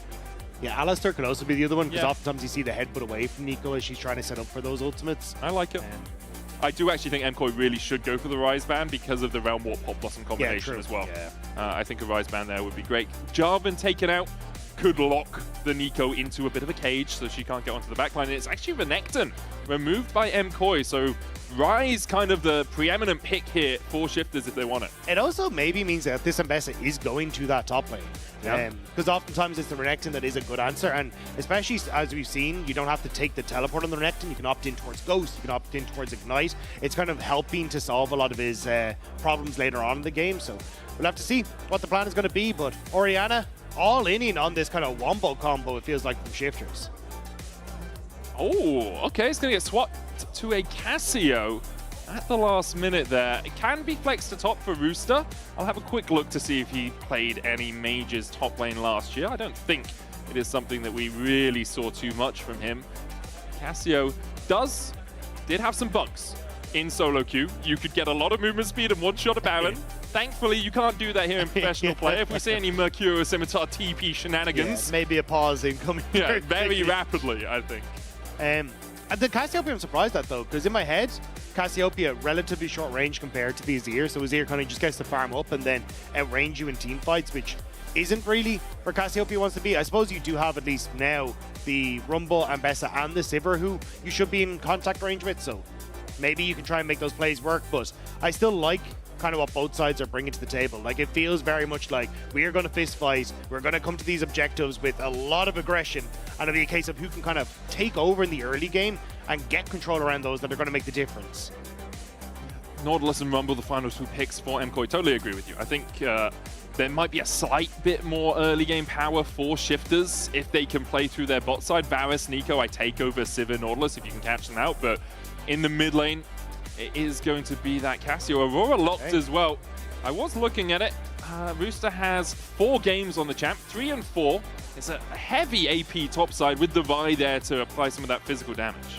I think it's going to be interesting because I do agree. I think for Shifters, playing through that bottom side is going to be your best bet. The Aurora should be fine to just win out in the matchup by herself, and as long as you can facilitate kind of your mid and bot lane, I think you're in a decent spot. But for MKOI, you have strong lanes, at least through the Azir, that you can try and play through. And also, I think Jojo kind of getting a little bit of a buff as well. The fact that we have less roams happening from the supports means that Jojo kind of gets to isolate himself and play through what has been his strength, which is that very strong laning phase. Yeah, his laning's been really good over the last couple of days, and in 2025 as well.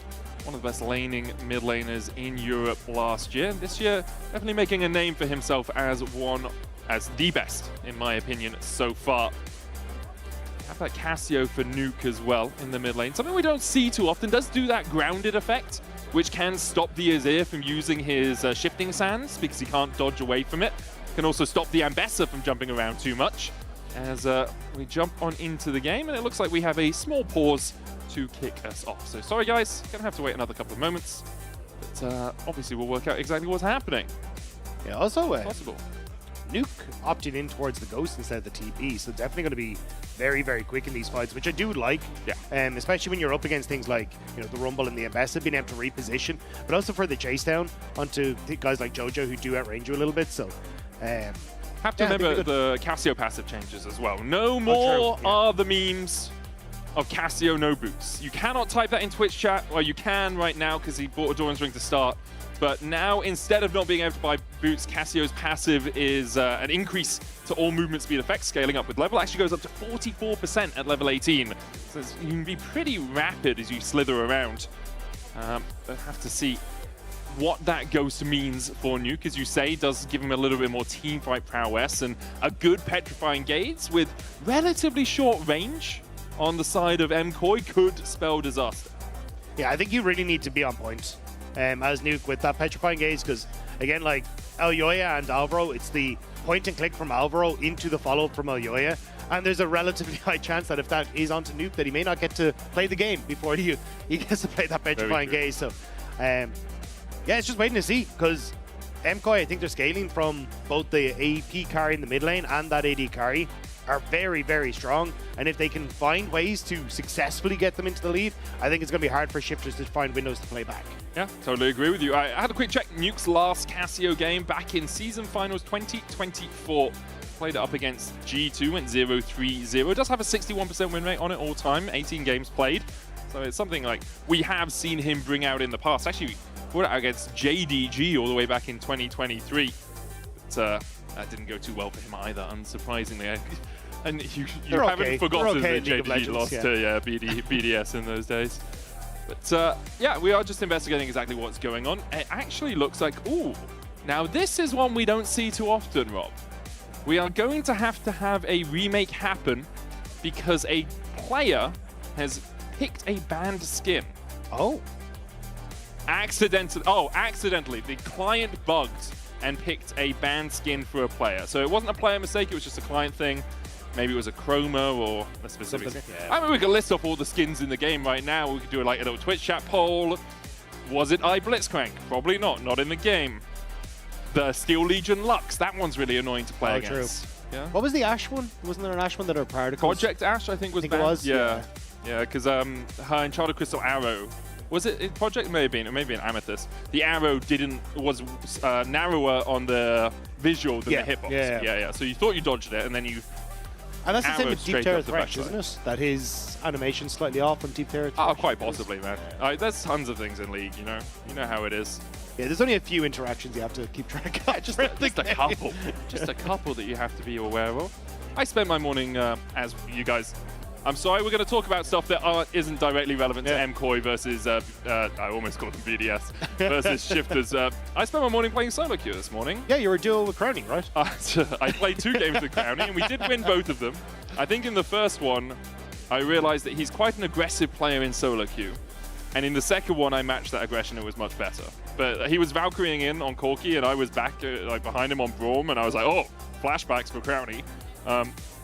And then we like aligned on how we wanted to play the lane. But yeah, Braum is OP right now. If you guys want to get some freelo, Braum has a 55% win rate, D2+, with a 3.8% delta for skilled players. So if you have, I think, more than 10 games on it and you practice on it, you're going to win about 59% of your games.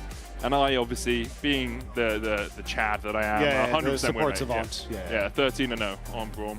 Yeah. What are you building on? Bandle pipes into situational. So if there's a lot of damage, you go lock it. If you need to get a cleanse off, you can go Mikhail's. Basically, do you want my shortcut to support itemization right now? Build bandle pipes. Are you playing a tank?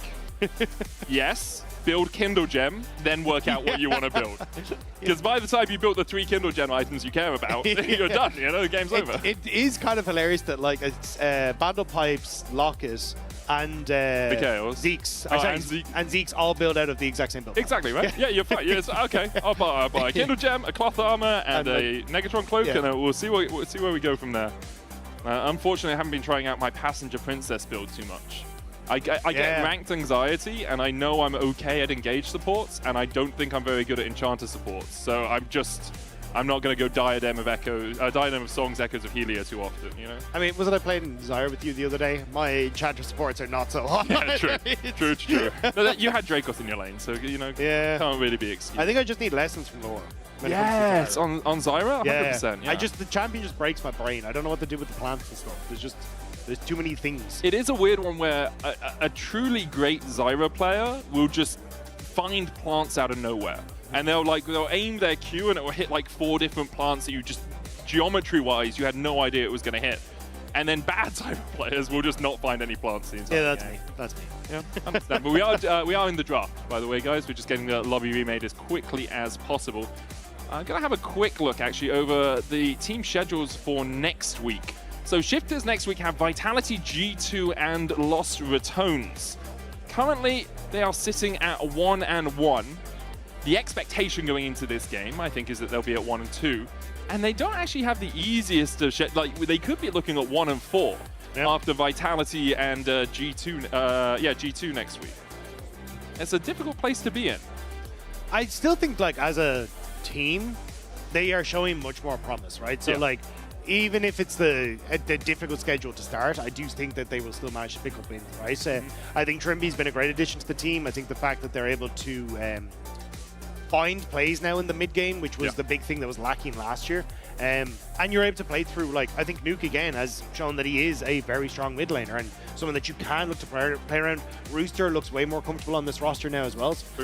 So to me, it just is like, hey, like, when does this start to click? And unfortunately, they did end up losing that game. That was so they close. They could quite easily be 2-1. Exactly, right? So I think it'll just be give them time. And when it's 8 teams that are going into playoffs as well, there's a very high chance they still make it. So here's the thing, and I agree with you, like 8 teams does seem like a lot, but it's 8 of 12 now. And so there's the argument you can say, well, KCB and Lost Ratones unlikely to make it through, but they'll surprise. It's the same as when we had 6 teams with 10. Yeah. Right? It's the same percentage. So I think Shifters should make it through. They're one of my teams going in, but you never know. If you have a 1-4 start to a split, things can quite quickly begin to collapse a little bit. As we do get into the game, get onto Summoner's Rift, as Shifters and MKOI will march their way out to no level 1 action, guys, because that's what happens. It's Head of Blades on the Varus instead of something like an Arcane Comet for that extra little bit of poke. Instead wants to try and get the extra auto attacks down. Unsealed Spellbook on the Nautilus is something we still see from time to time, the ability to teleport and, you know, have an exhaust, have an ignite when you're running the heal in lane. Just gives you so much more map pressure, map awareness. It's when you're playing when Alvaro is playing the Nautilus, you kind of expect him to be able to influence a lot of the map and not just be this bot lane support. And I want to see that continue. It's been so successful. Like, Elyoy and Alvaro were, obviously we talked about them last year, you continue that. But I do think, like, this split, with the changes to when you can roam and how quick the lanes come in, we've really seen a distinction between the really good supports and how they get chances to roam on the ramp and how they can make impact in lane as well. Hook up to Paddock immediately from Alvaro. We'll get the staggering blows down on both Trimby and Paddock, and the ricochet damage coming out. Nice early trades for the MKOI bot lane. Nuke going in with the Twin Fangs, trying to force Jojo away, but can't quite do it. Alvaro and Super will hit level 2 first here. Need a couple more minions for it. Super popping the barrier, as Paddock was able to put some damage back into him. I don't mind popping the barrier, though, for the lane presence, because you have the TP there for Paddock, so unless you kind of hard win these trades now as MKOI, you are just going to end up with Paddock resetting TP and coming back in, so it feels like you need to try and use that preemptively to guarantee yourself presence in the lane. Also gets you an early push into Home Guard's reset if you want it, right? You can just, we'll just push 3, get the cannon minion in, and then we'll base and get back. Yeah, grab yourself a cult. It can definitely do a lot of work getting those early pushes with the Home Guards updates that happened in Season 26, Season 16? It's not. Is it Season 26? I mean, it's 2026. In 2026, yeah. That's what we're going to go with. Trimby. Get some damage on Super. Is going to get hooked up there and down to about 120 HP. Does still have the heal, as does Alvaro. Only that barrier being burnt so far. Looks like Trimby is going to reset. Has his jungler on this side of the map, though, and they know Alvaro and Super haven't passed into the river to get a ward down, so there's always the possibility of a gank from Bukada. Much less likely now. Jojo with this wave in a really good spot, Rob. Nuke having to back all the way away here. And this is what I was talking about. Yesterday we got to see it as well, where Jojo has always been a very, very strong laner, but oftentimes that draws attention and ire from any support and anyone else in the map that just wants to make his life a bit of hell. But he's been doing a great job now of being a little bit more isolated and being able to play through his strengths, and something like the Azir that with these best of ones is popping up tremendous amounts, as it looked absolutely fantastic. And it's great to see that he's kind of able to showcase now why he is such a menace in the middle. Nuke feeling the benefit of Trimby there as he opened through mid when he went for his reset and actually held the wave a little bit for Nuke. So he's able to catch most of these minions where the push had already come in from Jojo, who TPs back in. Speaking of Jojo and some of the ire he has felt, unfortunately the only player on MKOI so far to die more than twice is Jojo. You can see his KDA sitting down there at 1.8. As we see the Miasma down, Jojo still trading in. Mirwin is yet to die. Twin Fangs, good dodge from Jojo, but yeah, Mirwin yet to die. So actually has an undefined KDA. We just put 10 in because the amount of he has it combined is 10. As the rest of the players have died twice on MKOI. Just a fun little fact. Not saying Jojo's playing poorly or anything. I think we praised him enough so far that people know that, but he has died 9 times, you know? Where's the team? Where's the support? It's also a joke. I love every caveat we're slapping on this. Yeah, not legal advice. Yes. Do not This advise. is a disclaimer. I think Jojo's good, by the way, guys. Oh, Alvaro on the wrong side of trade. The hook. Oh, that's one of those dangerous hooks that sometimes hits the wall. Heal coming out. Trimby's going to pop a heal of his own as they put the Shape Splitter into the bush to get themselves a little bit of vision. Alvaro, 4 slow, piercing arrow, flash auto! That was beautiful from Paduk. Flashes in, has the piercing arrow immediately, and then gets the auto attack before Alvaro can flash away. Really nice stuff from Shifter's bot lane. Huge win for Shifters, because already we were talking about, you know, Paduk having this TP, the ability to get back and forth in lane super easily, but now picking up the early wins as well, forcing Super back, that is a massive win for Shifters. It really is. Paduk will be so happy. Getting that first kill, now goes back a full serrated dirt complete to just the cull on Super. Meanwhile, in the top lane, Booster on this Aurora.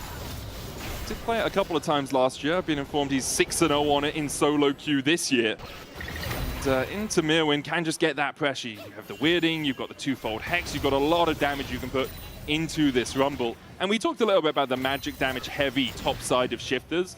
There's not really anyone that wants to build magic resist on the side of MKOI. You can see Swifty boots for the Rumble, and Bessa wants to get towards that first completed item, the an Eclipse, a Spear of Sojourn, a Sundered Sky, something like that. And Jojo, yeah, he's in his ear. He doesn't really want to get MR. As Jojo slides in for Nuke, the Ghost comes out. Trimby going forward, the Miasma. Oh, it's beautiful again from Shifters. They find a second of the fight.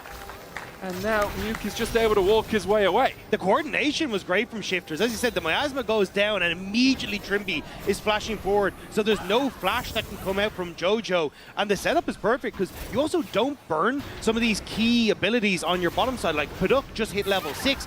This can now turn into a setup after Dragon where you try and fish for plays onto Alvaro, who's flashless. Try and fish for plays elsewhere. Shifters starting to look like they can snowball this.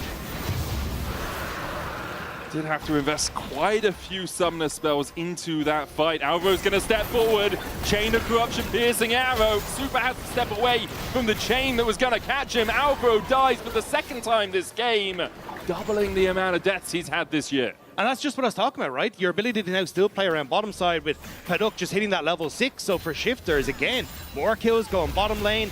And you're still looking at the level 6 that's just been ticked over for Bukata. So I want to keep my eyes on Shifter's jungler and see what he can do with that ultimate now available. What an early start for Shifters. 1.5k ahead.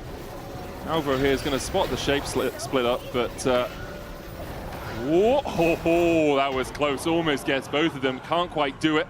No TP for Paduk means this wave will crash, and he's going to lose a couple of these minions at least. At the bottom of the scoreboard, you can see it's a wave of blue for Shifters. Gold leads in every lane, some more substantial than others.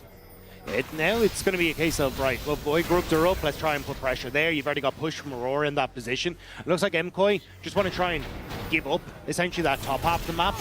LUI trying to steal away a couple of camps, can look for the red if he wants to, but Bukata is on the way down and should be aware of it. But if they can try and look for plays towards Paduk or Trimby, who are both still flashless, that's how MKOI can try and answer for the pressure that Shifters have had thus far. One of the weaknesses for Alvaro when he's roaming around with his jungler like this is he's not getting XP. Still only a level 4, is about to tick over to 5. Trimby would love to get 6 before Rift Herald, but with it being 10 seconds away, he's going to have to leech a lot of XP. And isn't going to be able to find too much right now. Jojo trying to force him away from this control ward, but that one is dead as a dodo. As Trimby will use the Shape Splitter to get himself a little bit more vision. A couple of pings coming out towards the grubs from Shifters. expect a reset from Bukata. But I do like the way EMEA played this, right? They look for the invade on the Raptors to force Shifters then to, oh, hang on. Petrifying gaze once again. Nuke with the twin fangs across the wall here. Alvaro's on his way, pops the heal, and Nuke wisely backs away. Did have vision on Alvaro coming around that corner. Yeah, Alvaro in position to just hold on, but that was a close trade in the mid lane. And I was going to say, like, EMEA at least had set up the play so that then they can look for clearing camps on this bottom side into a potential play in the bot lane, but maybe with Jojo a little low, may think twice, but does have the TP to get back to lane. But see here, right? Look at where Elyoya is. He invaded Raptors, forces Bukata to clear 2 camps, and then go topside, and now they want to look for the trade on the crossbar. Shifters, though, getting the wave pushed, it means they can just back away. They have the advantage in this lane anyway. You don't have to force that when your jungler's on the other side of the map. Trimby's still only level 5. No threat of a minion pop blossom, but for now it looks like Shifters are just going to get their second neutral objective of the game. 3 grubs and a Drake. 9 minutes in and a 1.5k lead still for the team previously known as BDS. Nice freeze for EMEA in the bottom side. That they're just using that unknown pressure where Elyoya is to keep it up, but sorry, I wasn't sure what they were going to go for. So I think as we see Rooster go across the Veil, I think what you do is you shape slither into the bot bush to check the Nautilus is there. You've got a ward in the second bush, so you can just step forward after that point, after Alvaro is backed away. And that's exactly what they've done. They then go in, push out the wave, and Super can catch it. They're not really going to be able to threaten him because, as you say, they don't have vision on that bot side. They don't know where Elyoya is on this Ambessa. He's currently up top, clearing out his Krugs. And after a pretty explosive first couple of minutes for Shifters, it all slows down a little bit. Nuke here having to step a little bit further back, looking for that Noxious Blast. They can't quite land it as Jojo uses his soldiers to get some extra damage down. Nuke on the chase. Just lands a Twin's Fangs into the back of the bird. Yeah, Trimby's still just about to take over to level 6. So I think he just wants to absorb a little bit of experience here, so then he can make his way back down towards that bottom side. But again, you were kind of alluding to it earlier on. Alvaro with all these roams, a little bit behind when it comes to the experience. So there is these windows of opportunities where Shifters can still play off of Bukata's ult and also Trimby's ult if they want to. And Jojo may be the point of contact. Yeah, I think one of the big things is you've got 45 seconds on the Drake. Trimby trying to leech that XP for 6. If Alvaro doesn't get it before the Drake fight, it becomes a lot harder for him to actually body block this Nico. You can't just depth charge her as she tries to get in. You can't stop the Vi from advancing too easily. You've only got 1 dredge line, and after that, you do have more CC in your kit, but nothing that can actually stop someone from really chasing onto your backline. And I think that's why we're seeing Shifters play so heavily around mid lane, because Paduk is already guaranteeing you push on bot side. Do you have that entrance in towards River? So trying to put presence in towards the mid lane to at least let Nuke reset, it seemed, but also try and get that push, I think is going to be pretty important. But actually that ward in the bot lane just expired, so I don't know if they've spotted the Vi. I think she might have been on a ward, she was just clearing there as well. But either way, Shifters, they get that control in River and should be able to move over towards the objective. Emperor's divide in from Jojo as he slides onto Nuke, trying to get him down before the Drake fight starts. The chase continues as Bukata goes in, but doesn't quite land it. Blooming burst out. Jojo flashes, will survive. No poison ticking. Means he gets out with his life, but no ultimate, no TP, and no flash. I'm surprised Bukata didn't end up actually just pulling the trigger on the ultimate. Yeah. You knew Emperor's divide was down, so even if Jojo ended up flashing, you still get the kill and can flash away. Maybe unsure of a public execution follow-up if you end up going that bit too deep.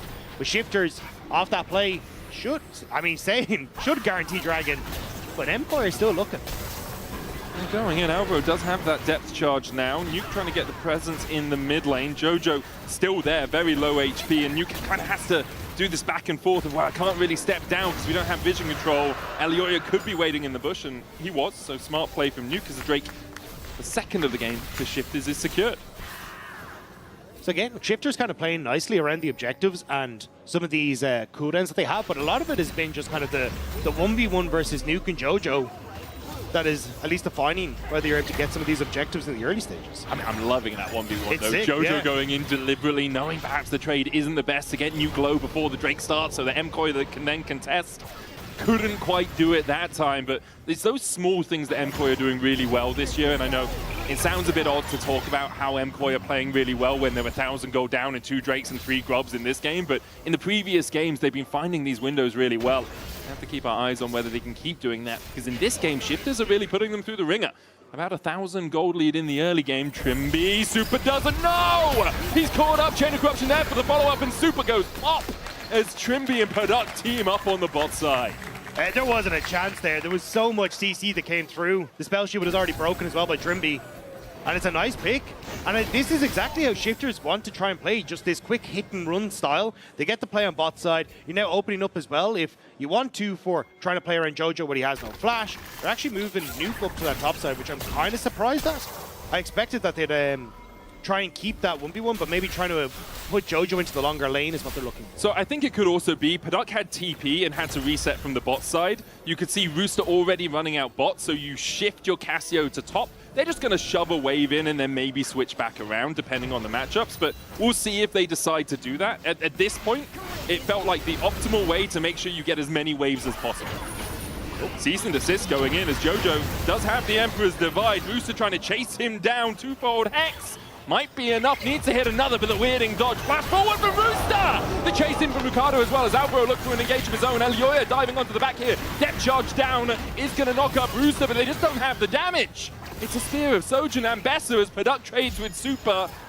Super still has the flash and the barrier, and Bukada's on his way across. Flash in from Super, takes the blue, but Bukada wants to take his life, and Bukada and Paduk will find it.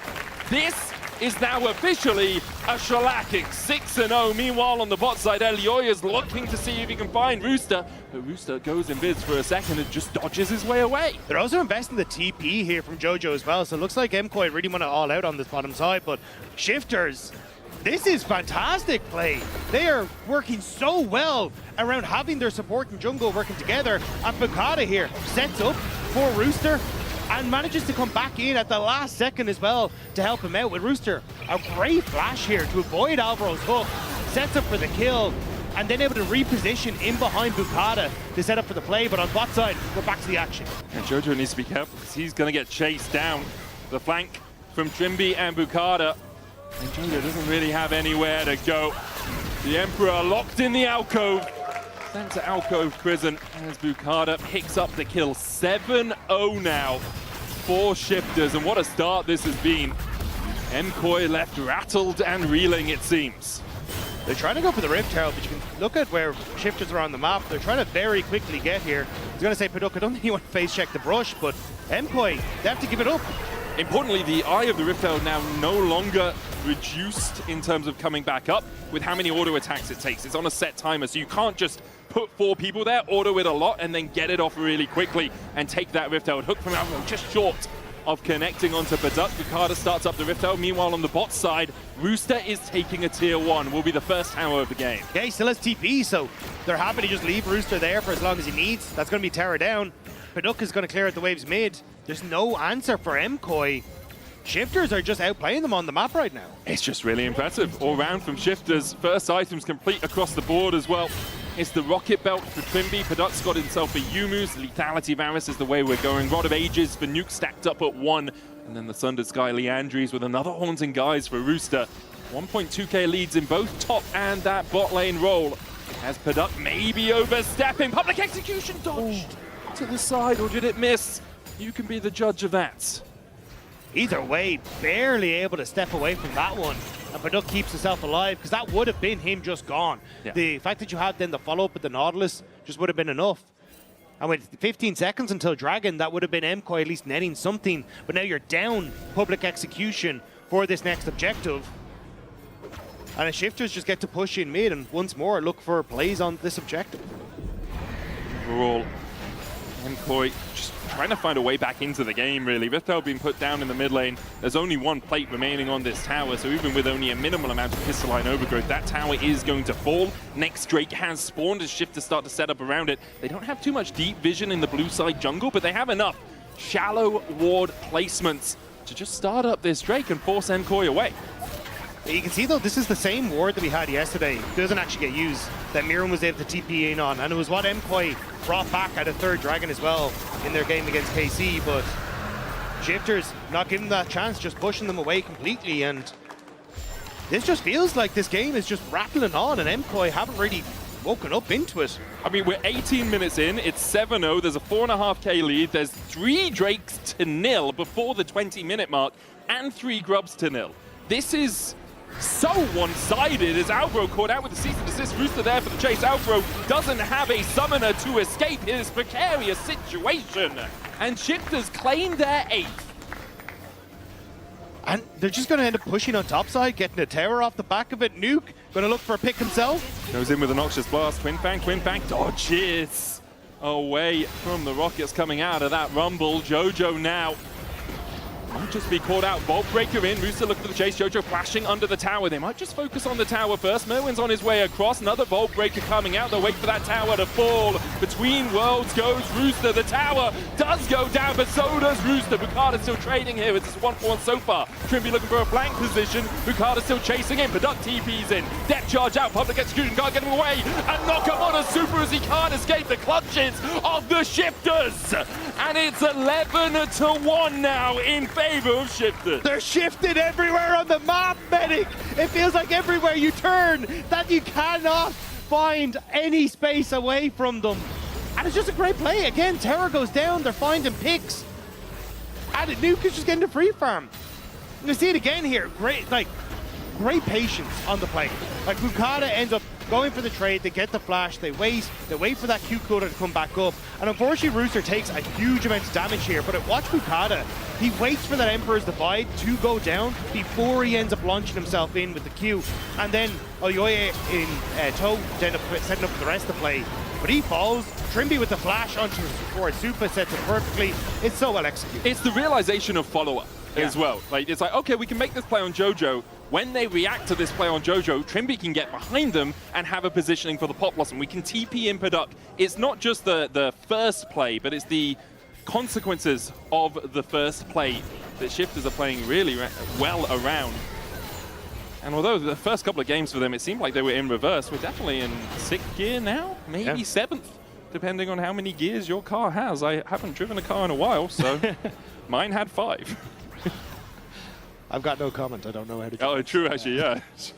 Wow. Not many of us actually do drive in the LEC. Public transport's pretty good over here. It is really good in Berlin. As MCoy might be taking the train home tonight. I saw Camilo having to run home yesterday. To be fair, he was good at a decent pace. I was lick, man. I was fairly impressed. That guy's been smooth. He was shifting. Yeah. Good one. It would be funny if he was on the team. I like to clarify my jokes with how I could have made them wittier if the world had not conspired against me. We didn't need the urge, witty. Yeah, exactly. Okay, so next steps. 2 minutes on the Ocean Soul for Shifters. MCoy trying to turtle up a little bit. 2 items completed, Nash's Tooth and the Rylai's and the Essence Reaver and Novori. So we are getting towards some power positions. However, you look at the other side and it's like, well, Nuke almost has his second item and has a fully stacked tier, so that's the Seraph's going to be complete. Paduk is on 3 with the Essence Reaver, the Yumus, and the Manamune. You're seeing what the hardest problem is for MCoy. It's just taking back this space, though. You don't really have anyone that's particularly tanky. And the second you do, you've got like long-range engages from Paduk. Trimby can try and knock you up with the tango bars as well. It's very, very difficult for you to actually buy this space back. And Aurora just continues to push on that side lane, which has also given her windows to start playing around or with that TP join in play. So for MCoy, they're just being corralled into their own side of the map, and it's really difficult to break. We're still looking for the damage here onto Mirwin. Isn't going to follow up too much more. Has Leandri's Bloodletters combination so powerful when you're doing this consistent DPS. Bukata looking for a position of his own. Vault Breaker over the wall could be enough, but they think Mirwin has backed away a little bit further.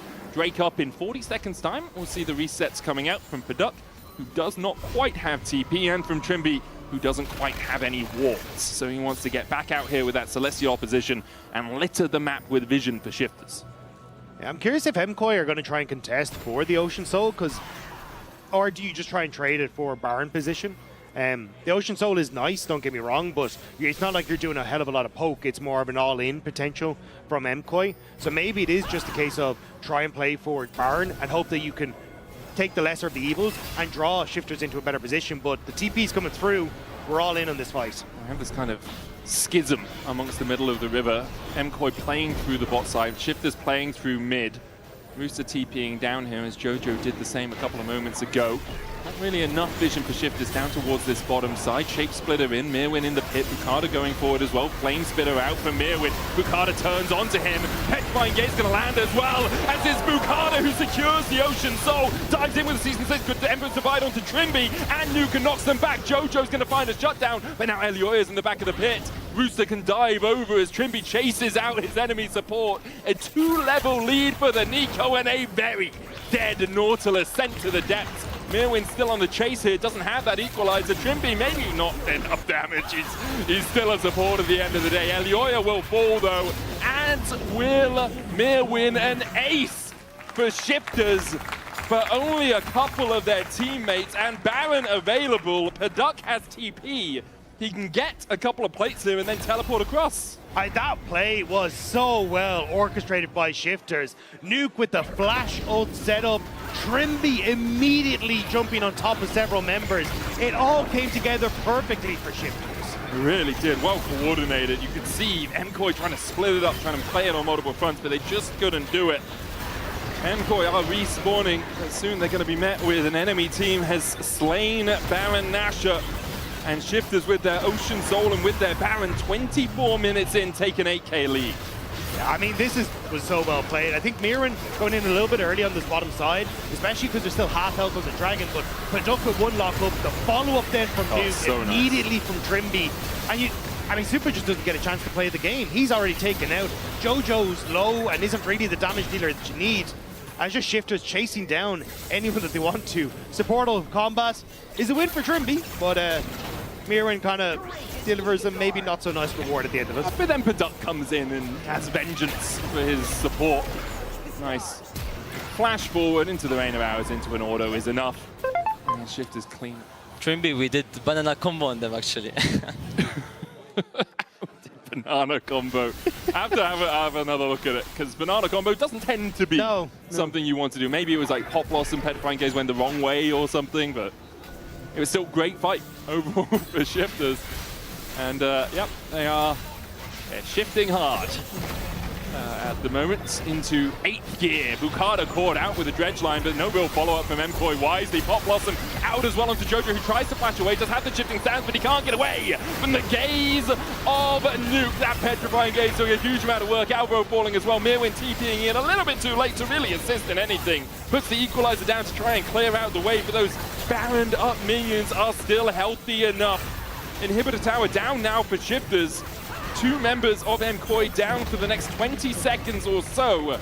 And Shifters might just look for the win here, Rob. This was not the direction I saw this game going at all, but Shifters showing up.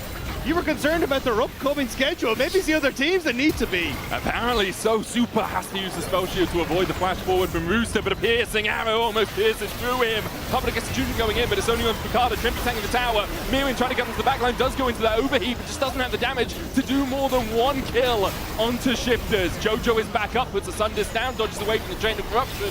Elioya force back, Super force low. Rooster takes the kill. And it's an alarm for MKOI as Rooster begins to crow. Bukada goes further forward onto Alvaro, can't quite take him down. The Emperor's Divide just to buy a little bit of space, but Jojo will still fall. Shifters in 26.5 minutes have absolutely routed MKOI. This was a demolition. The fastest game this place. What a performance from Shifters. There was doubts as to what this team could do this split, but holy moly, that's a statement. That was incredibly impressive all round from Shifters. For MKOI, as you said, like never felt like they woke up, never felt like they had purchase in the game. And credit to Shifters, and specifically for your player of the game nominees, Bukada, Paduk, and Trimby, for absolutely denying anything from MKOI. There was a while in the middle there, up until about the 22-minute mark. I thought we were on for a perfect game. Yeah, it looked absolutely insane, and a huge amount of that is a shout out to the bottom side of the map. Both Paduk and Trimby taking over in the matchup against Super and Alvaro from the get-go. And from that position, they were just constantly moving around the map, constantly catching MKOI out. And it just felt like MKOI could never find their footing. It really just didn't seem like MKOI could find purchase in that game. For Shifters, what a performance. They'll rue the fact that on day 1 they had that slight Nexus throw, because they could be 3-1 Yeah. 3-0. 3-0. 3-0. In fact, yeah, they haven't played 4 games. No one has. They could be 3-0. They could be topping the tables. For now, they will have to settle with a 2-1 scoreline. We'll see what they can do in the coming weeks, and whether this is just a blip on the radar for MCOY, as I think most of us expect, or whether it is something else entirely. But I think it's more, as you were talking to, there is so much up in the air when it comes to all the rosters that are in LEC at the moment. Like, well, how strong is SK? How strong are Shifters? How strong are so many of these teams that have really swapped up the rosters? If Shifters are now taking games off of MCOY, that sets themselves up so well, because you expect MCOY to be sitting at the top of the table. So if you're picking up these 1 or 2 wins, oftentimes those are the wins that define where you land in playoffs, if you land in playoffs. So this is a massive win for Shifters in this best of 1 round robin. I really want to be able to get into those top 4 spots when we get towards the playoffs. I know we are waiting to see if we can get an interview with one of the players. I see Allure standing on stage, and we'll throw it over to her in just a second. In fact, right now is in just a second. Allure, Bukada, take it away. Right now, we are ready indeed. Bukada, thank you for joining me. Thank you. If I may, this could have been a 3-0 week. Yes, sadly. Does it feel worse knowing this? Or I mean, you bounced back, actually. Yeah. You managed to bounce back. No, it's fine, right? If I have a bad game today, I would feel bad. Yeah. But the fact that we should have won against GX, for sure, and that today we stomped them, it gives us a lot of confidence for the next games, right? Are you feeling good about this week overall? Yeah, of course. I think it was quite a clean game. There was not any moments where you felt like they could come back, right? It was just a clean stomp. So it feels good after our last 2 games, which were we had leads, but 40 minutes game going left and right. So much cleaner today, right? Let's forget what happened in day 1. That was a great week from you guys. I actually want to play a game with you. Okay. I want to play a game. You're the jungler. You're supposed to know all your teammates, how they play, what they like, what they do in game. We're gonna do a game. We're gonna play a game about Nuke.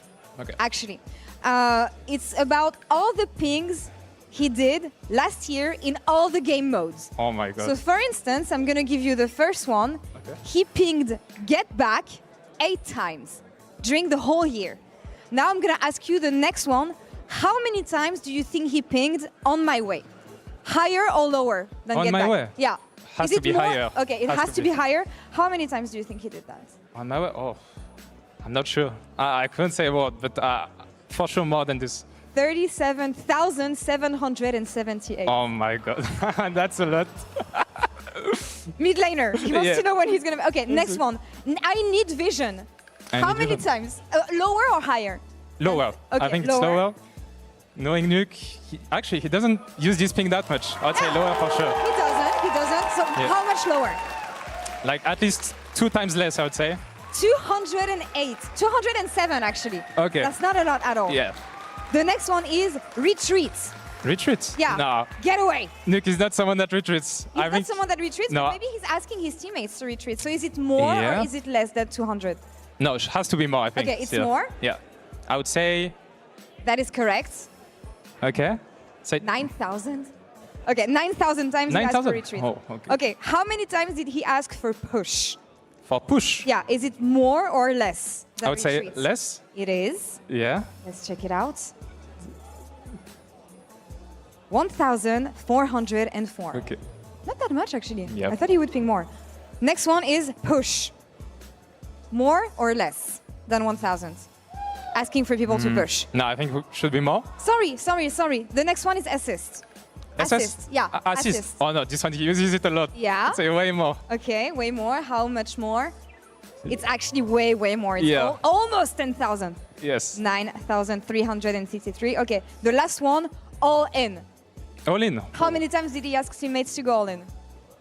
I would say less than this one. Okay, it is less than this one actually. It Yeah. is 611. Okay. You're pretty good. I know my mid laner. You want to do the last one? Sure. Enemy is missing. That's usually something you want to let your other teammates know. Is it No. more or less? than Has to all be in? less. He's never calling for the missing. Never calling for missing. That's the only one you got wrong, man. Oh, no. Over 9,000. Okay, you did actually pretty good. Overall, how do you feel about this year? Being back in this Yeah. team with different teammates, you had a pretty good week 1. Tell me about the confidence. Well, so far it's going good. Yeah. The team has a good vibe. We're having Okay. decent results, and I think a pretty good start in week 1. Yeah. So far I'm quite happy. Does it reflect what you guys have been doing in scrims? Well, scrims are kind of 50-50. Some days we've been doing quite good, other days less. I think we showed better on stage than Screams, honestly, so I'm quite happy. Well, I'm looking forward to seeing more from Shifters next week. Thank you so much. Merci Thank beaucoup, Bukada, for the interview. That's all for us here on this side of the stage. We'll be back in a couple minutes for Los Ratones versus KC. Stay tuned. The wall heal coming out. Trimby's going to pop a heal of his own as they put the Shake Splitter into the bush to get themselves a little bit of vision. Outbro for slow piercing ammo. Flash auto! That was beautiful from Padak. Good job, good job, good job, good job. Ethan, 이거? GB로 share? 아이고, 냠냠냠냠냠. 마샤알라. Nice. No, kill them. Swish. No, bro. Q1. Wait. Nice.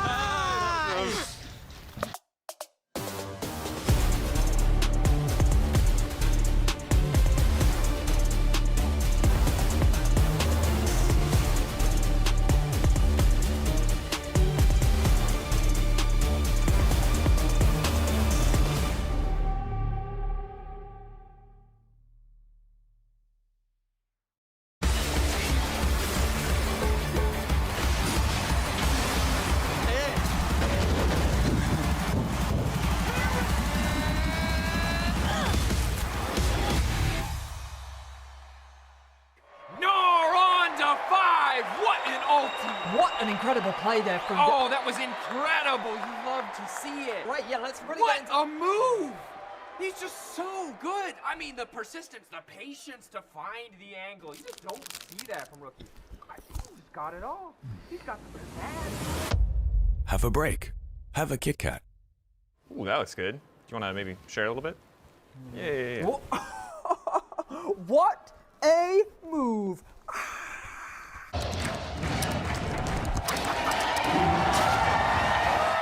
Red Bull gives you wings. Hey there. Every season starts the same way. Everyone wants to win. But not everyone prepares the same way. I can't wait to show you what I have in store. And trust me, this year, everyone's leveling up.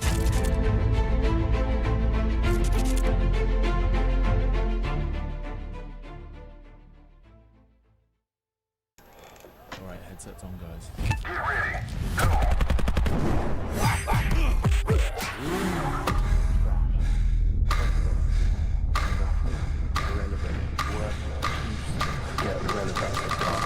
Just give up.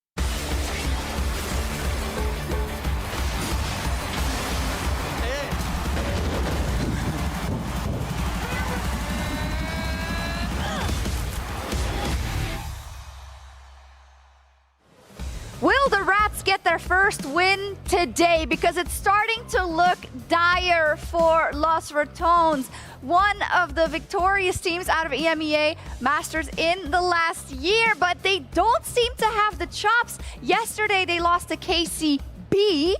Today, they're up versus KC. Yeah, they have to fight Big Daddy over there. They do. But that's just the strategic setback from Los Ratones, because every single time we were even at EU Masters, we would always drop games for content. My prediction will still stand. Los Ratones will win LEC Versus. It's that simple. Now, everyone is just coping. Everyone is just hate watching. Those are my rats right there. The KC haters are behind me. But at the same time, what's a content game, you know, every now and then? That's what the league needs, content. This is ridiculous. It's actually ridiculous. Yeah, copium overdose here. Let's be real. They've been so disappointing. It's been boring to watch. Like, Crown has been getting caught on mid-waves. Classic, right? Keeping that. Okay, Reckless with KDA. And Baus is still playing his champs. But other than that, where's the Los Ratones identity? Where's the crazy plays? Where's the good scaling? Where's the comebacks? They're not there. So here's the thing.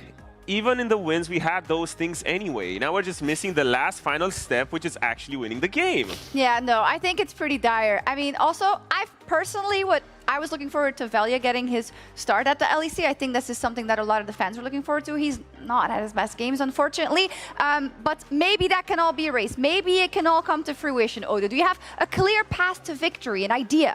Listen, he tried. I mean, even in the first game, yeah, he messed up some invades in terms of the execution, but the idea was there. He was still generating a lot of pressure. But the problem that has been happening with the Los Ratones for the first 2 games has been the fact that Velia seems to be quite alone in terms of like the responsibility that he has in every one of these games. He's the only one who is in a position to make something happen just from the nature of the drafts that we're having from Yamato and Kadril, because I just feel like he needs a little bit more help around him, you know, from the likes of maybe Nemesis moving away from the Rise, maybe Martin going to something a little bit more proactive, because what's been happening consistently is that they have Jarvan, Corki, Rise as their first 3, no matter what. So I get it. You went all in on early game twice, but at the same time, it was mid-game where everything fell apart. So I need a different recipe. I need them to cook something completely different. I see it, and of course there is always a way, but Jack, when we've been looking at KC these last 2 days, okay, they weren't able to beat Movistar Koi yesterday. Yep. That's true, and that's gonna also bruise their ego. Have you seen what we were promised in terms of possibly the new best bot lane in EU? We haven't really seen that. I mean, I like the Caitlyn Karmine, kind of the gutso to pull it out and try to stomp lane with it, but I've yet to see Kalista and Busio be like, wow, you know, that wow factor that I'm really looking for. But maybe today is the day they can do it, because they're up against a team that I think it's pretty clear they're probably going to beat. So this is really a chance for Kalista and Busio, I think, to shine on their opposition. The style on them, that would be it, right? Do you agree with, what do you want to say? You guys are just dunking on Los Ratones. You guys are just non-believers over here. No, I'm actually going to have someone investigate your bank account or something, because this is absolutely ridiculous. Come on, be fair with me. It's been underwhelming and it's been sad, and I think specifically it's been sad because you have this project where you have a lot of these players who, Reckless said it at League of Its Own as well, they had no prospects when the project began. Then they were given this chance and they made gold with it, right? They did incredibly, incredibly well.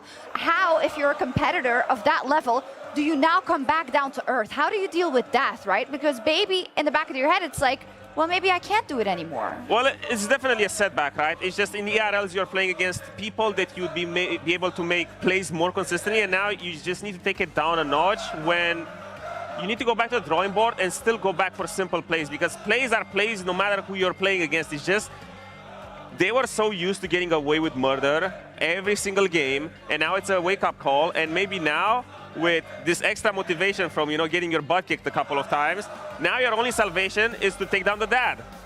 Yeah, and they have the Freak Master, who's like now more like the student. Take it away. Oh. What? You mean Crownie? Crownie. Yeah. Sex Master. That's him. Oh yeah, I mean, Can we say that? He does need to, I mean, it's in the dictionary, you know, so I would assume so, but he does need to step up, because again, it's like, I haven't seen enough growth from him, sadly, because again, it's like, it's always been the same. He gets caught on mid-wave, but like... That's the one. That's the one. He does get caught on mid-wave, but when he doesn't get caught on mid-wave, that's when he pops off, because later on in the game, he still dishes out incredible amounts of damage. Well, That's why, yeah. just to bring it back to the draft, I really think having Crownie on more like a late game carry that he can actually have impact on. Exactly. Reckless on the Enchanter, boost him up. Then I Sounds think we good. can see something that can actually Then do we're something. cooking. We do have also a special anniversary, which maybe also Ratones can use, because it's been 2,922 days, 8 years since history was made here on the Berlin stage, when Malzahar ults were cancelled right here on stage, Lore. Absolutely. Some shockwaves find them all, and some ults actually get cancelled. Kajol, happy cancel-versary. Oh, thank you. It's been 8 years since. It's been 8 years, and it's still with you. You still get remembered about this. How does that feel? I mean, I didn't even know until someone reminded me, and I was like, oh my god, that's kind of crazy. So yeah, Some people have highlights, some people have lowlights. I guess I'm low lights. How do you feel about today? How are the boys ahead of this one? Everything's good, vibes are good. I mean, it's not about how you start, it's about how you finish, right? So we're just going to grind through, try our hardest, and see what we can do. What advice did you give the boys before heading on stage? It's a long journey, 4 weeks. It will go by quickly and feel like it, but still step by step, best of one by best of one. And I think you can see in the LEC right now, anyone can win any game. You got this, guys. Best of luck to Los Ratones. They're facing off against Casey, and it goes right now. And here we go. The Rats versus the Blue Wall, taking it to the LEC stage.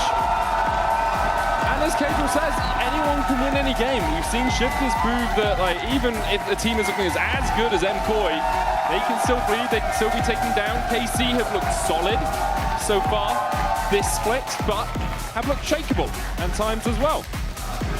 I think it is going to be a case of how do you try and manage the sheer aggression you get from the laners in KC, right? We saw Kalista and Lucio happy to go for Cave and Karma, take matters into their own hands. Unfortunately didn't win, but definitely getting leads there. Kana, renowned as probably the best top laner that we have when it comes towards laning. So definitely for the boss, got to have his work cut out for him. I'll have to see if he can, prove it still. To me, he still has to show that he can back up a lot of the trash talk that he had on the stream before he made it to the LEC. Had some decent times against Tao, but Tao did definitely come out on top, yes. Baus tends to walk that line of both flaming on his opposition, but also flaming himself. And I like it when people do. It's like, oh no, I'm going to I'm going to lose every game. Oh, but also all the opposition are trash. You know, he's got to play both sides. Got to play both sides. Lost Ratones did have right of first selection. They picked second pick. KC have chosen red side. So we'll have a red side first pick for KC. We're seeing a lot of people pick red side if the option is left up for them. We only have, I believe, 4 blue side wins across the entire weekend now. There were 3, and then we did just see another blue side win happen. Actually, were Heaven 6 on blue side earlier today? Might be fine. so. It's hard. It's also, it's now decoupled, right? Like, it's, at least in the past, when I looked at it, it was like, oh, this means that first pick is stronger or second pick is stronger. But now that the sides are just slightly different, and they pick Singed Bug where he does more damage, it doesn't really matter anymore, That's true. That's true. I want to see if there's a trend. We've had lots of red side wins. Maybe there's something about red side being slightly stronger in some way because access to Dragon or something. Who knows? As Lost Ratones and KC are going to start getting their bans outside. A Malphite taken away by KC. Rumble and Jace removed by Lost Ratones. Nothing too surprising. I still think going from KC's side to target both the Jarvan and the Malphite are good. Jarvan has been the one thing that Valley's played this weekend, but also Malphite, just these big AoE CCs can be very, very strong in team fights, and I think that's kind of where a lot of focus is going to continue as we look through the rest of the split. I mean, it makes a lot of sense, right? Get people off comfort. We've also only seen Nemesis play the Rise so far, and Crownie has only brought out the Corki. So it will be an Azir first pick for KC. Yahoo's going to take that into the mid lane. And how will Lost Ratones answer? Is it going to be looking towards AD carries, get Crownie something he's comfortable on? I mean, picking a jungle AD here tends to be what we see. Yeah, it's either, buy Talia or going for the Rise and something else if you want to. Those have kind of been the mainstay picks, but looks like it's just going to be the Orianna, so maybe going towards a little bit of the El Wombo combo, and with Yunara open, team fighting here, Lost Ratones, looking strong. Yeah, lock it in. Yunara's so good right now. We've seen Lost Ratones giving that one up previously here in the LEC. What are KC going to go for their next picks? likely looking towards jungle AD. It would make a lot of sense. You can also go towards supports if you really want. You could lock in something like the Nico that we saw Trimby have a really good effect on. Bucio's Bard is something we always talk about in terms of power picks, but Kalist on Aphelios, who did receive a small hotfix about a week ago now, taking down some of the lethality you get from his leveling passive. He's still very strong. He is still very good. But as we saw earlier, you know, Aphelios Bard, maybe not the play. So I think it'd be opting into something a little bit more safe. I was going to say either the Thresh we've seen a little bit or Lulu is a good response. Lulu also kind of takes it away from the Yunara alongside it, but you still have to be a little careful. Like, you can still get some engage tools that can make that life a little bit difficult. Or we just see Reckless actually go for the Bard if he's comfortable on himself. Or I know he plays a lot of Janna. Does like his Janna, likes his Nami as well, which can team up okay with the Yunara. But it actually looks like he might be going towards Bard. Picking it into Bucio is brave. Reckless cracking out the Bard here. Temper Fate does a lot of work against low mobility carries, and Aphelios is definitely one of those. It's as you say, the ability to just lock people up and take a lot of the pressure off of Velia as well to be that engage tool, because the Bard can facilitate that. I think is going to be great. The only issue, I think KC going to continue to target jungle through these next couple of rotations, I'd imagine, and because they're going to be on the first pick, so they could go towards something like Xin Zhao, which pairs well with the Lulu, and just try and pinch that jungle pool a little bit more. It's something we've seen Yike bring out twice so far this split as well. In both the games, he's gone for that Xin Zhao. Reckless on Bard, 7-3 across the course of his career, so very comfortable on the pick. I will say some of Lost Ratones' numbers, they played in the ERLs and they won a lot in the ERLs, so obviously their numbers are going to be, I won't say inflated, but they're going to be kind to them, right? 7-3 on that. And there's the Jax taken away from Baus. We already have that Scion ban away from him as well. And Bessa and Cassante taken out of both the jungle and the top lane respectively. And now we will see where KC want to go with their final ban. Lost Ratones likely to pick up their jungler, giving Baus a possible last pick. Yeah, I think it will be another jungle ban, just to go for the Nocturne.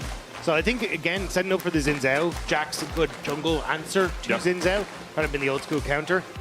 Unless Velia feels like he wants to take it away here. He could take away the Xin Zhao. I think the Jax could also be towards Baus. You know, he does love his AP Jax. Dusk and Dawn actually really strong. I think just it doubles up. Yes, it definitely does. It definitely does. Nocturne, I've seen a few top Nocturnes recently, top turns.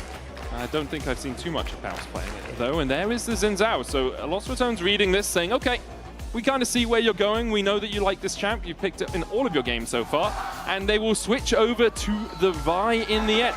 Yeah, I wasn't sure how they wanted to approach it, because Orianna can work well with the Xin Zhao early to provide the utility that he needs to be a very big menace.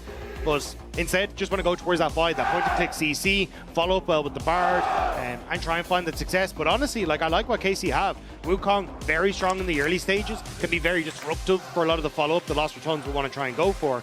And now it's on Kana. What does he want to try and blind to that top side? I mean, you got to just go for something safe, right? There's no point going anything too spicy. Gnar makes a lot of sense, gives you good team fighting threat. You've got the Lulu to back you up if you do go a little bit too deep. And then you have a huge amount of CC when it comes to those fights to top over the Cyclone and the Gravitum from the Moonlight Vigil. Lost Ratones now looking up towards that maybe jungle role, because I remember Baus loving that Vi top. And it could actually just be Vi top with a jungle mundo here for Lost Ratones. It's going to be locked in. There's a tiny bit of flexibility, but knowing Baus, that is a Vi in the top lane. All right, we're getting the Vi top lane. I assumed it was going to be just Vi and Orianna in the mid lane to try and play well together, but looking to just opt in towards the scaling instead once they saw the Wukong. So it does mean, though, that, like, if Reckless isn't landing that ultimate, you are heavy reliant on the boss being there to be that engaged to so I'm a little unsure how Lost Ratones are going to try and set up for their lanes in the mid game, or if they're just going to continue to play for picks.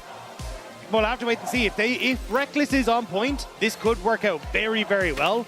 Otherwise, for KC, I mean, could that be any more bog standard of Wukong engage, Lulu press W on other people, and they do quickie autos? Yes, they do quickie autos. That's exactly what they want to do here. You can get that Ardent Sensor, go Imperial Mandate. You could even go for a kind of pseudo-healer Lulu if you really wanted with Diadem and Echoes. We'll see where... I just want to get it in every moment. Princess, every moment. You just want to be that passenger princess. Baus on Vi across the course of his professional career, 6-1. The last time he lost, EU Masters semi-finals last year against KCB. It's the only time he has lost on his Vi. And just coming off the back of a loss against KCB, now going up against Big Brother, going to see if he can try and get a bit of revenge against the older one. Let's take it to the stage. Lost Ratones looking at their first win on the LEC Versus stage. KC looking to round out the week by beating both of the ERL promotion teams, Lost Ratones and KCB.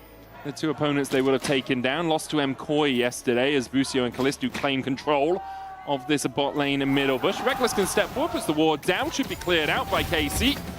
And Busio gets a little bit of damage down as well. House versus Kana rematch. We can see it at... did we see it at Red Bull League of its own? I'm trying to... No, it was Tau. Yeah, it was Tau, yeah. It was Tau, wasn't it? Lost Ratones lost to KCB, KCB lost to KC, so in the spirit of confusion, KC should lose to Ella. Yeah, we are trying to get that circular suck going. Yeah, big fan of that. I'm a big fan of it as well, and today has helped. Today has really helped in the circular suck. We might have a weak one-er. We need Lost Ratones to pick up this win, though, if we're going to get there. Cosmic Binding just wide. Clipping onto Busio there. The fight for level 2 going in favor of Crowny and Reckless to kick us off. Yeah, I mean, at the early stages, it's going to be very much lanes kind of left to their lonesome. So Wukong wants to try and wait until he hits level 6. Mundo not exactly the most fearsome when it comes towards engages. So this is where, again, like you can see Boss getting these good trades. Bot lane, at least for the moment, having some decent trades for Lost Ratones. Like, these are the kind of things that you want to be able to have in the early stages so you can punish the Wukong. Heal coming out from Reckless as they try and trade onto Busio and Callisto, but Callisto with that long-range sniper chips away at Reckless. Put down those two Caretaker Shrines and heals himself back up. Bard relatively mana hungry in the early game, especially if you're putting down those Caretaker Shrines, so you do want to get out and get some of your chimes where you can. You're going to have to correct me on his name. The Bard main from Europe, Latharus put out a really good video that I was watching earlier today on like the different builds you can go for Bard. And he was saying actually what he likes to do in Enchanter matchups is try and look for that early reset, pick up the tier and go for that diadem build that you were talking about. But the beauty of it is that having that early tier solves a lot of those mana problems. Yeah. And all you can do is just spam every time you have a second W, a second shrine up and available, just toss it onto your AD carry. Yeah. And it means that you're getting your tier stacks and also just solving a lot of your issues with like healing and mana as well. Yeah, a little bit of move speed, a little bit of healing as Reckless looks for Busio. Cosmic Binding coming out. Velia chucks a briefcase at him, but Busio holding on, able to walk his way out. Could use the heal earlier on in the lane, but for now, able to get himself to safety. Now we'll reset and come back onto the map relatively sharpish with those home guards. In the mid lane, Nemesis and Yahoo trading as you would expect in the early game. Nemesis always been one of the shining lights in terms of individual skill on this Lost Ratones team. Rare that you see him really get demolished in a lane, and I think if Lost Ratones are going to have a performance that gets them into playoffs in LEC Versus, they are going to rely a lot on Nemesis. And I think it'll be the same in this game. A relatively short range KC, apart from, say, Yahoo. So if you are looking at an Orianna Shockwave, you have a lot of people that you can suddenly start to hit in those situations. So any sort of overextensions or over chases could be punished by Nemesis. We'll have to wait and see if that is going to be the case, because this is... I mean, this is going to be a toughie. Like, there's no line. You're up against Karmine Corp. They've been such a staple after their first year in the LEC at the top of the table. And it's for Lost Ratones, this would be a statement if they're able to take them down. Oh, it really would. And finishing week 1 with a win on the board would be absolutely massive for Lost Ratones. Lost to Fnatic day 1, lost to KCB yesterday, as we already said. For KC, you really want to be closing games like this out swiftly and with like solid team play, solid macro, not giving the enemy too many opportunities to get into the game. Yeah, and I actually was talking to Mitsuko backstage, and she was saying, like, this whole weekend, the boss has been such a beaming light of positivity the entire way through. And I love that we're actually starting to see him again kind of fall back to his picks. He is still playing his style. He is still coming in as the lovable goofball that is needed for the team and both for the fans as well. So seeing him perform yesterday in the volley bear, unfortunately, to end up kind of showing him what's worth every so often, but he got some bites back, and now on his signature pick with this Vi top lane as well. It's great to see that Boss is continuing to be him and show that his style can work at this top level. It's been a long time since we've seen a Vi top in Tier 1 League of Legends. 2013 was the last time we saw it. I'm trying to find the exact That has to game. be when she was released, right? Yeah, it must be, right? It must be. I've also just realized I've been playing since 2013 now, and I think Caitlyn was the first champ released when I started playing, but I cannot think remember Zed for was sure. on the loading screen when I started. Okay, sure. Yeah. I remember we had those loading screens. Yeah, with the new Cool, champion, and the and music. they have the banger music. Yeah. Lots of Ratones have initiated pause. As you can see, it seems to be something to do with Velia's PC or some of his setup. We don't know exactly what's going on. Well, we don't. The casters don't. The league officials do. They're investigating. There's a potential hardware issue. So For clarity, I cannot see what's happening down there from up here, so an investigation would not be very good for me. No, that's true. Yeah, us investigating it would be diabolical, man. That would not go well at all. I don't know enough about Did you turn it computers. off and on again? Yes. I mean, that would probably be the first question I'd ask. But these PCs reset when you turn them off and on, so then we'd have to go through the whole change of settings, make sure mouse acceleration isn't on. If you haven't, by the way, since Christmas, right-click on your desktop, go to display settings, and make sure that your monitor is actually in the right hertz. Oh. Don't just leave it in 60 hertz when you have a 144 hertz monitor. Because a lot of people do that for way too long. Yeah, I had a friend That who... would be me. Yes. I had a friend who left their monitor plugged into the HDMI, the integrated HDMI, not their graphics card. That was...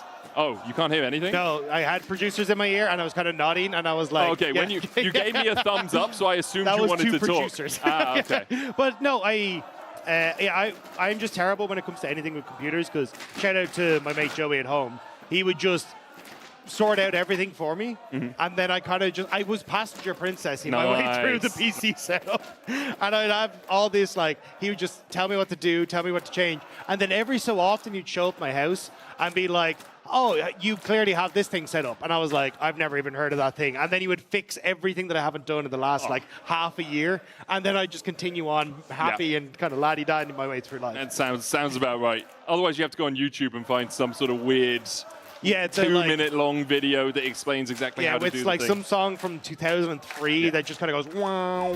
And enough of us about weird computer and wowing. We get back onto Summoner's Rift for the game. Seems like the hardware issue was rectified. Small lead for Nemesis in the mid lane. There's a wave pushing into him as well, so he should have a slight CS lead when this wave crashes. I do want to note, look at how much vision there is for Casey in that bot side jungle. There's an absolute slew of wards down there. Just making sure they can really spot if Velia is looking for a gank down towards the bottom side. I don't think this is really, though, going to be like a ganking game, as I was saying, for Velia. I think he's just going to be happy to just farm it out. And you already have strong lanes. Like, just let them kind of do their thing. And then once Wukong ticks over to 6, once you're there for the counter gank, that's more going to be the thing. Because, like, bot lane, you're not going to have, like, Wukong get sped up and try and hit you one time with the Q. And, like, and same in mid lane. You're waiting on Yahoo to hit the level 6 before he really has that kind of kill pressure or setup even for Nemesis. So just take your time, farm your way through, and take it nice and easy and breezy for the start. Yeah, scale up as much as you can. Clearing out waves effectively in the top lane, kind of trying to trade back onto him. And Baus does have to sacrifice some of his HP bar to really get those trades in because he's melee, and the Gnar obviously has that extra range advantage with the Hyper for that 3-hit passive. Bliss does have Gravitum, so if a gank was to materialize, he can apply a little bit of CC himself, but it looks like it's not really going to happen. First Drake, though, up in 7 seconds, and Mike was pathing over towards it, so it might be an early Dragon start here for KC. Looks like instead he's going to decide to go over to his Gromp. Yeah, he just spot a Mundo on that ward that just timed out on that bottom side, so doesn't want to start it up when you're going to have that bounce in the bot lane, and he could be in a little bit of trouble. But speaking of Nemesis, taking a little bit of damage here from Yahoo in the mid lane. Oh, Shockwave used just to clear the wave. If it had clipped Yahoo, you're happy, but really you just want to make sure that wave is gone so you can get back to base and back out on the map as quickly as possible. So you see some damage going down onto Reckless, puts those Caretaker Shrines down again. Baus has snuck his way in here, looks for Kana. Oh, Vault Breaker just shy of connecting onto that mini Gnar. Yeah, but also, like he's saying, like he has to keep going for these aggressive trades. Still has a passive. Nice trade in there with the denting blows as well. Got the first prop, doesn't quite get the second, shredding through that armor a little bit. And now paths down towards the mid lane. Yahoo actually DCing. Well, we'll see exactly what's going on with that as well. The last VI top lane, Young Glory Otto, played it versus Team WE in the LPL back in 2013. Wow. That's a name I haven't heard in a while. I don't think I've ever heard that name, I'm going to be honest. I didn't follow Young Glory. I know a lot of players came through them, though. Yeah. I'm not going to No, ask you're thinking of Young Miracle. I'm thinking of Young Miracle. Is, the... I can't think of his name. Yeah. But yeah, like Knight came up through that system. Ming came up through Young Miracle as well. But Otto, I think, went into coach at one stage, but I can't think of off the top of my head. Yeah. I mean, I don't expect you to. I'll be honest. It's been a while. The sort of It's thing been a while like, since I've been in the LPL. It's 12 years old. Yeah. Like, yeah, that child is asking. You're not supposed to say the number on the child. Let me feel old. A long time ago, man. It's a long time ago. Earlier, league officials received reports of hardware issues. A hardware swap is now in progress for KC. It does say Lost Ratones have initiated towards the bottom, but I've been told in my ears that it is Karmine Corp, and as you can see, that has been rectified on the screen as well. So we're going to have a hardware swap happening. Apologies, obviously, everyone, for the delay, but we want the players to play at the tippy-top of their abilities, and that means having the best hardware available to them, and hardware that is 100% functional at all times. Yeah, I mean, especially in a matchup like this, where Lost Ratones want to try and have their first potential win, it's massive that you're kind of setting up, getting comfortable, and these kind of things, when they're happening on stage, can definitely cause a bit of nerves and jitters, but I think having Lost Ratones, at least in the position they're in, I think they should be more comfortable. I totally agree with you. As you can see, there is a hardware swap happening on stage right now. In the meantime, we're going to learn a little bit more about the Rats.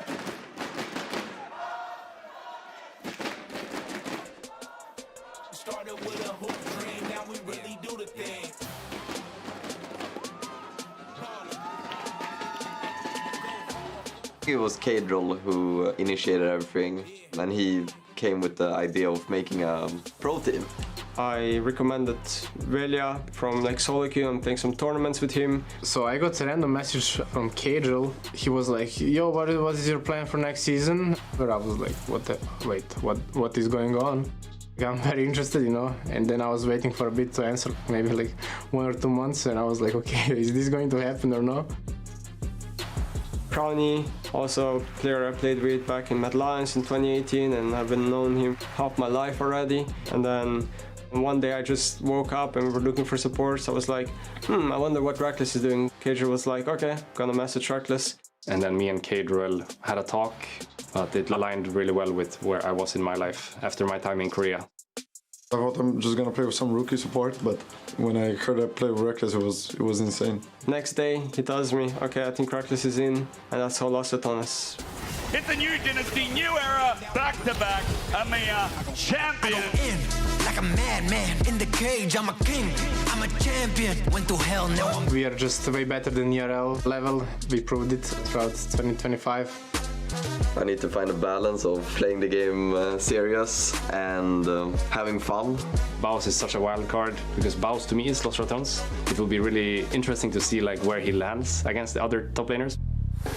Baus in, waiting for his ulti and his flash. It's a body slam. It's a game-making play from Baus. The minimum is getting to playoffs. Who can stop them? Who can stop this infestation of Brad? Went to hell, now I'm back. I'm all about it. And like a phoenix, I'll be rising up from the ashes. First place. Stomp games, 15 minutes FF. Top gap every game. That's what they can expect. Baus, you need to end the game. I think we're the best team in LEC. So, welcome to the desk, unfortunately, I know. There will be a hardware swap. Hardware swap. Hardware swap happening on stage, so we have a little bit of time. Sucks. Where's your pretzel? Then you have I finished it. I ate it too quickly. Shout out to the He didn't even pretzel share catering. with us. You Yeah. didn't want any. You said, quote, the cheese sauce smells like death, which might be true. I probably just poisoned myself, but Yeah. it's delicious. Anyone who Okay. got the nachos knows. Anyway, I think a lot of people would say that's a lot you're showing from LR, right? So let's start with KC's draft. What do you think?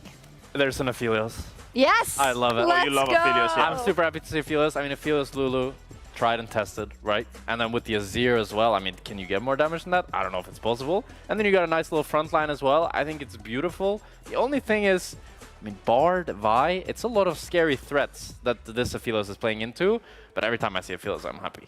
We did say earlier that Callisto and Busio, we want more, like, you can't really judge them yet if they're going to be that best bot lane in the league. Well, against a Vi, against a Bard, it's pretty hard for an Aphelios to play the game, so Busio's got his work cut out for him. We were flaming people for picking Corki every time, right? So now we should be happy that they're doing Aphelios? No, I think we're just never pleased. Okay. We're just always going to complain we are forever. happy. We are very happy. We are all very happy. And even though they lost yesterday, I feel like it's really nice that they're diversifying and playing so much different stuff, because we saw the Caitlyn Karma yesterday, now we're seeing Aphelios Lulu. Day one, I forgot what they played, but it was something completely different as well.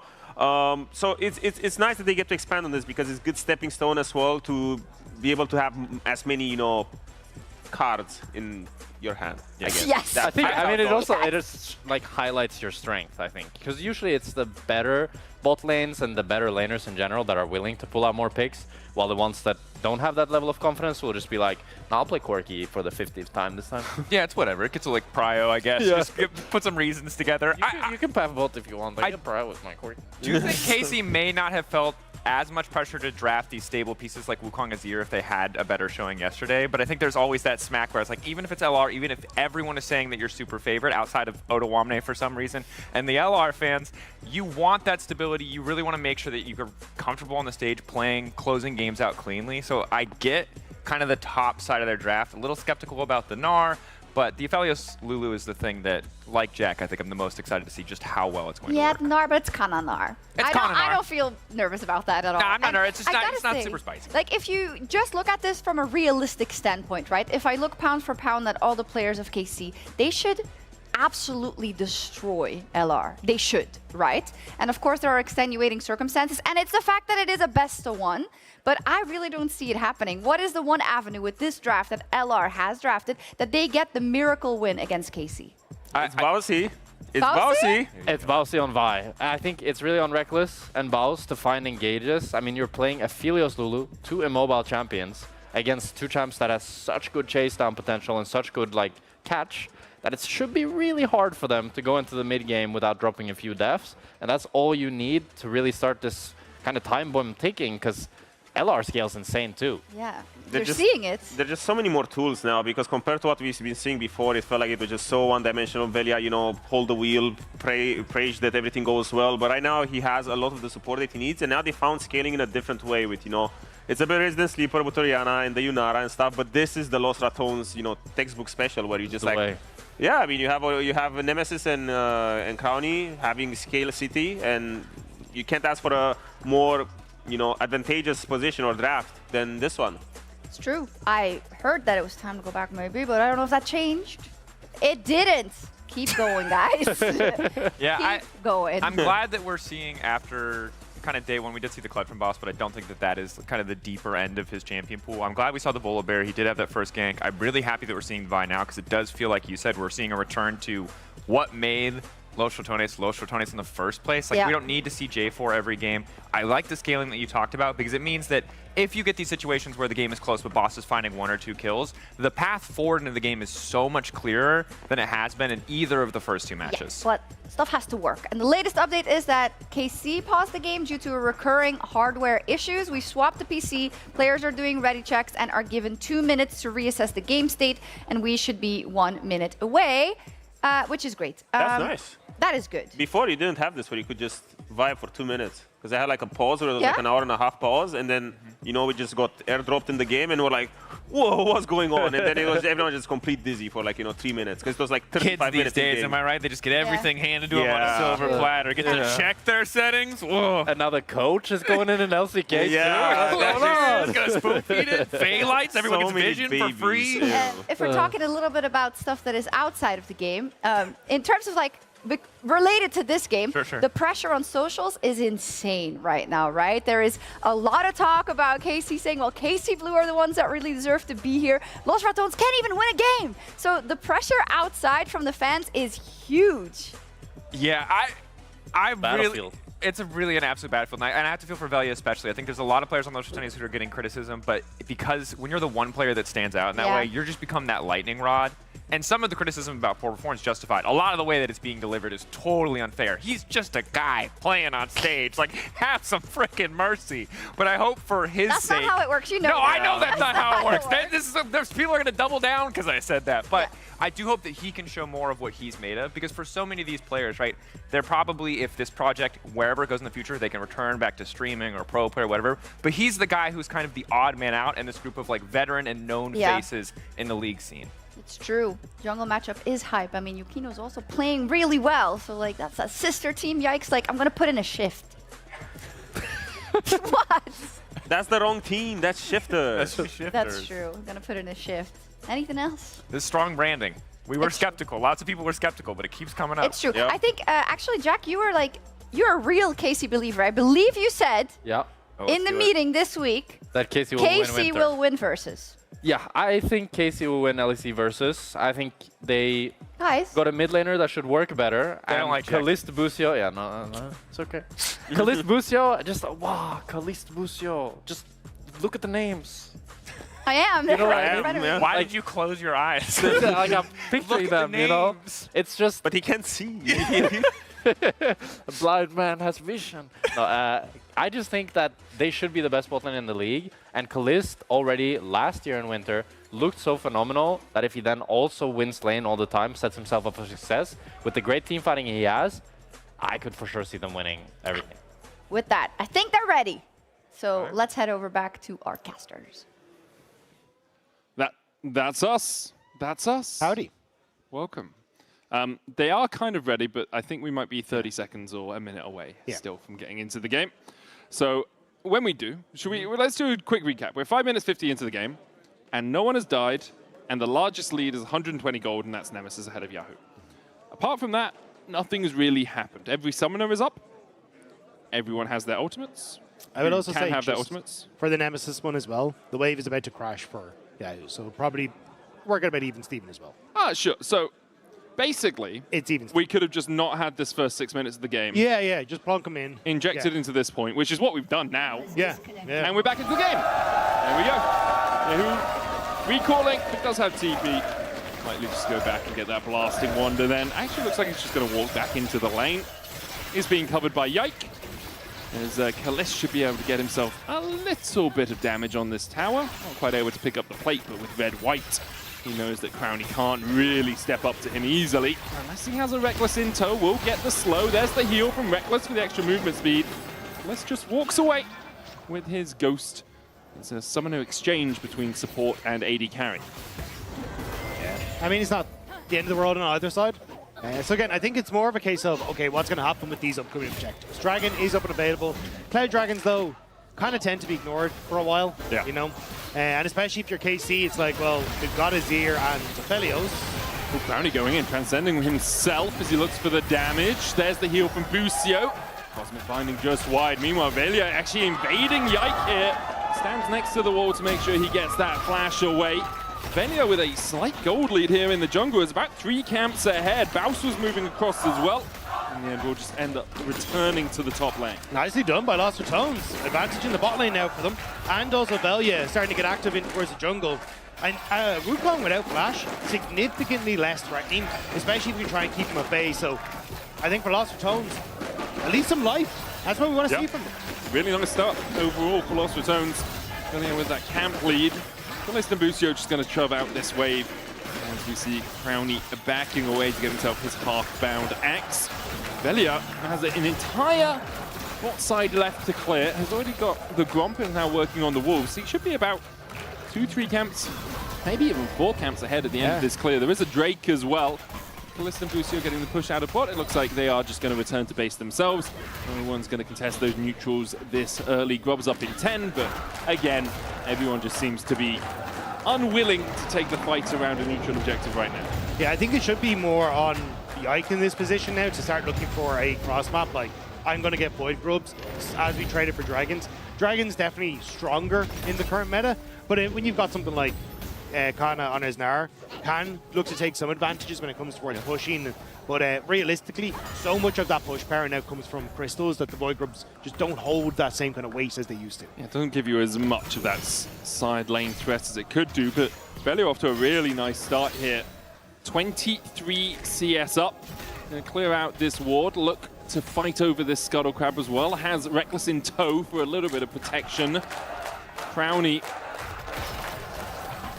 looking to see if he can work his way in from the bottom side of this fight, but it's going to be a bit tricky for him. Yahoo coming across, has that Emperor's Divide. Cosmic Binding divides Reckless back, who has the flash. Polymorph coming out, Moonlight Vigil as well. Reckless almost falls to the Calibrum and will go down. Can't get the Temple Fade out. Crownie opening up, Callisto able to flash to the back, and Velia falls as well. Lost Ratones have already lost 2. Crownie's going to have to burn his sums to get out of the pit, but Busio is waiting for him. Great flash away, flash in! It tastes purple as the blue wall is built by Lulu and Busio. I didn't know purple tasted like dirt. KC finding that fight against Lost Ratones. And I don't know, like, Lost Ratones had started off so well, but keep your eyes on the minimap in this one. Crownie completely separated. Nemesis was late on the push, and Yahoo just immediately turns onto Reckless, but Crownie can't really get into a solid position here, especially as you get the reposition from Callisto towards his team. The Lulu wall growth is there. It's a disaster for Lost Ratones. It really is. Chase out from Busio in the end as well. Crownie dashes out, flashes out, still can't escape. Now no summoners on that Yanara. Velia, a few moments ago we were talking about how it was KC that had to settle for the grubs. Now it's Lost Ratones who find that small consolation prize, and the gold swings in the favor of KC. Callisto has a BF sword to back up his Dirk. The vision here on Baus as he moves down towards that mid lane. We saw it yesterday on the volley. He can find those ganks towards mid, but if he's spotted, it's so much easier for Yahoo to dodge away. And this is where you kind of have to go, okay, is the boss just going to act as a secondary jungler and start shifting between lanes, or either staying in that top side and having Velia play towards him? Because Nemesis now flashless, Crownie flashless, Reckless flashless. These are a ton of windows that Yike can look to play towards, as his own flash is starting to come back up, and that ultimate. Nemesis burning his flash when Yahoo's ultimate still was on cooldown. Yeah. Still a few seconds before it comes back up. There's the risk of a wild growth for the knock up into a polymorph or something, so I don't blame Nemesis for that, but maybe a few missteps, as it's about 1,000 gold lead for KC, and we unfortunately do have another pause as we'll see exactly what is happening. See league officials discussing things on the stage. Looks like it's coming from the side of KC, but I do not want to pontificate until we have the information provided to us, and I say that after pontificating about it slightly. So, a very quick swing, and this is something that has been commonplace in Lost Ratones games. We saw day 1, Velia going in across the Unraveled Earth, costing the game. Day 2, playing up against KCB, we had great plays from Yukino, costing them the game. These small mistakes snowball so much more than they would on an ERL stage. But I think it's also, you wouldn't get punished for those small mistakes at an ERL level, right? Like, how many times are you going to have the Azir shuffle the support in to actually set up the play and set up the fight for you, right? And even then it was the level 6 being hit by Busio as well, that then, like, the small timing window that Busio had that then enables the wall growth. And I think it's a lot of these small differences that teams at this level, and particularly a team like KC, are able to punish. And when you're so separated as Lost Ratones, if this was ERLs, I think you're able to find space into that fight, and you're able to find actually an advantageous position, but unfortunately, that's just not going to cut it here. Yeah, I totally agree. Player has reported a potential bug to our league officials, who are now reviewing exactly what's going on. It's an ardent conversation with Busio, who seems accepting of whatever the official is saying to him, as you would expect him to be, really. Because what the do you official do? says something, it's like, all right, that's the thing, I guess. But as soon as we have more information, we will obviously provide that. It's still sick that we have Busio. Oh, like, I'm still very, very excited. And I mean, we heard from Jack earlier how excited he is for Callisto and Busio, but I have to echo it. Like, this guy was the best support in the West. Yeah. Like, it was absolutely insane. And now that he's actually come across, I'm going to give it time. Like, obviously it hasn't been Callisto and Busio absolutely slamming every lane that they've ever touched. It's the guys are still going to get used to each other and trying to figure out how they want to try and play certain matchups, how they even view the game. But I do expect as this year goes on, these are just going to become a juggernaut bot lane that just really does propel KC to new heights. And we're back onto the Rift, as it seems everything was rectified. Reckless stepping forward here, doesn't have the flash, does have heal, and obviously the magical journey, but with the Cyclone to knock him up into the wild growth. He still gets through Polymorph. Tempered Fate not in time. Wukong goes golden as he claims his prize. Yike on the board for the second time this game. That polymorph from Busio was pretty clutch because it meant that you couldn't stun the Wukong on the opposite side. Gives time there for the kill to come through, and another nice pick from KC. Baus going for a bit of a proxy here. Utilizing the top lane positioning that comes with the quest, where proxying actually benefits you a lot more than it does the player chasing you. However, Kana has support and Yahoo's here. And Emperor's Divide into a nice little combo. Kana gets the Volcast complete at the same time as Kalis. KC 5-0 up and a 2.2k gold lead. The alley-oop slam dunk there looking well clean for KC. And unfortunately, kind of just more small errors from Lost Ratones getting punished. Kind of going to be able to push in on this top side and look for another plate alongside it. And the duo from KC fighting back against Lost Ratones here. Yeah, just playing a little bit around that vision. I think they know as soon as you see Belia, it's okay, you know, we're cool. We'll just step forward, step back. You don't have immediate hard CC. You've used the Tempered Fate. We saw that happen. So unless Reckless is flashing Cosmic Binding, we're not really under too much threat of getting caught out. Kana picking up more plates on this top side, forcing Baus out. It's a very small CS lead, about a wave and a half right now. But across the board, the lead's developing for KC. Yeah, also just having ticked over with the top lane quest means he's just gotten 600 XP as well, which is a sizable portion of that XP lead that's open, but kind of that gold lead is only going to continue here. As I say, like, he already has the advantage, the plates are going to be there. The Icos are playing up on this top side, so Ball's going to have to be very careful how much he overextends here. And do they want to try and go for something? Because he's actually wrapping towards mid. Might be looking at Yahoo, who doesn't have that Emperor's Divide, can find the flank. Yike trying to get in here as well. And Nimble Strike across the wall, and there's the fight with a shockwave, cease and desist. And he talked about a slam dunk. Well, that's a three-pointer or something. I don't watch basketball, but great stuff from Lost Ratones. A good timing window from Boss. The wave had just pushed out, and he was also the focus from KC. They wanted to try and make a play onto the Boss, but instead moves mid, catches a kill, and sets it up for Nemesis as well, which is the late game scaler that you need that money on. Yeah, needs to get towards that first item, does Nemesis. Has himself a tier and a lost chapter right now. Busio here, try to hold the wave, but can't really do that when it gets in. He'll be able to stack up that World Atlas, has completed it. Himself a Dream Catcher for the extra shields bouncing around his teammate. Shurelia's first as well on the Lulu. Not something you too commonly see, but when you are looking for this engage and the enemy team is more likely to play on a back foot, having that Shurelia's for the extra movement speed really helps. Yeah, and it's probably, he's going to be followed with the Ardent Sensor and that, so you still get a lot of value in the attack speed and the shields and everything else, but certainly I think enabling this Wukong as much as possible and that Nar to find the engages, and even the disengage from people like Mundo, pretty crucial. Ooh, Reckless caught out. Magical Journey across the wall. No Cyclone Polymorph combo to stop him this time. The towers are being chipped away at. Top lane actually might even be going down here for Kana with a cannon minion there. He can take out the wave, let the cannon die, then take the tower, deny that little bit more gold. Baus was in range for the XP, but it's a 1.5k lead now for Kana with that first turret gold. Really fattening up his pockets. Just keeping eyes on where everyone is for this dragon. Basic KC trying to force their way through on the bottom side, but it does mean that Karmine has to move around. No wallops come up for the follow-up CC. Baus is going to go in. Meanwhile, on the bottom side, Veli's chasing forward. Baus trying to get away from this. Kana needs another couple of autos. He doesn't get the second, so he flashes. Baus flashes away. Oh, the boomerang tickled the heels of Baus, but he still escapes. Great flash reactions from him. Meanwhile, there's a fight down towards this Drake. It's a Chem Drake. Yahoo does have the Emperor's Divide and is TPing down towards the bottom side. Yeah, Yahoo's forced out, which is why Lost Ratones then feel comfortable to go for this, but the TP in, he's in behind them. Kalis could look for the Moonlight Vigil. Flash shockwave! Beautiful from Lost Ratones. The Cyclone coming out as Yahoo tries to join the fray. Crown is going to have the flash, but Deafening Slash finds its mark. Yike looking for Nemesis. Velia gets another, and Yahoo's not able to get the damage down in the end. The Mundo is sent on PTO, will fall.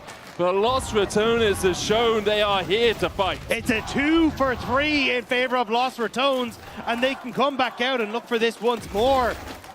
That was a hard-fought fight. We missed the start of it because we were looking at that top side, but Yahoo got forced out of the equation. You can see him now TPing back in, and Lost Ratones, this combo was beautiful. Flash forward from Valiant onto Busio, immediately killing him and removing a lot of the support that Kalis needs now. Yike does a good job of finishing off Brownie as he tries to follow through, but with Yahoo able to deal enough damage, it will be end up as a trade 2-4-3 in favor of Lost Ratones. Big shot down going over to Velio as well. Got the 500 gold from Kalist. Busio forced to flash the wall here. Does still have that wild growth, but his jungler's on the top side, and I think KC have given up the ghost of this dragon. Will be one apiece. Yeah, Nemesis and Reckless's ults are up way sooner, because I believe they were used, well, obviously Nemesis was used first, but I believe Reckless was used earlier to try and catch Yahoo as well. So in this position, just ult economy advantage for Lost Ratones, and will be the Chemtech Dragon, second of the game secured for Lost Ratones. And this is something Lost Ratones did so well in the ERLs. When they fell behind, they found moments like this to get back into the game. They weren't an incredible early game team. They did sometimes get early game leads, but when they were falling behind in games, they always found these avenues to approach the match to get themselves back into it. It is still, ooh, I don't think that was deliberate. Maybe it was, maybe Yike's just going to ride it to the mid lane. Okay, yeah. Often when you see it immediately placed, it's not deliberate, but it looks like Yike's just going to ride it straight through. Quick enough to dodge the Tempered Fate. I think that's why. I think they saw Reckless on the bottom side and knew that that was kind of their one window to use it before Reckless was able to defend a lot of the turrets, so they end up getting this. Now redirecting the top side, I don't think he'll be able to get any more here. He rides into a wall so we can get the Scuttlecraft. Yeah, makes sense. But this is where you're seeing now. So Kana, quite a big advantage on that top half of the map, and Kalista with a pretty sizable advantage as well. So if you're KC, these are the two people that you're going to be trying to play around, either enabling Kana in that side lane to take down some of these structures, or trying to keep Kalista alive. But you can see in that last fight, Lost Ratones did a great job of taking out that support carry in Busio and making sure that Kalista was completely isolated. So we'll have to see if Lost Ratones can try and set up a similar fight once more like that. I mean, when you have the flash and the shockwave up, Velia's flash and Nemesis's shockwave, it is very difficult to react to it because the shockwave, the animation starts before the flashes even come through. So it's like, well, do I flash? Do I expect it to happen? Am I just going to burn this 5-minute cooldown when it's a 120 on the shockwave? It will be back up before you know it. Kana now put down in towards this bottom lane to try and take another tower. Those plates do still remain on it. The gold you get from them falls off after the 11-minute mark, down about 40 gold per plate at the max amount of time after the 11-minute mark, but still, you are getting that little bit of extra gold.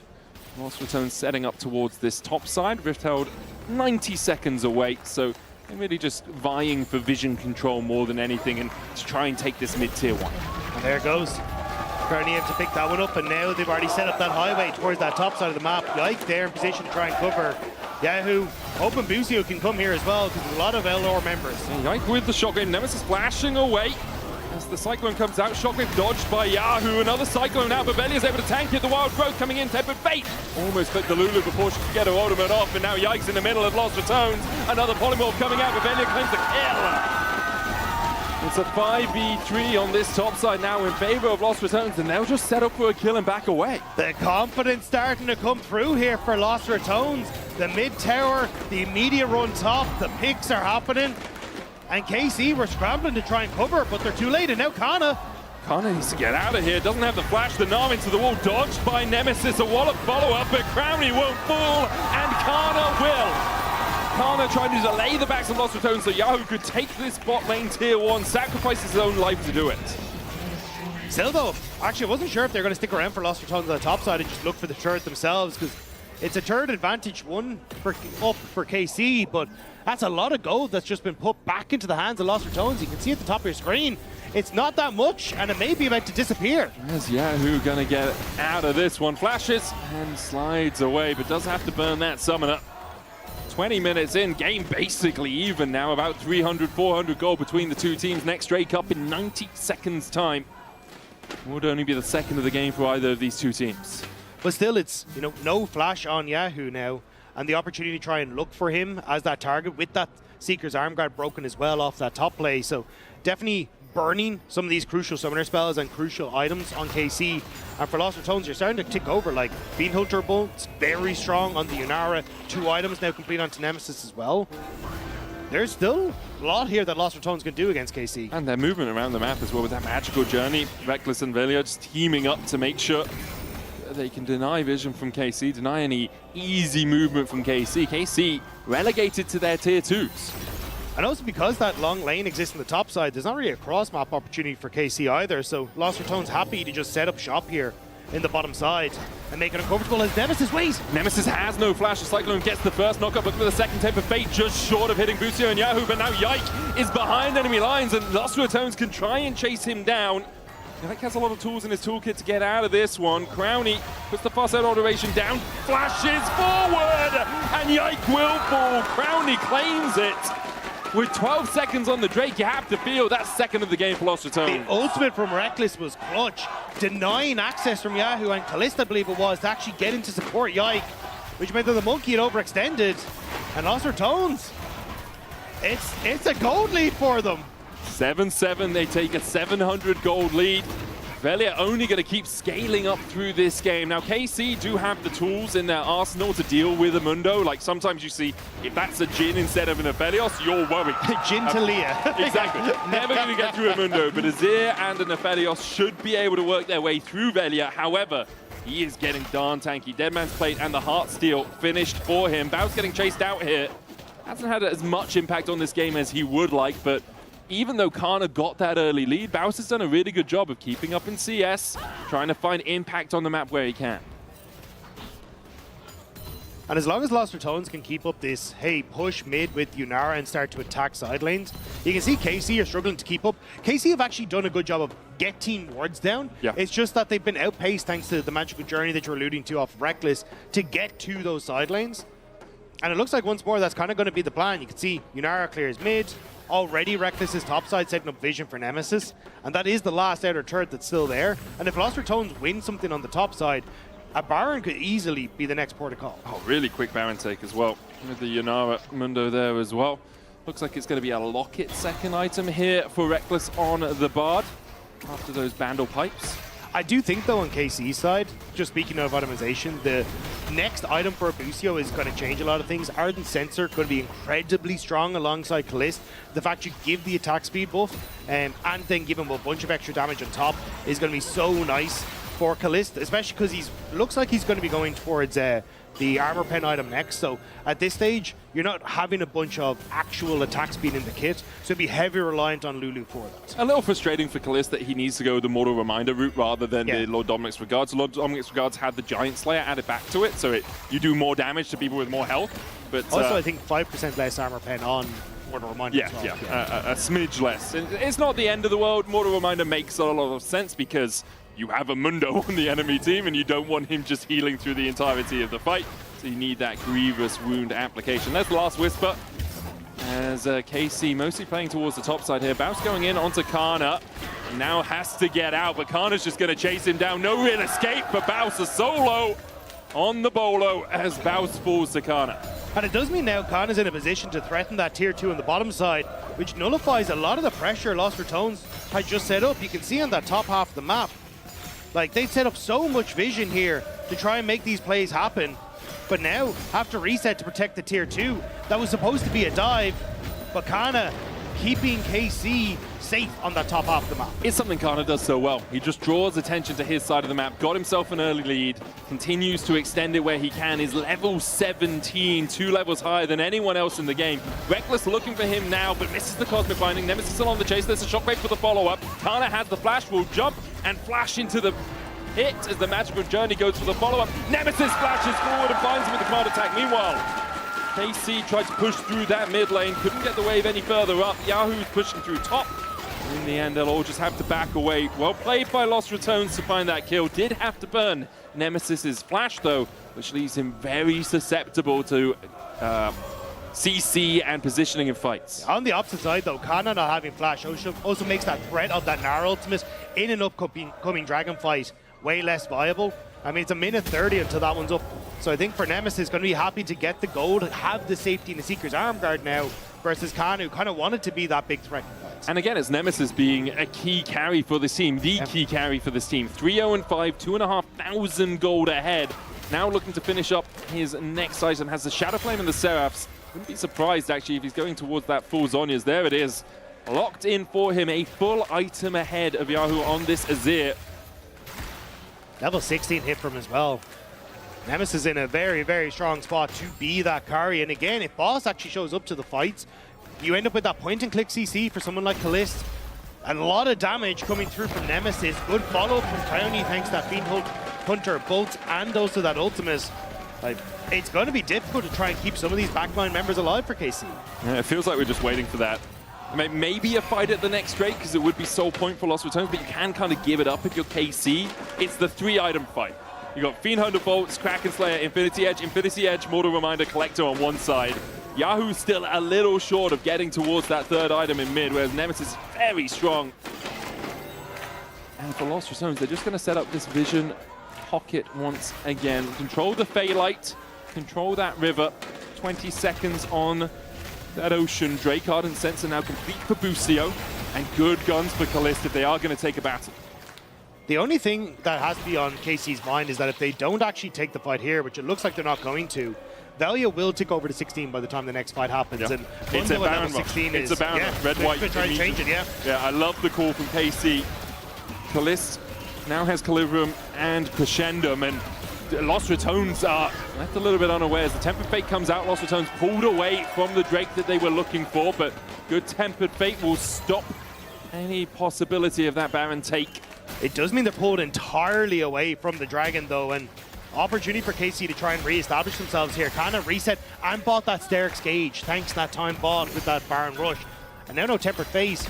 It's only the boss that can beat the Engage tool. Yike looking for that flank position. Lost Ratones. Nimbus strike forward. There's a Cyclone. The follow-up with the Moonlight Vigil as well into the Polymorph. Nemesis goes on a rampage, but immediately we see Crownie falling. Kalist going low though, as well as Nemesis continues to open up. Kana has the Gnar, but no flash. Remember, as Yike dodges across the wall, the chase now onto that Gnar. As Baus, Reckless, and Nemesis survive the onslaught of KC. The punchback from Lost Ratones, taking out both Kalist and Yahoo, was devastating for KC in that one.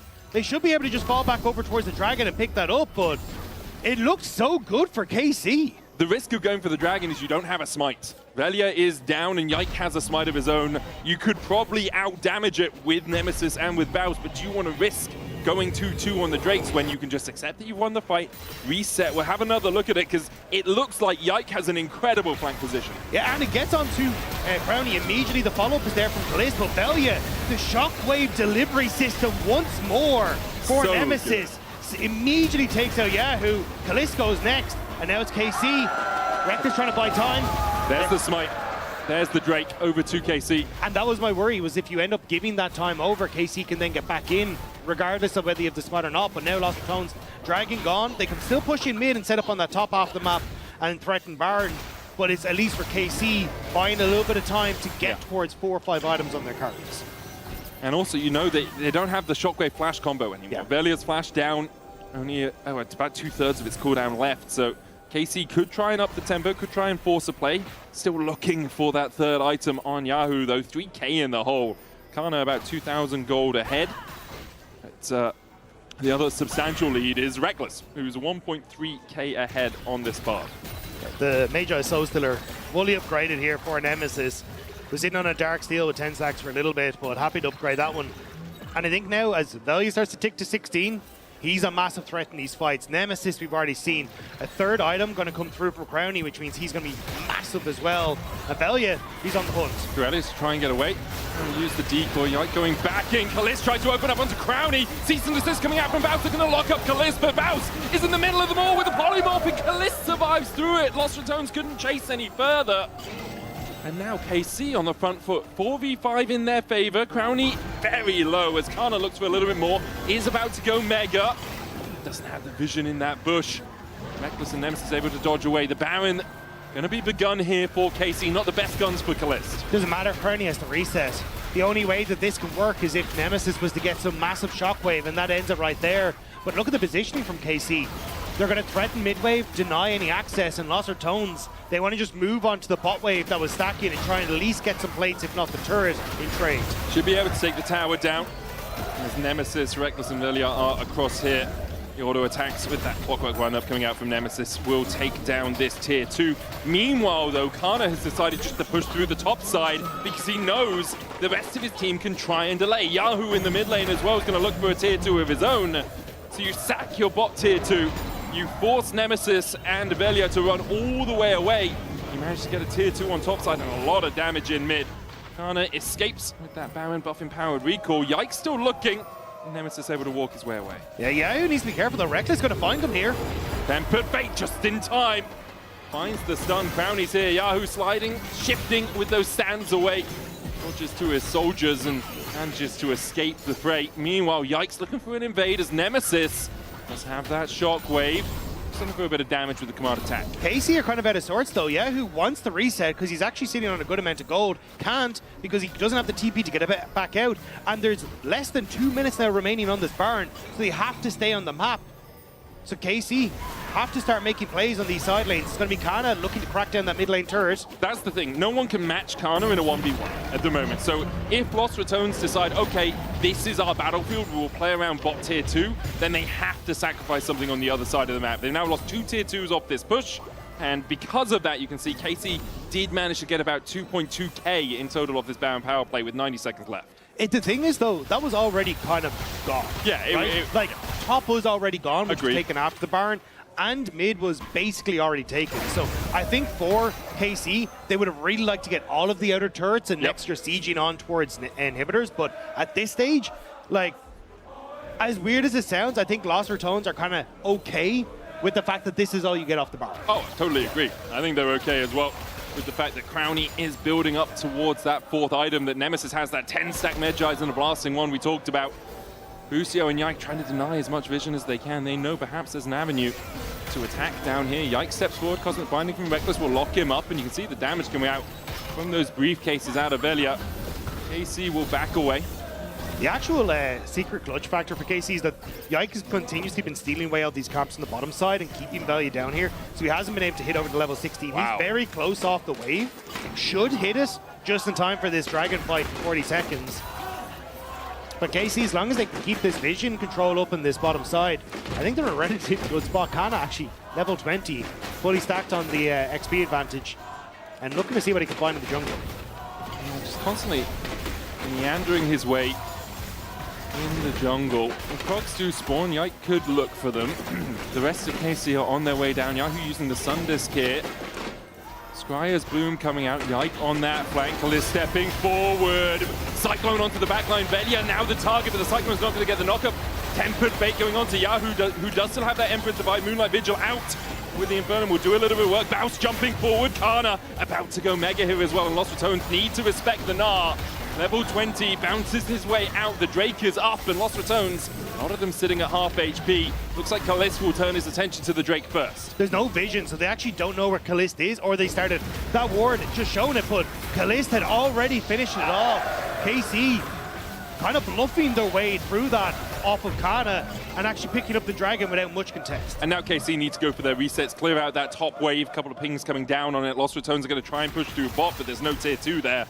So really all they're going to do is push the wave into Yahoo. Well, I was going to say Yahoo can't really stick around by himself because you still have that point and click from the boss to maybe take him out. And there's a lot of members running up towards that top side, but it looks like Lost Ratones just going to back away, lick their wounds, and hope that in 2 minutes' time at this Baron, they can actually find the fight.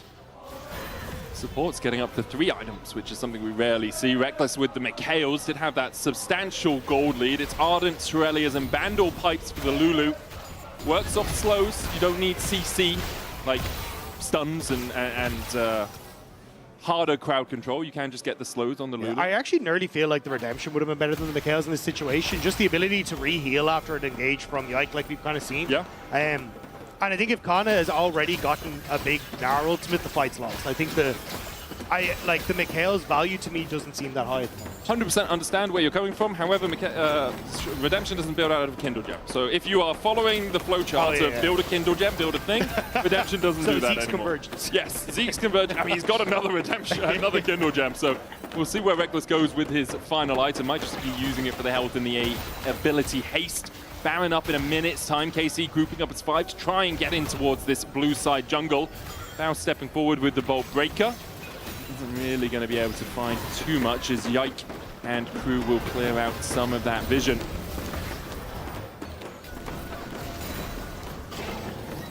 I saw you looking up if Redemption built out of Kindle Gem. It used to. I was trying to remember what it now built out of. Yeah, they changed it to AP. It's Fiendish Codex and the Forbidden Idol. But we have a moment, guys. We've got about 30 seconds before this Baron comes up. I don't expect anyone to look to rush it. And then after that, we have about 3 minutes until Ocean Soul for KC if they can find that final dragon. It's been a great fight for both teams. Lost Ratones, I think they'll be much more impressed with this performance than they have been impressed with previously. Here's the Tempered Fate, the auto for the slow. Reckless finds the Cosmic Binding as well, and there's the follow-up. But the Wild Goat Cease and Desist dives onto Kalist, who has to clutch away himself. Meanwhile, Yikes on the back line, but the Cyclone has to use his decoy to try and get away. Kalist kills off Baus. Kano in the middle of them, does have that Gnar, does have his flash, can look for Moonlight Vigil. Gravitum onto Nemesis, yeeted back the stopwatch in time. Velia now trying to protect his mid laner, but an Emperor's Divide and the flash is enough to take down his Nemesis.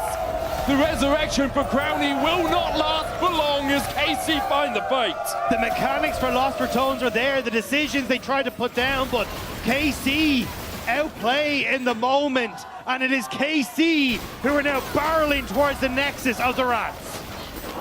Some sort of miraculous heroic defense from Velia and from Reckless needs to be enacted, because otherwise KC as 5 are going to take down these Nexus towers. Kalist opens up and immediately they melt in front of him. A hot knife through butter as KC will take the win, will go 2-1, and will mean that Lost Ratones end week 1 without a win.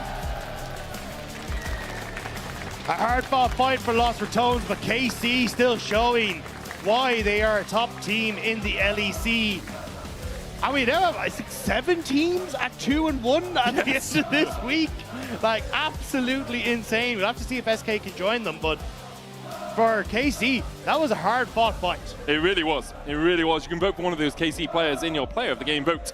Kana, Yike, and Kalist are your options. I think Kana had the most consistently good performance across the game. I think Kalist on the FLS did a lot of damage in the late game, kind of helps. Yike had a few struggles, but some good cycles. I was also going to say in that last fight, Kalist had a great sidestep on the boss's Q as well that actually kept him alive. So some really nice fancy footwork.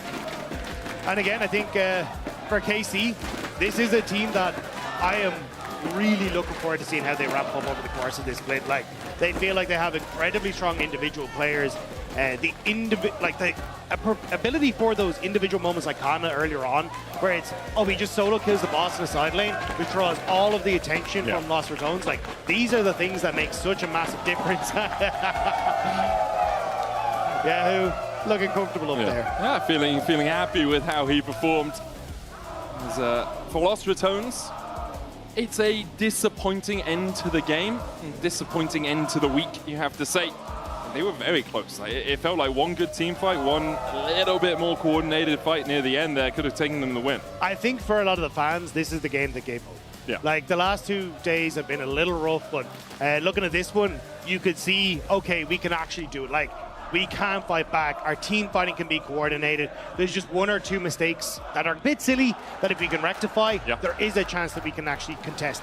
And I think you prefer to see small mechanical individual mistakes than big macro problems, right? And it's much easier to rectify those. Law is standing by with Busio, though, to break down that game. Busio for his very first interview here on the LEC stage. Busio, thank you so much for joining me. Merci aux fans, thank you so much as well. Welcome to the LEC. Thank you for joining us for the better region, finally. Yep. How scary was that game? Well, thank you very much. And that game was scary as we got that first good fight off in the bot river, and then stuff kept going wrong, so the game kept extending and extending.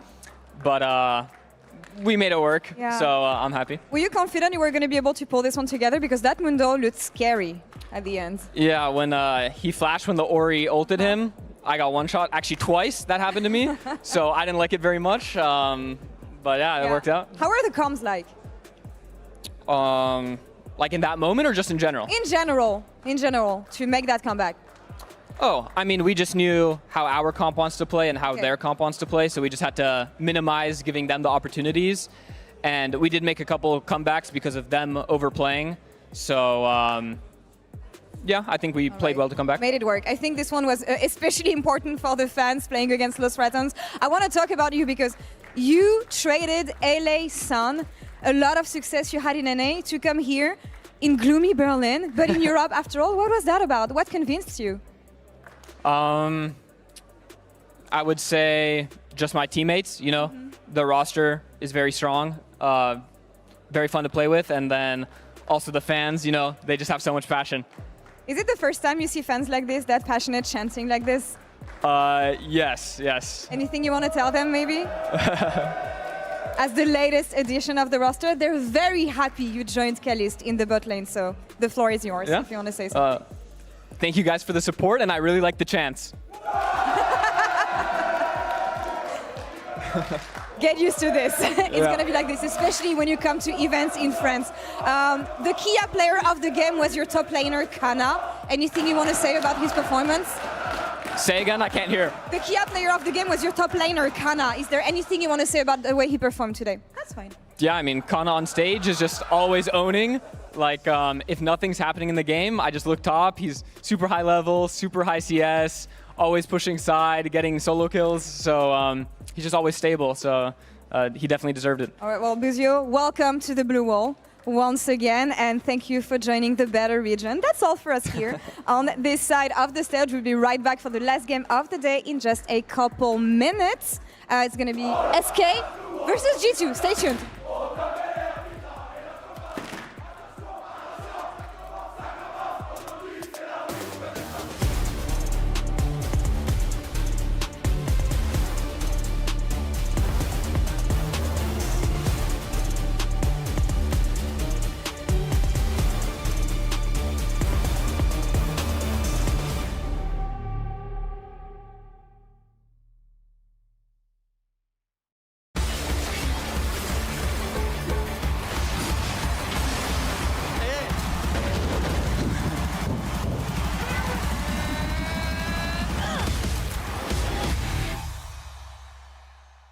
He doesn't like that. Look at him, he's a good boy, but he don't like that. Maybe we could play some ARAMs or something like that. I mean, it's a new map, right? New towers, new objectives.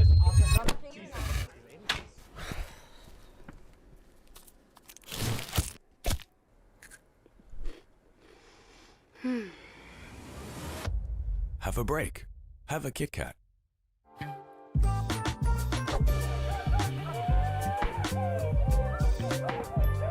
Hey there. Every season starts the same way. Everyone wants to win. But not everyone prepares the same way.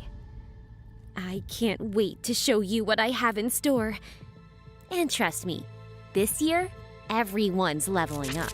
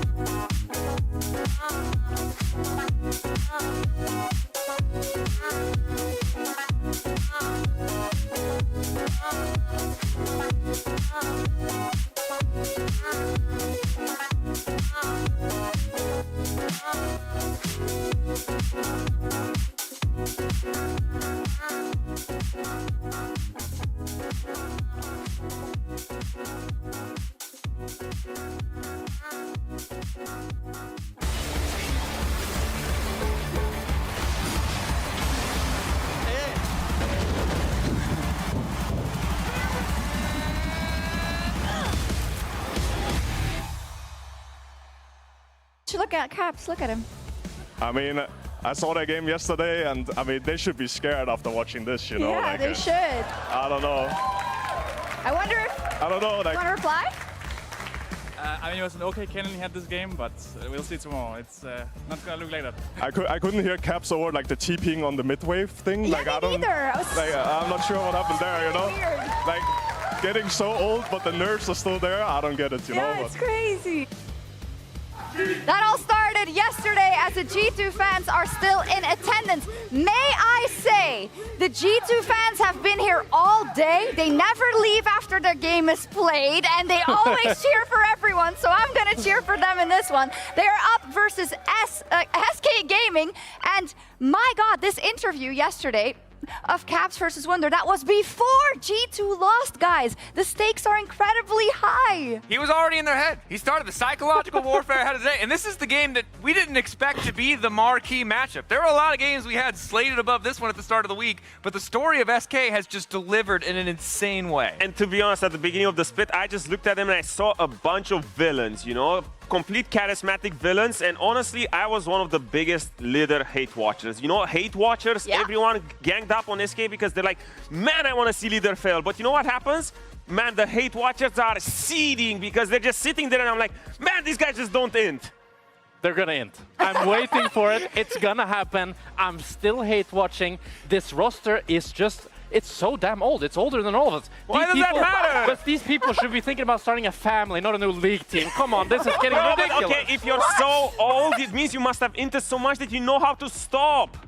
No? Yes! That's not how it works. Listen, we can bring it down to do a couple of things. We saw the interview, but Wunder yesterday, that was vintage Wunder. And if he has that energy for Fnatic, just imagine the energy he has for G2, right? Dude, look, and he's going up against Broken Blade on his birthday. There's a lot on the line. I gotta figure out, like, Broken Blade, is he ready for this? Because this man has been cooking. We know when BB has his creative picks, they know it, the Zac, the crazy stuff. That man is a demon, but I saw that cannon. I'm concerned. Wunder set the records that Broken Blade is still chasing. That is true, but also if there's one man to beat the life out of you on your birthday, it has to be Wunder, to be honest. Okay. Let's be clear though. Wunder played a very mediocre Ambassador game, where he looked pretty bad, and then he got the freest counter pick on a blind pick Renekton of all time, where he just abused him with cannon. He did work, yes, but I don't think Broken Blade is going to give him that. And then we're going to see Wunder blind pick something kind of passive, and it's going to show this guy is first time hate watcher. Like, look at him, he's scoping so hard. But Jack, I see that you have some heart for G2, it seems like, because they could go 0-3 here, but you don't believe it. I don't believe it. I mean, I would be shocked. I think the form we saw from Caps is just not normal. Like, yeah, see, the fans know. There's no way. G2 doesn't, I don't know if they've ever gone 0-3. I'm pretty sure they haven't. You know what? I don't know that from the top of my head, but that sounds wrong because they had this roster that one year, and it was pretty bad. Anyway, so what do we want to see then? Because I still think, and it's always, people are going to say, you always do this for G2. You give them too much credit. And it's like, yeah, because they there win. are so They win a whole lot. So I still think it would be an underdog upset from SK. What are the angles for SK?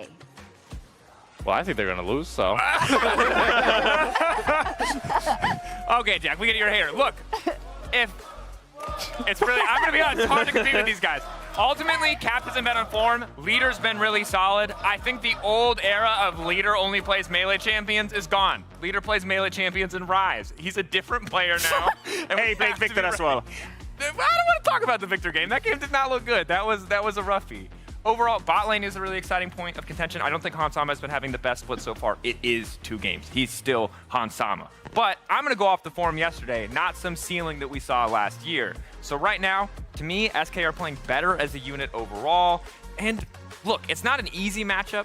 To be certain, but I do think they have a very solid shot of taking that. It's crazy that we got here after the beginning of the split, because I feel like this SK roster was so incredibly contentious in terms of you think it's going to completely bomb out and suck, or it's going to surprise everybody. We've seen a little of both. No. There's no middle ground. No. After they won yesterday, so they're the greatest team ever. Mickey X is a genius, greatest general manager of all time. If they lose today, back to the worst idea that anyone has ever had. There's no room for nuance. People want nuance, not with SK. Mickey, my goat. I mean, my go-to. MSI champion. That's Caps Oh, no, they mentioned 2019. But it's always 2019. 2019 Yeah. G2, even worse against 2026 G2 is the same thing. And in the world of G2 narratives, do we value one member of 2019 G2 more or two members of 2019 G2 more? That is the struggle. And Caps. I mean, I think Caps was kind of always the pivotal point of the team. Let's be real. Over Wonder and Mickey, you're giving a lot of disrespect. 1 versus 2, it's a tough one for sure. But I mean, it's Caps. You know, he's kind of the Just go. because one of them continued to win titles and have impressive international feats doesn't mean you can discount the one tournament that we'll bring up till we all die. 2019 MSI. Yeah, I hope the viewers give us that. We haven't brought it up in a while, but if there's any time to bring it up, it's right now. They're thinking about They it. make us sit in a meeting and Yeah, talk about it. they do. About a minute to go. I need 3 hot takes. 3 hot takes. Kings, Or I'm gonna Legacy, ask the- Dynasty. No, Jack, No, Or I'm going to ask the audience. Okay, I will say I think leader Gaps today. Whoa, that's a hot take. That's my hot take. That's a hot take. I didn't say he's better overall. Calm down. I said one day. It's Monday. What, is it still Content Monday or not? Take a breath. I think Wonder's gonna have a put up a show today again. Yeah? Well, I mean, he left the league last time, and everyone was like, "Yeah, I'm so happy he left the league," and now he's back, and everyone was like, "Whoa, I'm so happy he's back." So I'm happy. Well, I think LeBron will get Mickey. Hey. Well. The question is, who's gonna gap who in the top lane? We're finding out right now. I'm gonna go to the G2 side, but Laura's standing by with the side of SK and Wonder, so you kick it off. Was already spitting fire on stage yesterday. They were having a bit of fun a couple minutes ago, but Wonder, I want to know, do you have anything you want to tell your opposition standing in front of you right now? Oh, I just saw their huddle and I'm shaking. Like, I don't know what I just witnessed. I've never seen this before. When I was on G2, I didn't bring that passion. Maybe it's because it's BB's birthday. Like, happy birthday, by the way. I hope you don't go 0-3 on your birthday. That would really suck. So, like, yeah, let's make it a good game. I'm a bit tired, though. It's a bit late. I don't know what happened. Like, some pauses or something. Let's not repeat that. So, yeah. Not even wishing him a loss on his birthday? No, I can't go. I can't sleep that low. Very manner. What do we have here? I think he did kind of say that he wants you to go 0-3 on your birthday. What do you have to say to him? I mean, I agree with him. It would suck a lot if I went 0-3 on my birthday, so I can't make it happen. So I'm sorry what's going to happen to you guys today. Especially you, Mickey. Especially you, yeah. I'm looking at you. Especially Mickey. It's time then for the battle of the greats. It's SK versus G2.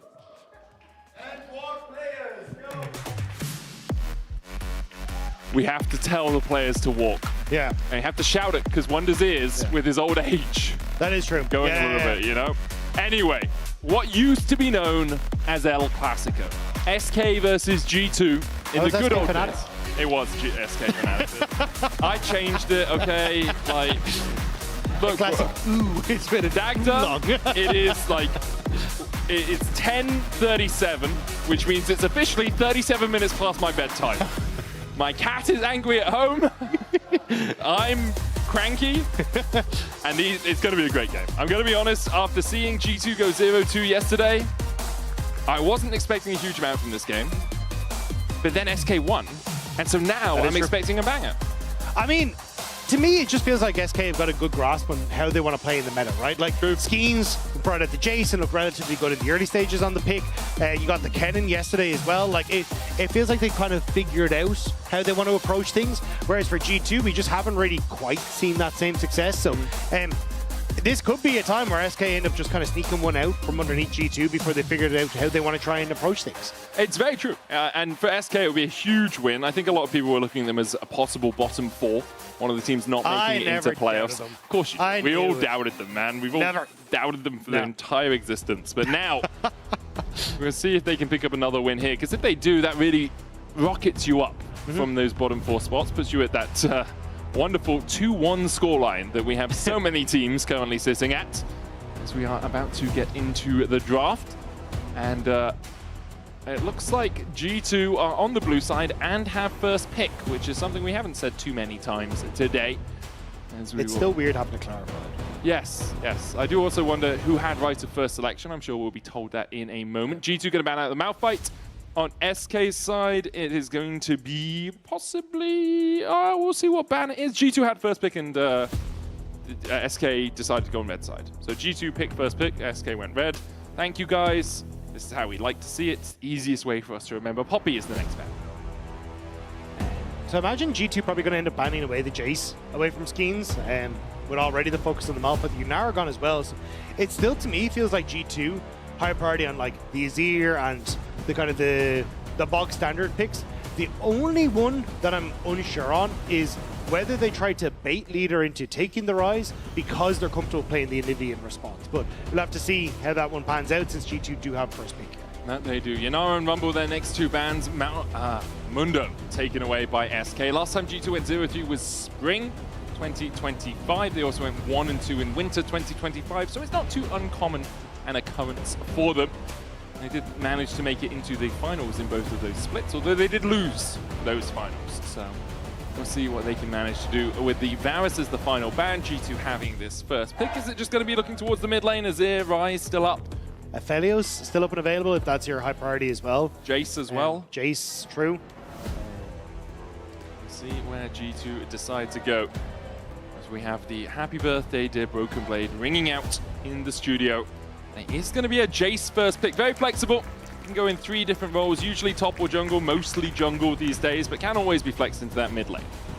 Yeah, and I'm curious if you just have the Mbessa taken on the opposite side, or if you want to try and go for something like the Wukong that we've actually seen come out from Skumond on the opposite side. Again, like I think there's just so much flexibility in these drafts, and still teams trying to figure out how they want to try and approach things. But yeah, I think maybe you feel a little bit more comfortable here as leader to go for something like the Rise, but I still think when you have a Nivea and the potential to try and play from long range with the Jace, and the slowdowns from the Anivia, I think opting in towards the Rise early could be a mistake.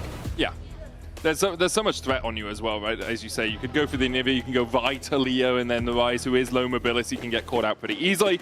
Instead, Vi Corki here for SK, picking themselves a strong AD carry who has a huge amount of damage with the crit changes, and his passive gets all that extra damage coming out from that bot lane carry. G2 now probably looking towards their AD carry as well, thinking, how do we deal with Corki? Well, we play at range. And Ezreal does that incredibly well, as does Varus, but Varus banned out by SK earlier. Do you end up just hard locking the support, or do you actually, just going to immediately go for the Cassante for Broken Blade? So I thought they'd actually try and go for either the support pick or the mid lane pick here, so maybe just take something like an Orianna, something that's a little bit more safe in that mid lane, and you can be fine, or opt in towards, as you're saying, the Talia or the Rise yourself. But neither side actually opting in towards the mid lane pool here. It looks like, because SK could have gone for the Rise, banned away Nivea, banned away Orianna, things are in the Cassiopeia, things are a little bit of a pain, but much more focus on towards that top lane matchup. And it's going to be the Ambessa for Wonder, answering into that Cassante for Broken Blade. Something we saw him on a ton last year was this Cassante. Very good at just being that meat shield on the front line whenever his team needs it. Wouldn't be surprised if SK decide to pick their mid laner last, give like strong counter pick over to a leader if he does want to go for one of those melee carries, although obviously we have seen him play the Victor and the Rise so far, so it seems to be moving more towards those mages. It is interesting to see though, because traditionally when we've seen Mbessa and Vi together, there has been something like an Ezreal that provides the true shot barrage over the top to kind of help with that DPS for whatever that backline that's been locked down is. But in this sort of situation, having the Corki, and unless you want to play something like Wei in the mid lane, it feels like there's very few mid lane champions that can kind of provide that extra DPS from afar. So in this sort of situation, I think it becomes a little bit easier for an Ezreal to survive that big threat. And if Caps does end up opting to something, say, a little bit beefier in that mid lane, your target selection for SK isn't just as clear-cut, it feels like, with this Vi and Mbessa. There's so much range on G2's side, as you say. Like, Jace can stand an absolute light year away. Something like a Xerath is like he has some good range, but you really don't want to be picking Xerath in the current meta. Azir Rise taken away by SK, Nico removed by G2 to try and negate some of Mickey's playmaking capabilities. I mean, Mickey could always look towards a Bard of his own if he does want to try and find those long-range catches. There's also the potential to put the Corki mid. You take Kennen. Actually, no, with the Mbessa, I suppose, yeah. Yeah, the I was going to say, yeah. Because you could go Corki mid and then go for Kai'Sa in that bottom lane. She does well into the Ezreal and has the opportunity to then shotgun herself into the back line to actually set up for some of these kills. So I think maybe that is actually your best bet here. And Kai'Sa has at least some AP damage in the mix to try and help out there. We need to err on the side of that magic damage build if you are going to do that. Look for the Ginsus and Nashers if you want the extra attack speed from it. But for now, SK likely to look towards their support. Does mean you have to blind it. You could blind mid, but either way, you are giving either Labrov or Caps a good counter pick. I like the Bard. We talked about it a little bit in terms of getting that Tempered Fate from long range to get some of the lockdown for the follow-up. And there it is, Mickey's Bard locked in. It also denies kind of a lot of the opportunities you'd like to, because Ezreal obviously doesn't really want an Enchanter in a lot of situations beside her, so you want to opt in towards things like the Rel, the Alistair, and Bard can do pretty well into a lot of those things. It also means that whoever is piloting, well, Skewmont, who's piloting this Jace, more than likely is going to be under a lot of threat from the Bard now and an Orianna, so you now have the tools or the target selections you want on SK side with the way G2 have rented at the draft. And what does Labrov go for? Is it just Rel duty Nautilus? Yeah, something with a bit of engage, something that can stand in front of your team and just eat up some of those Corki barrages, some of those missiles. And Nautilus kind of fits that bill. Also gives you, follow-up CC, Shockwave, Depth Charge. You have enough to get your Cassante in there whenever you need. And the hope is the poke from the Ezreal and the Jace whittle the opponents down quickly enough that you can then follow up effectively. Where is Leader gonna go? I wouldn't hate his Ziggs in this situation either, but I don't know if Yappa feels comfortable playing this. If you wanted to ship the Ziggs bot? Yeah, Corki mid, but okay. Okay. Scaling mid. Shouldn't be under too much threat from the Orianna, although with the clock wind up early, you don't want to be trading. So we'll see how effective Leader can be at getting those stacks up and moving around the map. Does have some range and has, we talked about follow-up on the Vi engage, definitely has that as well with the Astral Flight. Yeah, and even the ultimate itself, right? That massive AoE once you do have Disguised Descent. So I like how SK have kind of like taken the dive and still have a lot of tools that can support it. And a lot of threat and setup thanks to Mickey on the Bard. On G2 side, it is a case of try and hunker down and hold back the defenses, because you've got two jungle and a mid who are very vulnerable to some of this engage, and it'll be on Broken Blade to try and see if you can keep this onslaught off of his two carries. Yeah, it just needs to be that meat shield on the front line. Really has to try and distract the enemy team. The risks for G2, low mobility in the mid lane, a Tempered Fate. If that Orianna's flash gets burned early, she is in for a world of hurts. And as we heard on the analyst desk, the analyst sofa area, I guess, Caps hasn't been performing to the expectations. And we had this a little bit last year, but I think this is a bit more of an egregious example. Teleporting to a minion in the mid lane, not having as much impact on the Anivia as he would like. As we get into the game, G2 versus G1.5, oh, sorry, SK, for the final game of week 1 of LEC Versus. Teleport opted into for Yop in the bottom side of the map, so wanting to see if he can get those push and look for the early resets. Probably imagining, honestly, that Ezreal was going to go for a TP here, but Leader...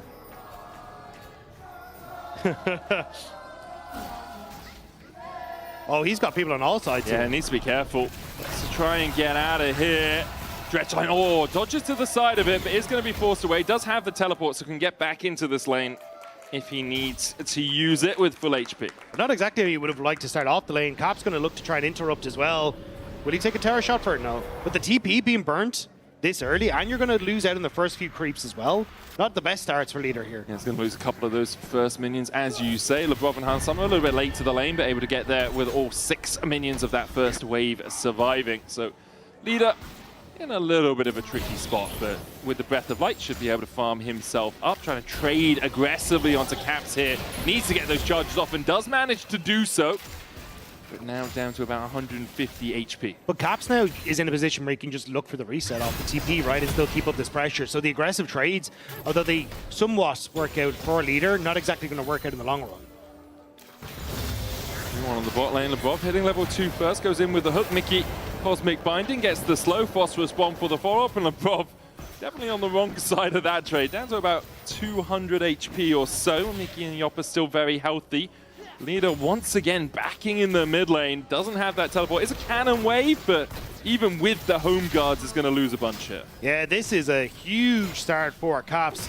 And a good call for him to just keep up the bullying when it came towards the mid lane, knowing that he would have had the XP advantage off of the leader missing the first few creeps, plus this TP advantage. Can honestly just run back again. So it's going to be now on SK to try and fix some of the issues here in this mid lane, see if they can burn a summoner spell on Caps and maybe buy some space for leader. Wonder here trying to get this wave crashed in. Broken Blade a little bit behind in terms of CS, but there are a few minions there for him to pick up. Does lose one, dashes forward. Let's see if he can catch out the previous G2 top. Lebrov going in here, gets the staggering blows down. Good arcane shift from Hans for a little bit more damage. They did have to invest the heal, but was used on the other side as well as Mickey down a couple of those Caretaker Shrine. Caps just going to chase leader down here. Who's trying to build up those stacks. Will be slowed on the Astral Flight. Almost goes down. If you're using that Breath of Light as you're flying away, you do fly slower. But Caps has been relentless. It was level 2 to level 4, and Caps is saying, what the hell are you doing in my lane? Just walks at him, using the command dissonance to get that speed up and using the auto attacks. And now Skeens, you can see, trying to see if he can wrap around in towards this mid lane. But Lebrov in a decent spot here to just cover the mid lane pressure. On his way across as well. I have to remember, like, Caps made his name in the EU Challenger Series on Aurelion Sol. He was the guy picking up quadra kills on this. He was the guy having those montage plays, so he knows exactly what this pick's all about, knows exactly how to really punish it in the lane, and has been doing exactly that. 400 gold ahead, 500 now, as he does pick up another plate. And Leader will be able to get a couple of these minions for himself. Broken Blade looking for a little bit of a proxy, as he kind of knows Skeens on the bottom side. Will be able to catch this wave, and forces Wonder to farm underneath this tower. Skeens is going to have to make some magic happen, because just off that mid lane, things are not going to look good. And I think you can rely as SK on Yoppa, especially as he hits Triforce, to kind of be that mid game. But Leader really needs some help. So for Skeens, it's, hey, can we try and make any sort of play mid? And you just look at the minimap. It's just this rotating. Oh no! You want accelerated shock blast. Leader does still have the flash. Caps almost taking him down. But once again, Leader, it's Caretaker Shrines, it's low HP, it's everyone trying to cover for it. But it's Caretaker G2. You just get this rotating door of, oh, it's Lebrov's turn in mid, okay, he leaves, now it's Skumon's turn in mid. They just want to make sure Caps can keep this up, and there is no interaction. It's actually really well orchestrated by G2 to defend the advantage that they have here. And Leader now at the point where he puts down that Singularity, tries to clear out the way, going in with the Astral Flight as they flash on the Caps! You just can't save him enough. Mickey and Skeens come in. A 3v1 in the end. Mickey not even picking up the assist, but SK on the board first, and immediately G2 are like, okay, well, Mickey's not here. We have to go in onto Yoppa. Yeah, Yoppa taking a bit of a step too far up there, position so Lebrov could get the hook from the bush, but still, huge kill in the mid lane. The fact it went to Leader as well, closing that gold lead, getting a good timing reset here as well for a Leader. He desperately needed that help.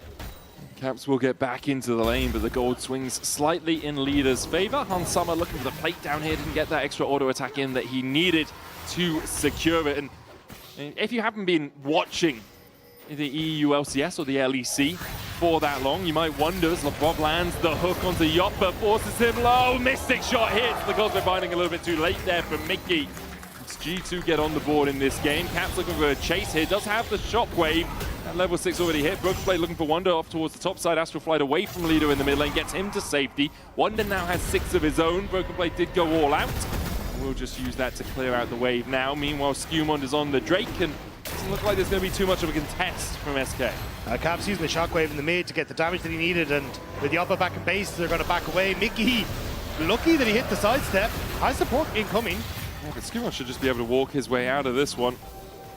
And does do so. So in the end, much ado about nothing as the Drake is secured. Mickey goes in with the Magical Journey. Trying to catch out his former mid laner. Can't quite connect. So though, it's kind of G2 playing off of good advantages. I mean, Lebrov has been on point, but getting his hooks onto Yoppa, getting the dragon off the back of it. And now you got Hans Sama that's in a decent spot. getting up towards that Triforce is going to be crucial to just having that same pressure when you get in towards this mid game. And I think as G2, you're relatively happy with the way this early game has gone. Yeah, you definitely are. You can see both the supports really want to try and get into some of these skirmishes and these battles with the double refillable. One on either side means that you don't want to be buying all the health potions, but you know you're probably going to need that little top-up from time to time. Lebrov are looking for Leader here, who has no flash. Mickey trying to block the hook, but just short of hitting Leader anyway. So Mickey just trades a few auto attacks onto Lebrov. Yeah. This is the most I've seen supports in the mid lane this entire split. So probably relatively happy that there's none of that nonsense with the supports debuffing your lane anymore. Oh, yes. Lane swap detected. Yeah. Please leave the area. Oh, Leader. Yeah, it's not great for Leader. Flash Shockwave pulls him back and Caps finds it. We'll call it a solo kill, but there was a lot of assistance from Lebrov and Skewmon to make sure that one happens. He did it by himself like a trust fund baby. It's paying dividends again. So Caps is now going to be in a really strong spot. He's opting in towards a more aggressive build as well. It seems like this hasn't gone for the tier. Yeah. So going to be doing a lot of damage. You've got at least decent-ish setup for a lot of these fights as well, because you want Wunder and Skeens and everyone kind of jumping in onto the back line. So you're almost guaranteed to be hitting 2 people with a Shockwave as well. And also just the fact that you're accelerated towards items like Zhonya's Hourglass, or at least don't feel as punished for opting in towards the Zhonya's Hourglass, is going to be really nice for Caps in this sort of match. Definitely is. G2 with that 1,000 gold lead. Skins has started up the grubs. I think this might be a take one and done sort of situation for him. Depends if Skewmon decides to contest. With Mickey across and knowing that Lebrov is on the bot side, seems like Skins decides maybe 2 is the way to go. Brookblade is moving down from top, but in the end, G2 aren't actually going to contest. So with a smite for the 3rd, Skins secures the neutral objective for SK.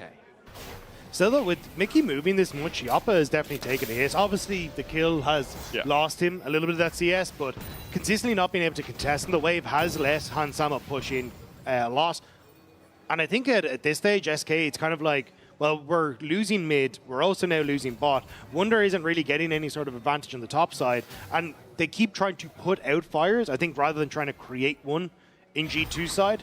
And this is where G2 are pretty happy. Like, this sort of composition where Skewmon is getting to farm up, he can look to poke from afar as this game goes on, and you just kind of get to play around these choke points with things like the Shockwave is going to work out great for G2. Yeah, G2 really want to get to 2-3 items. And if they can get there even or slightly ahead, as they are at the moment, as the cease and desist comes in, Lebrov looking for the hook. Temper Fate not going to be used as of yet, as Mickey's yet to hit the 6, but there's the Shockwave. And you talked about it, Dagda. They all go into the meat grinder. They're cut to ribbons by G2. It's 3 on the play, 5-1 now for G2. There was nothing there for SK, and honestly, that felt like the Hail Mary play. They could see the way that this game was going and threw everything that they could. And G2, glove in hand, caught it handily. And they're going to go right home about that. Huge advantages now for G2. We'll have another look at this. Skeens is like, oh, we can catch, let's go in, but they just don't know Lebrov's there. But it's also, as you say, the interrupt from Lebrov is perfect. Gets on towards Leader, denies any sort of follow-up. The ult from Leader doesn't even really connect on the key targets because Skeen has the flash. And then Caps, so much damage. 6 stacks now on that Dark Seal that he picked up earlier. Caps kind of showing Leader what in the LEC. Definitely had some help from his teammates to do it, but sometimes that's what you need, just a little bit of a springboard to bounce off. Caps now 1.2k ahead. They go back and complete that first side, and Broken Blade and Wonder like, okay guys, you keep fighting on the other sides of the map, we'll just be up here. 4 CS difference, well, 3 CS, 1 CS difference between us, that's fine. Wait. 0 CS difference between us. We'll just keep bashing our heads into each other, seeing perhaps if later on we can influence the play, because bot side and mid definitely going in G2's favor. There's a Shock Blast onto Leader, takes away almost half of his HP. And now they're just going to continue to put that pressure bot, because there is a wave that's stacking on that bottom side, but being able to deny the turret taking ability, huge and flash needed by Desperately Leader there. Well, at that point, Balefire Grasp, enough from Caps to just force Leader away. Because of this, the Dre... Oh, no!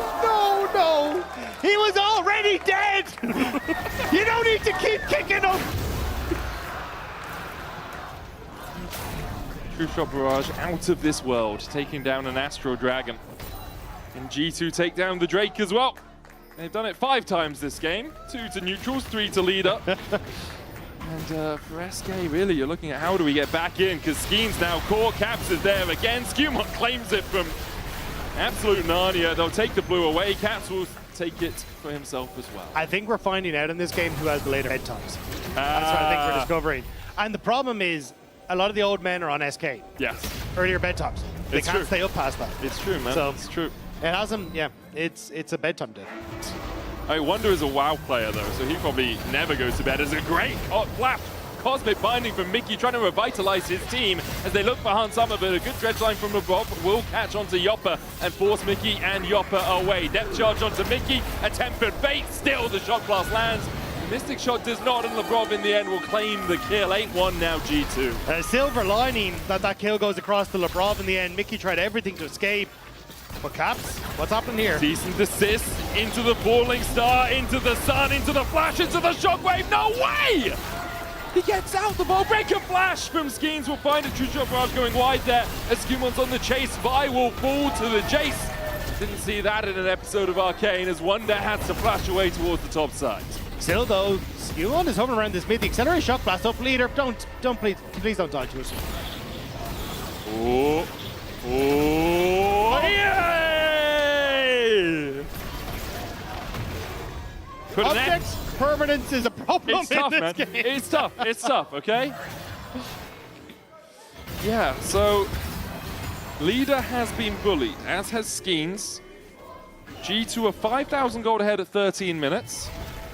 And now Wonder. He's going to die to the accelerate shock blast. It's 300 HP, it's not enough. He can put that shield up. He might die to the second one. Wonder going in. Broken Blade low mana here. TP is coming out as Wonder gets another shield. And G2 double TPs, in fact. Now LeBron's like, okay, we can go on Mickey. And the dredge line, hook line, and sinker, it seems. Cosmic Binder coming out, but Hans flashes over afterwards and hits the Mystic shot.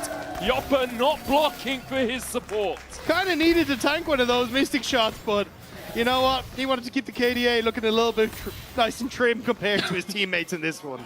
So, hey guys, you collectively have died 10 times and I've only died once. So who is the real me? Yeah, you know, it's Mickey's fault. Mickey's fault. Mickey, please come back. Mickey, please come back. Because they're setting up for a dive, and I don't think Yoppa's going to have a fun time once Caps gets here. Yeah, it's a little bit on fire for SK. But importantly, they did beat Fnatic. That is true. That is true. So, you know, you take what you can get. You take what you can get. Usually at this point in the game, we start being like, oh, how do SK get back? How do SK get back? That sort of thing. They basically... I mean, they could probably get attacks here. True. True, yeah, actually. The funny thing is, Caps is 2.3k gold ahead and doesn't have a bounty.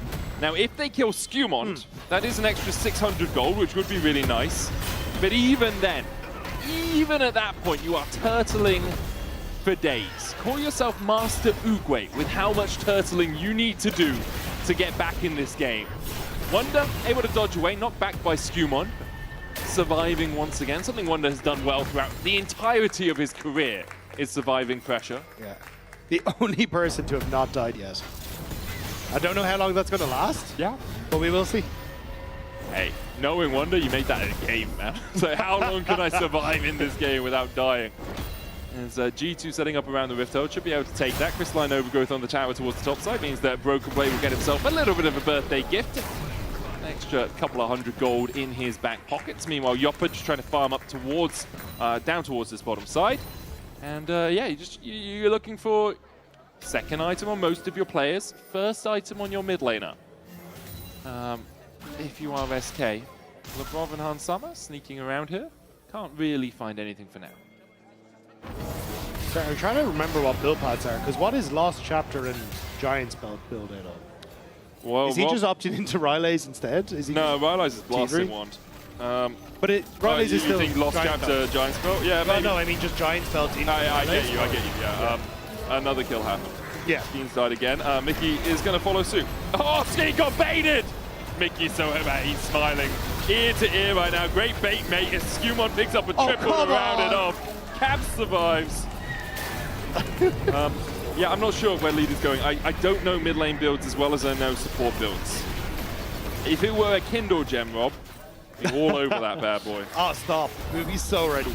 But, yeah, I don't actually know. I don't think anything builds out a Lost Chapter in Giants. Yeah, not alright. Oh, Public Execution going down onto Caps, who did TP up to this top side, chose the battle. Oh, leaders here. Caps with a stopwatch. Broken Blade trying to defend. The skies descend, and Caps almost survives. Broken Blade now turns his attention to the Galaxy Dragon. A Temper Fate will buy a second. TP coming in as well from Yoppo, as G2 might have to run away. It's a 5v2 now. As SK have all but abandoned their bottom side. And we'll be giving up a tier 2 for this with the push. Yeah, I think we're about to have the fastest game in the split. I'm not gonna. Hey, it's possible. Like, maybe. We're 17 minutes in. It's a 9,000 gold lead for G2. They have 3 Drakes in 4 minutes. They might have a 4th with the Soul. Yeah, I'm pretty sure Lost Chapter and Giants Belt don't build into anything collectively. You can go Lost Chapter for the mana regen in lane and then go towards the Rylai's. Maybe he was like, guys, I'm dying on repeat. Let me just get some health. But yeah, there's the blasting one. So most likely Rylai's. We'll see if he even gets there. I'm going to be honest. G2 seem to have come out swinging, unwilling to go 0-3 this weekend. Yeah, I mean, they saw it was BB's birthday and we're like, do you know what? The gloves are off. We're going all out. This one. Here's your gift, BB. You will not be involved in a single play, but we will win the game. And the monkey paw curled. BB was like, for my birthday, can we please win? Yeah. He's playing the most PvE game I've seen in a while. Yoppa trying to get away from this. Doesn't have the flash. The shockwave not enough damage. Guardian, true shot, Caps. Gets it in the end. BB now coming across. Will it be his first kill or assist? Tempered Fate, it won't. Mickey escapes his clutches. As the tower in the top lane, the new target for G2. In the mid lane, Hans Sommer dealing handily with Wonder, who was looking for a flank position. And Skumont stealing away more of the jungle. Almost a flame horizon in the jungle now. Does Caps kill leader here? Without Shockwave, I think it's trickier. Does have Zhonya's. Oh, does leader kill Caps? We will see. There's no way. They defrosted him today. Skeens in with cease and desist. Public execution for the follow-up. Falling Star out as well. Shockwave, stopwatch. Skeens able to escape. And Caps does fall, but it's Wonder that gets the kill. Broken Blade looking for a little bit more. Can't find any of it. Because as we have previously noted, today he is not allowed to participate in kills, deaths, or assists. At least there's something back for SK in that one. They managed to get a kill, but it is still a 10k gold lead at 19 minutes. Yeah, and Caps didn't have a shutdown. Yeah. So, Skumond is pretty fed. Edge of Night, Cyrilda's Yunu's complete before the enemy mid laner has a single item. And for SK, like, this is collapse, right? This is not... A poor early game has led to absolute disaster. Yeah. And at this point, you're like, okay, maybe we can find a way back in the game, but you're writing this one off already, pretty much. Yeah, you're kind of just hoping for a miracle, like G2 gets sloppy and you can kind of use Wonder and Skeens to continue to get these picks, but outside of that, I just don't really see a world, so kind of just have a bit of fun with it, you know? Yeah, you might as well. Enjoy yourself. Leader. Is it the first item? Sorry, that sounded very... Oh, he got double! And both! Rylai's Bellfire, let's go. Huge. Bellfire? Huge. Bellfire Grasp. Blackfire Torch. Blackfire Torch? Bellfire... do I keep calling it Bellfire Grasp for some reason today? It's Blackfire Torch, yeah. What is going on with my brain? Look, it's late. What's the Grasp item? There used to be a Grasp item. Deathfire Grasp. That's where it's coming from. Wow. Yeah, that is... Oh, man. I was like, that's been gone since like season... Yeah. Apparently, past 11, my brain just shuts down. So, apologies for that. I miss Deathfire Grass. Well, not as a professional analyst for League of Legends. No. Bring it back. As just someone who likes dumb shit. That's where I want. That's what I like. Oh, Skeens looking for LeBron. Dredgeline's not going to hit. There's a singularity down. LeBron flashes over the wall. Astral Flight from leader immediately cancelled. He didn't want to go any deeper than that. Drake up in 50 seconds time would be Soul. Come on, BB, you can get an assist. Get in there. That poor guy. Oh! Okay. See? He could have got one. Oh! See? He could have got one. So close. So that's going to be Mountain Soul for G2. Yeah, I feel like BB is like the brother that has the player 2 controller that's not plugged in right now. Because everyone else gets to play the game from like a screen away, and he's just Cassante. I'm helping, guys. I'm helping, guys. Yeah. Yes, you are. Yes, you are, BB. Good job, buddy. Yeah, and we'll get you some cake later. Yeah. Yeah. Thanks. So kind of you. But by the time they get home, it'll be tomorrow. It's no longer his birthday, so he doesn't get the cake. Don't tell him that. Sorry, man. Ooh, Wonder. Tanks a tower shot. Tanks another one. And a third.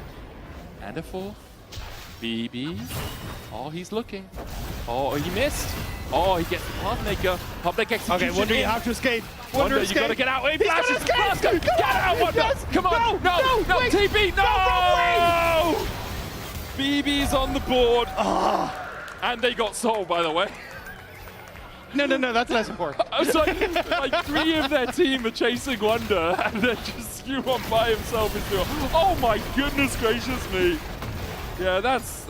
I'm pretty sure. Oh, we're past the watershed. Actually, we can broadcast that. It's fine. Oh, perfect. Yeah, exactly. That's still legal.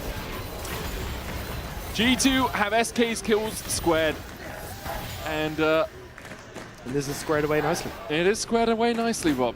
Good one. Thank you. Good one. Baron is up. G2 could just rush it. Let's have another look at this. So, BB hits the Pathmaker. This is the only time I'm going to get to use this. I think if you just go here, you're good. Yeah, I think you're agree. fine. There is no reason to do this. This was Wonder's birthday present to BB.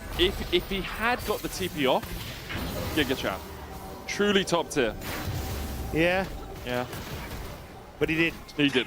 It's very true, man. Like, I don't know what you want me to say.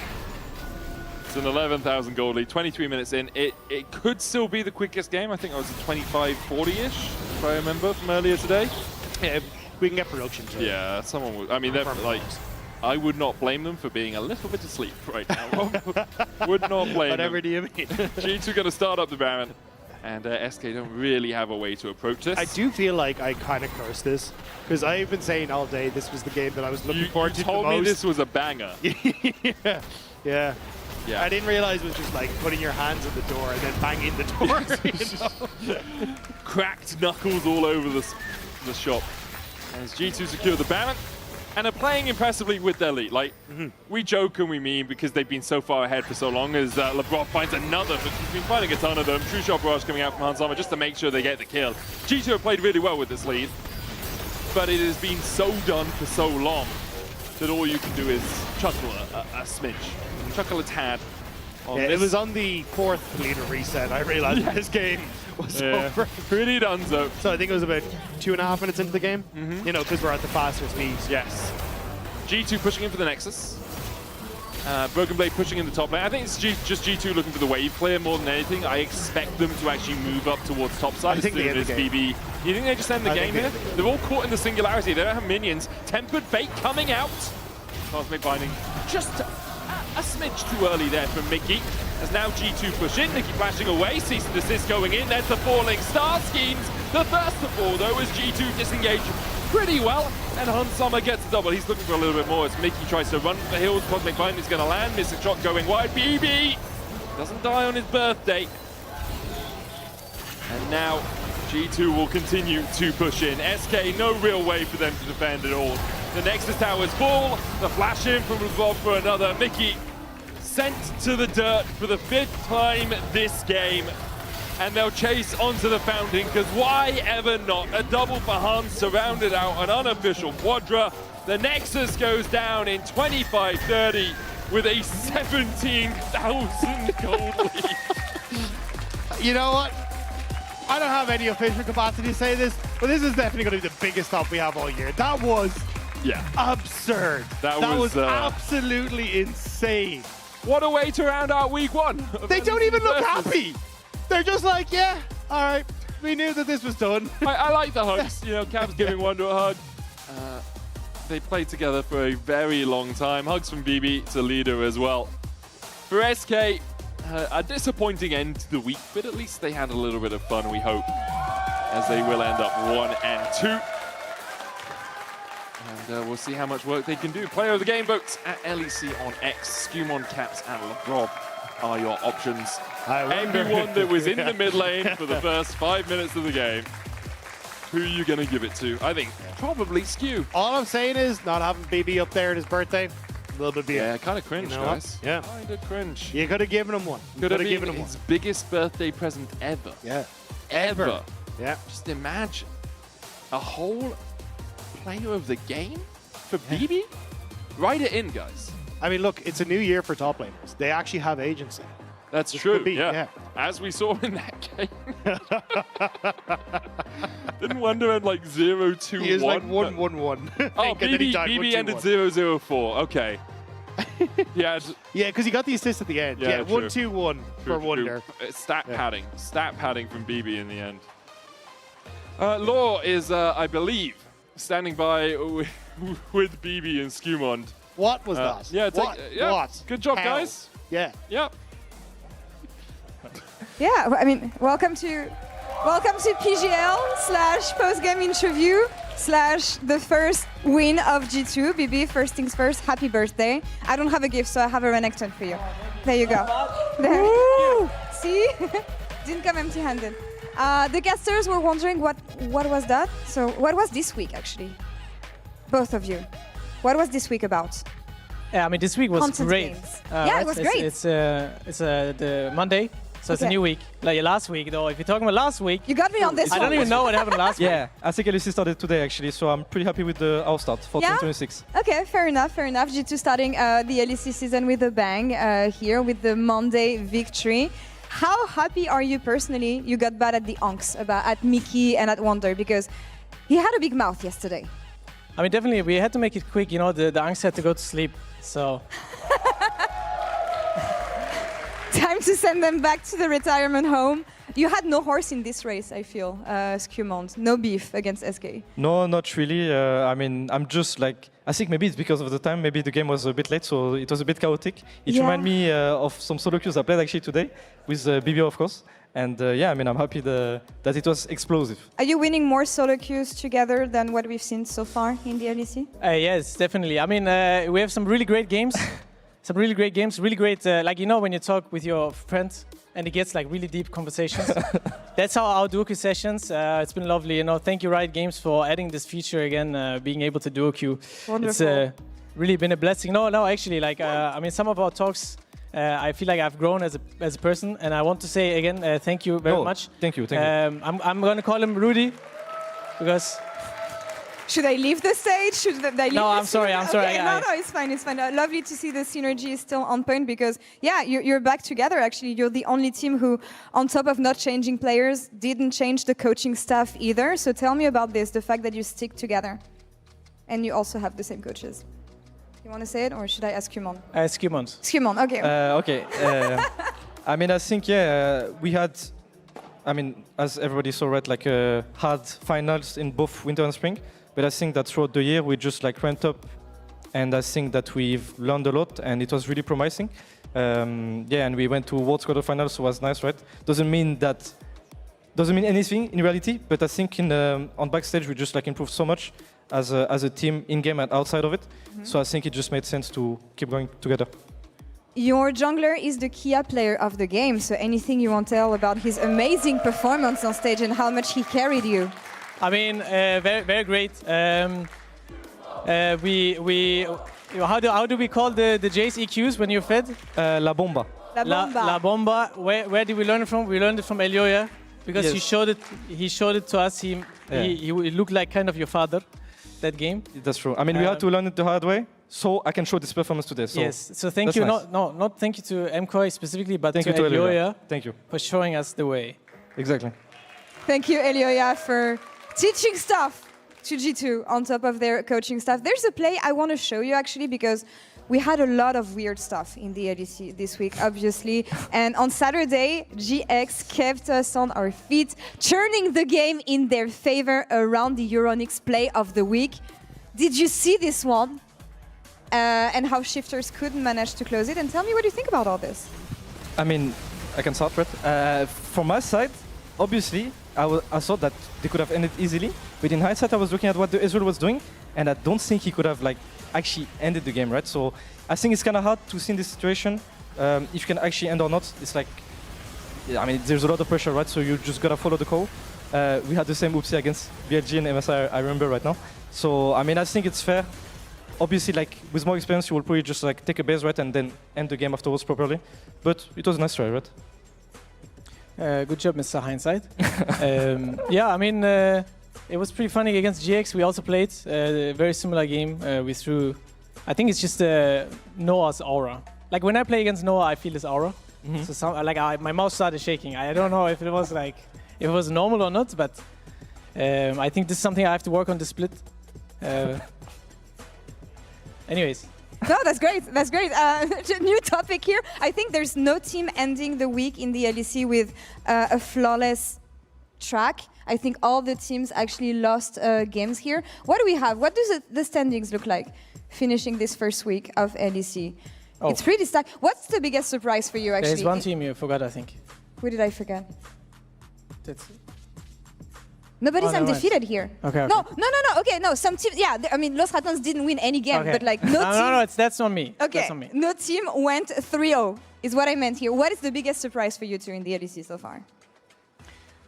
The biggest surprise? To be honest, I thought Los Ratones would actually win some games, to be honest. They were pretty close today. I think, I mean, today, I liked the combo. I have experienced it firsthand as well. I think, especially the Mundo, Velias Mundo, I've been playing in-houses with him. This guy, he's onto something. And I can see his development as a player. I think he's grown a lot. So, exciting. But my favorite player is obviously the Boss. Banger. It's just joy to watch the player.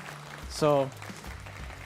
Anything you want to ask him on? What has been your biggest surprise? I think like maybe Navi actually. Yeah, I agree. Because today I think they should. They were like 9k gold ahead, so they could have ended this week 3-0. So I think I mean they played pretty good this week. So I'm looking forward to see how they will play moving onwards. Last question for you guys, BB, especially last year, especially around World, it was about being delusional. Bringing that delusion in the game, which actually brought you guys far. So what is this year going to be about? I mean, you have to think about it, you know? Okay. You know, like these kind of things, I don't know if you can tell, but they develop through time. And I'm also like an old dog now, you know, 26. You know what I mean? Like, don't say that. And you know, like you learn these type of things. I'm teaching Skew right now with like a lot of these inside things. Hopefully I can pass the torch at some point to him. And then he will come up with these crazy quotes. To be honest, guys, I need to announce something because this has been on Scumon's mind the whole year, last year. It's here as well. We can see this it on the quote. This quote is not actually from me. Oh, I know. It's from Scumont. Yeah. And I will say it again. No, because he's been very upset about this. No. And I want to say it officially to the broadcast. It has been and will always be Scumont's quotes. Thank you very much. Take back what's yours. Finally. As long as there's delusion, there is hope in 2026, guys. Thank you so much for whatever that was. And thank you all for sticking around for what was a very long day on broadcast. And you, G2 fans, as well, for sticking until the end. And all the fans who stayed with us will be back next week, same time, same place. Until then, take care, be nice to each other, and we'll see you next time. The all-out's going to be popped. Emperor some good fighting, but that W true damage is immense. Under turret, the flip out not even needed. Mainta with first blood on his third game in a row of Cassante. Oh my gosh. Okay, guys, we have to do something different, but sorry for the early game. No. Okay, let's just take this win. But we are mega boosted, okay? Yeah, we should fix something. We are insanely boosted. I'm flashing on. No flash this guy. He's gonna take off. Can we block him? There's the Emperor's Divide, but it does nothing. Team Heretics are walking at him still now with a Realm Warp to cut off his escape. Business comes in, and First Blood comes out. It's good. 5 seconds, guys. Yeah, it's good. Just slow. I have big flank. Can we go? Nice. Alvaro for slow piercing arrow flash auto! That was beautiful from Padak. Hey, good job. Ethan. Oh, you got? Check it out. MashaAllah. Nice. No, kill them. Finish. No, bro. Q1. Don't come kill. Here, guys. No, give me a flash on them. Yeah, they will flash though. You wanna go? Yeah. That's it. Go, Philips. Nice! Well played. Oh, leader. Yeah, it's not great for leader. Flash Shockwave pulls it back. He can't finds it. Oh, yay! What the f is he doing, by the way?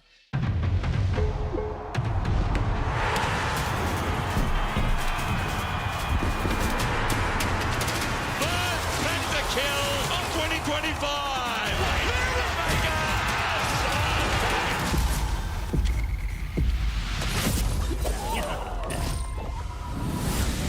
The new wave is coming to the LEC! That's gonna be one of the best LEC intros I've seen in years! Oh, Jackies! For a bit, another. Drives already, but a drag slide. Their rapid, crazy minds brought the arcane again. Everything blue in this arena. Everything blue.